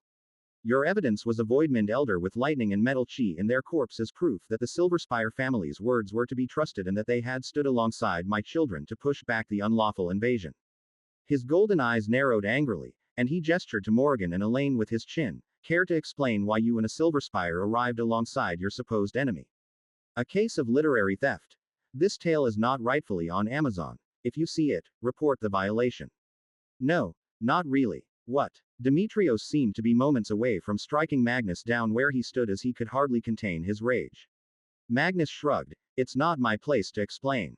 A shifty old man with hair that looked like strands of silver, similar to Sebastian and Riker, stepped forward with a deep frown. Magnus Redclaw, I've also been meaning to talk with you. My nephew was in the Tainted Cloud sect when his soul jade shattered. I gathered some intel and found out he had been fighting against the Redclaws and a blonde-haired girl when he was ambushed by a monster and died. The man's eyes flickered between Magnus, Sebastian, and Stella. I thought this was simply a matter between us and the Redclaw family. But it would appear a branch of my family may have been plotting against mine. Is that right, Sebastian? How can you stand beside a family that worked to kill your nephew? Sebastian snorted. Nobody needs to plot against your branch, Third Elder. You dare utter such words, you filthy servant of a mere child. The sly old man spat on the floor. My youngest son is already nearing the Star Core realm at 13. What hope can Riker possibly have to surpass him? Sebastian gave the Third Elder a blank stare. Star Core realm at 13. Wow. So impressive. His every word was more sarcastic than the last, which only seemed to anger the Third Elder more. Stella stood there trying to put faces to names. She remembered Demetrios Skyrend. He had arrived at the end of the alchemy tournament after Ashlock devoured his children. They pinned their deaths on Dante Voidmund, who then lost his arm, blocking an attack from Demetrios Skyrend before escaping. Demetrios then chased after Dante and wasn't seen again, likely because he was too busy participating in the war with the Voidmund family that Ash had orchestrated. He was also apparently a dead man, yet stood before them looking alive and well. But who is this third elder? Stella racked her brain before she realized who he was. During the Nightshade City War, Jade Sentinels and many other Eternal Pursuit Pavilion hunters assisted the Lunarshade family in fighting us. During the battle, a Jade Sentinel from the Silverspire family attacked me. I tried to convince them we had ties to the Silverspire family by saying I knew about their plan for a mutiny. The man then asked me who my connection was, and not wanting to say it was Sebastian and Riker, I claimed to know the third elder. It had been a random guess, but to think I would meet the man one day. The monster in question was likely Larry, as the spider ultimately killed the Silverspire Jade Sentinel. So this third elder thinks Larry killed his nephew. Interestingly, he doesn't want to admit that his nephew was a Jade Sentinel and is using vague terms. Is that because Vincent Nitros banned the Eternal Pursuit Pavilion from the sect? Demetrios stepped before the third elder and glared at him. Your matter is of little importance. I have a score to settle with them first. No, hold on. A man with tanned skin, a bald head, and muscles as hard as rocks interrupted Demetrios. While not as tall as the lightning titan, this man radiated raw strength like an unstoppable mountain. One of my children also happened to attend this alchemy tournament at Darklight City. I was in closed-door cultivation until recently, but I was informed upon my exit to attend this summit that my son Roderick Terraforge had also died. However, if the records are accurate, he died shortly after the tournament concluded. Not during this supposed Voidmund attack.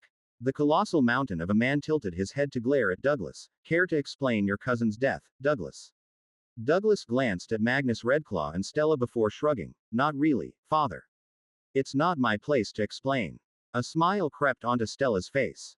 Due to the oath of secrecy wrapped around the souls of Magnus and Douglas, they could not disclose anything about that day.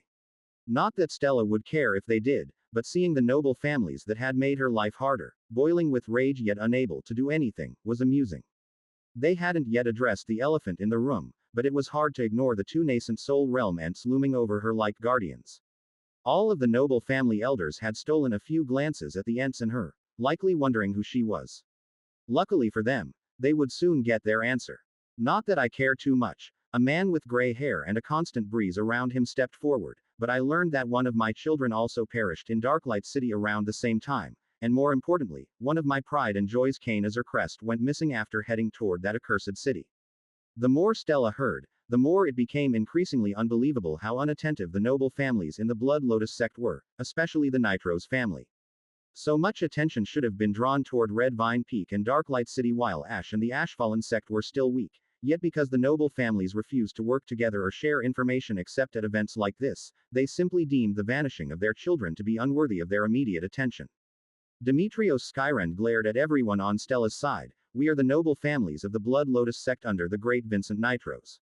We rule over the rogue cultivators and millions of mortals. They fear and worship us. Our children carry our profound names and legacy. They should be able to walk freely between our cities, which has been the case for centuries. So explain to me what is going on. The Winterwrath, Evergreen, and Ravenborn families seemingly vanished.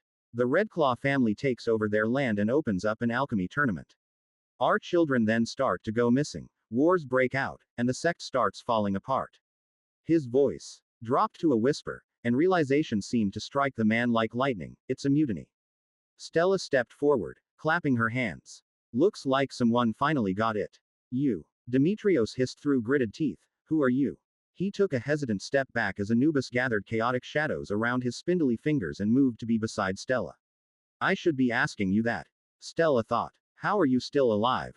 Let's see if a little pressure will help peel back that facade of yours. You want to know who I am? Stella let her 7th stage Starcore Ether Chi dance across her shoulders. I'm Stella Crestfallen, princess of the Ashfallen sect and head priestess of the All-Seeing Eye. For the first time, she said her full name and titles with her chest and absolute pride. With Ashlock watching over her, she had nothing to fear. At such a declaration, the ultimate form of her bloodline activated on its own. As if her ancestors proudly watched down on her, an immense pressure descended on the courtyard. Most were forced to take a few strained steps back, but Demetrios actually spit blood. The Ashfallen sect. Demetrios wiped the blood from his mouth. I've never heard of it. Have any of you? He asked the other noble family grand elders behind him. I have. The third elder paled as he brought out a black and gold pendant, showing he was a member of the Eternal Pursuit Pavilion. He inserted some chi into the pendant to make words appear on its surface in golden letters. Celestial Empire, Divine. Ashfallen Sect, Divine. Frozen Star Sect, Monarch Realm. Blood Lotus Sect, Nascent Soul Realm. It was the list of the top sects, and clearly displayed was the Ashfallen Sect, which was one of the only divine-level sects, behind only the Celestial Empire. The cultivators from the noble families gathered around the pendant, and their eyes widened at what they saw. What is a divine-level sect doing here? Demetrios cursed under his breath, but the man was so tall and loud that it was easily heard by all. No. How is a divine-level sect here? Since when did a sect on the level of the Celestial Empire appear? Recently. The third elder muttered, I thought it was an error made by the Eternal Pursuit Pavilion at first, but seeing it with my own eyes, now I'm not so sure. Maybe there really is a divine-level sect out here in the wilderness. Demetrios's face twisted so much that he almost seemed inhuman. You didn't deem this information important enough to tell Vincent Nitros. No, he would kill me.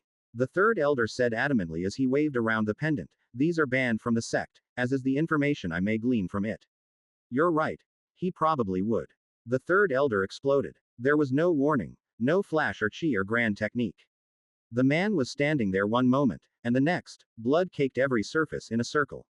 It had been a silent death. Not even time for a scream. Stella was stunned. Stab Diana. What? Stella didn't even know how to process Ash's order. Come again. Listen to me, Stella. Stab Diana quickly. Don't worry, she is fine. Stella didn't think twice. If her dad wanted her to do something, she would do it. Summoning daggers, she turned to her best friend and rammed both of them deep into her side. Diana turned to look at her in shock before she collapsed into a pile of nothing but blood. I'm so confused, Stella muttered as she stared at her bloody daggers and what used to be Diana. C-375. Figuring things out. Diana blinked in confusion as she stared at Quill across the ink lake in the Ashfallen sect's library. Just a second ago, she had witnessed the Silverspire third elder explode. Before she'd even had a moment to process the man's spontaneous death, she had felt an immense tug on her soul and ended up back here on Red Vine Peak. Glancing around, Diana noted that there was nobody else here. She was the only one that had returned. Ashlock. Diana asked the ceiling. When she received no response, she cupped her hands and infused her voice with chi. Ashlock. The ceiling shook slightly, and Quill's leaves rustled, yet she still received no response from the spirit tree that lorded over the peak. Ashlock not responding when he's focusing somewhere else is normal, but why am I back here? Something triggered my void shield and activated my spatial anchor, yet Ashlock isn't checking on me to ask what happened. That means he's either busy dealing with whatever broke my shield, or he doesn't even know, which is a far worse case scenario. Diana began to get worried. She thought back to Demetrios Skyrend, who Morrigan adamantly declared should be dead. His questions had seemed a little oddly phrased, and how he spoke to the third elder before he exploded was too convenient. If Vincent has some way to bring dead people back to life, who is to say he can't do the same for me? I've got to get Ashlock's attention somehow and let him know I'm safely back here. I could try to wake Larry, but I'm unsure if even he can get Ashlock's attention if he's focused elsewhere. Diana bit her lip as she desperately surveyed the room, her eyes landed on Quill. That's it. The ink tree is the head of Red Vine Peak's defenses when Ashlock isn't around, and I bet Ashlock won't ignore one of his favorite offspring. Kata was naturally aroused from his slumber by her shouting and presence. His annoyed expression faded once he looked at her and gave a happy hiss. Sorry, now's not the time for cuddles. Diana gently pushed the lindworm's head away. I need Quill to get Ashlock's attention, quickly. It's urgent. I need him to know I'm fine and here on Red Vine Peak. Kata bowed his head in understanding and poked Quill with his tail. The lindworm and tree seemed to communicate silently with one another, and a second later, the ink tree radiated presence like a beacon. The ink lake rippled out in waves like a calling signal, and a moment later, Diana felt a familiar voice echo through her mind. Diana, what the hell are you doing back here? This doesn't make any sense. I don't know. My void shield broke, and the spatial anchor brought me back here. But, Diana felt Ashlock's presence briefly leave her mind before focusing back in again. You're there, standing beside Stella right now. What? That's not me, Diana declared adamantly. How can I exist in two places at the same time? This is definitely a trick of some kind. A portal suddenly tore into existence beside her, and she felt her soul tremble as Ashlock stared at her through a purple rift with his demonic eye. He looked her up and down before the rift snapped closed with a pop. Sorry about that. I just had to check it's really you before telling Stella to do something crazy. Crazy. Like what? Diana trailed off as Ashlock's presence withdrew from her mind as quickly as it had arrived. Curse the Nine Realms. What is going on? She was now all alone in the stone library again. Except for Kata, who leaned in and playfully licked her face. Kata, what should I do? The lindworm tilted his head to expose the optimal scratching location on his neck. You're not helping. Diana sighed as she obliged and humored the lindworm. If I ate another void protection fruit and had Quill set me up with a new spatial anchor, I could ask Ashlock to portal me over. Diana's face scrunched up in a frown at the thought of consuming another void protection fruit. It had wiped out a week in the mystic realm worth of chi. While not an amount of chi she was unwilling to expend, she had no idea of the situation to know if it was worth it or not. After all, it could have been some stray blood from the third elder exploding or a chi-infused wind that took her void shield out. Depending on a void shield was a double-edged sword. It was costly, a one-time use, and anything could trigger it. Not to mention poor Quill, who had to spend his ink chi to form the spatial anchor each time. Diana tapped her foot with impatience and worry. I should have had my spatial anchor trigger if my skin got cut or something. No, that wouldn't have worked. What if I exploded instantly like the third elder? The spatial anchor would have transported nothing but pieces back here. It was a confusing mess. Dead people were back to life. Someone was pretending to be her, and a Starcore Realm Silverspire elder had perished in such a quick and gruesome way that Diana couldn't even begin to make guesses as to how he died. Is this Vincent Nitrose's power? Diana bit her lip. Maybe it's his third affinity or one of his bloodlines. There was a flash of spatial chi to her side, followed by Stella appearing. The girl was staring at the floor with a blank expression while holding two daggers that were dripping blood onto the floor. Kata reacted immediately, pulling away from Diana's absent-minded scratching and hissing at Stella. Stella. Diana ran over. What's happening in Nitro City? Her best friend tilted her head to look at her, and relief seemed to wash over the girl. Phew. You are fine. I just stabbed you. Ash told me to. Stella enacted the stabbing motion with the two bloody daggers. You were reduced to a pool of blood. So that's what Ashlock meant by making you do something crazy. Wait, I turned into blood. Nothing else. Stella shook her head. Nope, just blood. Must have something to do with Vincent Nitrose's blood affinity then. Maybe he can make blood clones of real people. That would explain why Demetrios Skyrand is seemingly still alive. Diana tapped her chin. I don't even know how my void shield broke, Stella muttered. She seemed deeply confused, as if her brain had shut down. She was glancing around with a blank stare again. This narrative has been purloined without the author's approval. Report any appearances on Amazon. Diana shook her shoulder. Snap out of it and concentrate. Did anything hit you? Did someone explode again like the third elder? Stella took a deep breath to recalibrate. Okay, sorry, I'm here now. With the third elder exploding, having to stab you to death, dying somehow, and now being brought back here, and then my bloodline deactivating all within the span of a few seconds. It was a lot to take in and process. I understand. I was also disorientated for a moment when I was brought back here, but we need to devise a plan. Diana gave Stella a reassuring smile and patted her again on the shoulder. Do you remember anything before you were brought back here? Perhaps the moment your void shield broke. Stella fell silent for a moment, her eyes shifting around as she seemed to rack her brain. A pressure. Though it was different from soul pressure. How? I don't know. Soul pressure radiates from a person, if you know what I mean. If I were to stand over there and unleash soul pressure, you would know exactly where I was and look in my direction. Diana nodded. But the pressure I felt was more targeted.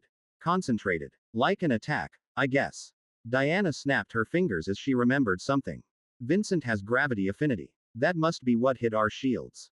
It's a nearly invisible affinity, similar to sound.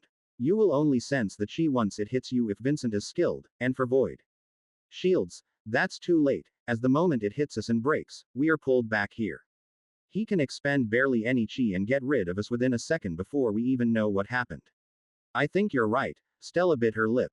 That's bad, isn't it? We need those shields, as there's no way we can survive a high-stage nascent soul realm attack without them. Surely he can just crush us like bugs with gravity at a snap of a finger.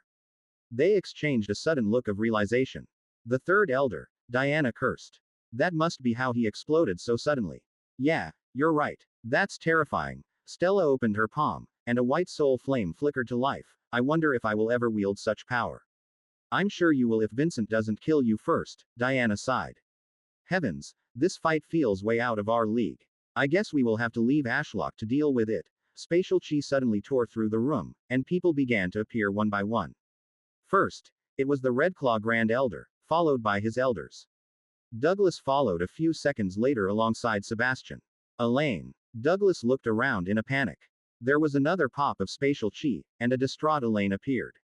Mother.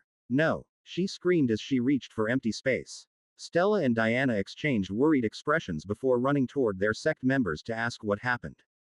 Ashlock didn't like where this was going. Now that the children are gone, how about us old monsters have a talk? Demetrios Skyren's body had shifted in a grotesque display and taken on the appearance of Vincent Nitros. A wave of chi-infused gravity had wiped out his sect members by triggering their void shields, and now Vincent had Morgan trapped in a bubble of reversed gravity. She was slowly spinning in the air and looked very grumpy about it. At the snap of his fingers, Vincent summoned a chair and casually took a seat while staring up at Hades. All that remained of Ashlock's mini-invasion of Nitros City were his nascent soul realm ents and Morgan, who wasn't offering much help as she tried and failed to escape Vincent's grasp. It would appear quite a lot has occurred during my closed-door cultivation. Not the first time a little revolt like this has been attempted, he casually gestured to Morgan and Ashlock's ents, but I haven't had to get this serious in a long time. So why don't we have a chat? Ashlock remained silent, as did Morgan. Look, Vincent pinched the bridge of his nose and seemed frustrated. People like us are at the peak of this realm. The chi is thin. Cultivating is a long and tedious process for us. Fighting each other is pointless. Morgan laughed. Maybe for you. You may be unable to ascend to the nascent soul realm, but void chi is still hard to cultivate, is it not? Vincent retorted. What about you, newcomer? Ashfallen sect, was it? Are you the all-seeing eye? Ashlock had no reason to answer his questions. Information was worth its weight in gold, and while his sect members were gone, he still held the advantage. It was technically 3 nascent soul realms against 1 right now, and for Ashlock, she was hardly a resource worth preserving. He didn't mind pitting his vast chi pool against Vincent's any day to see who would run out first.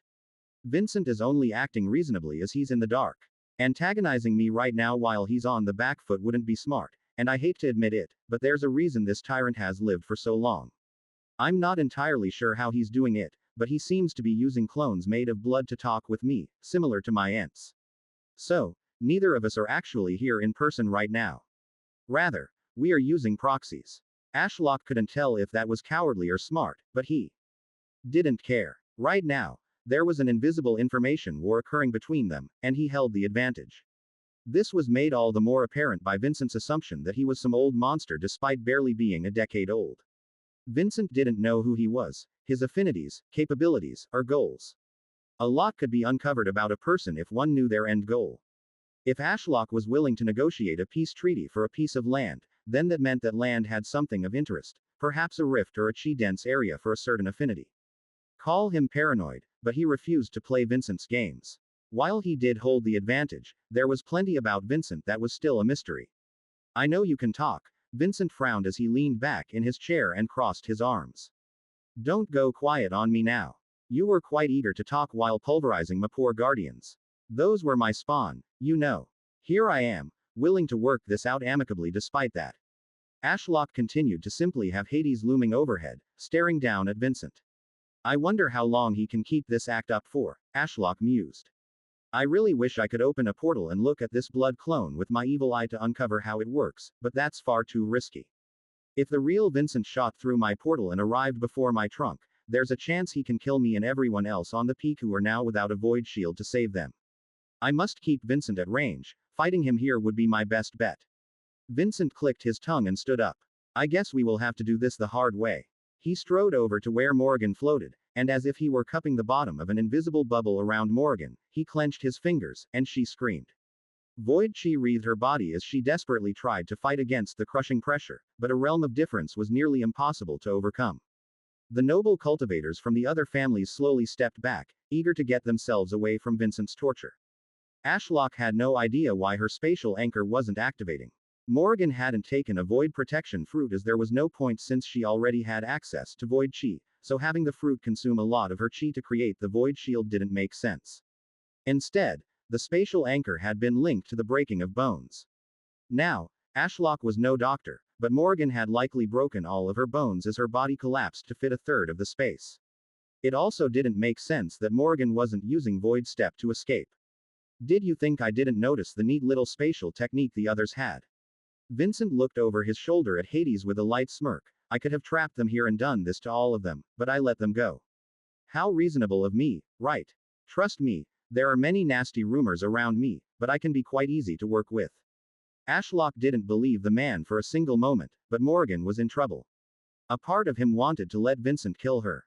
As an origin, she wouldn't truly die, and he had been looking for a way to get rid of her for a while. But if Vincent was the one to do it, then it was a win-win. He would see more of his power, and Morrigan wouldn't be a problem. That would be the logical thing. To let Morrigan die. Ashlock sighed as he quietly opened a portal far away from the castle and beckoned Larry through. His guardian turned into a vaguely spider-shaped ash cloud and soared toward them through the sky. He hadn't come here to watch his sect member's mother be tortured and killed. No, he had come here to kill a man, and that is precisely what he was going to do.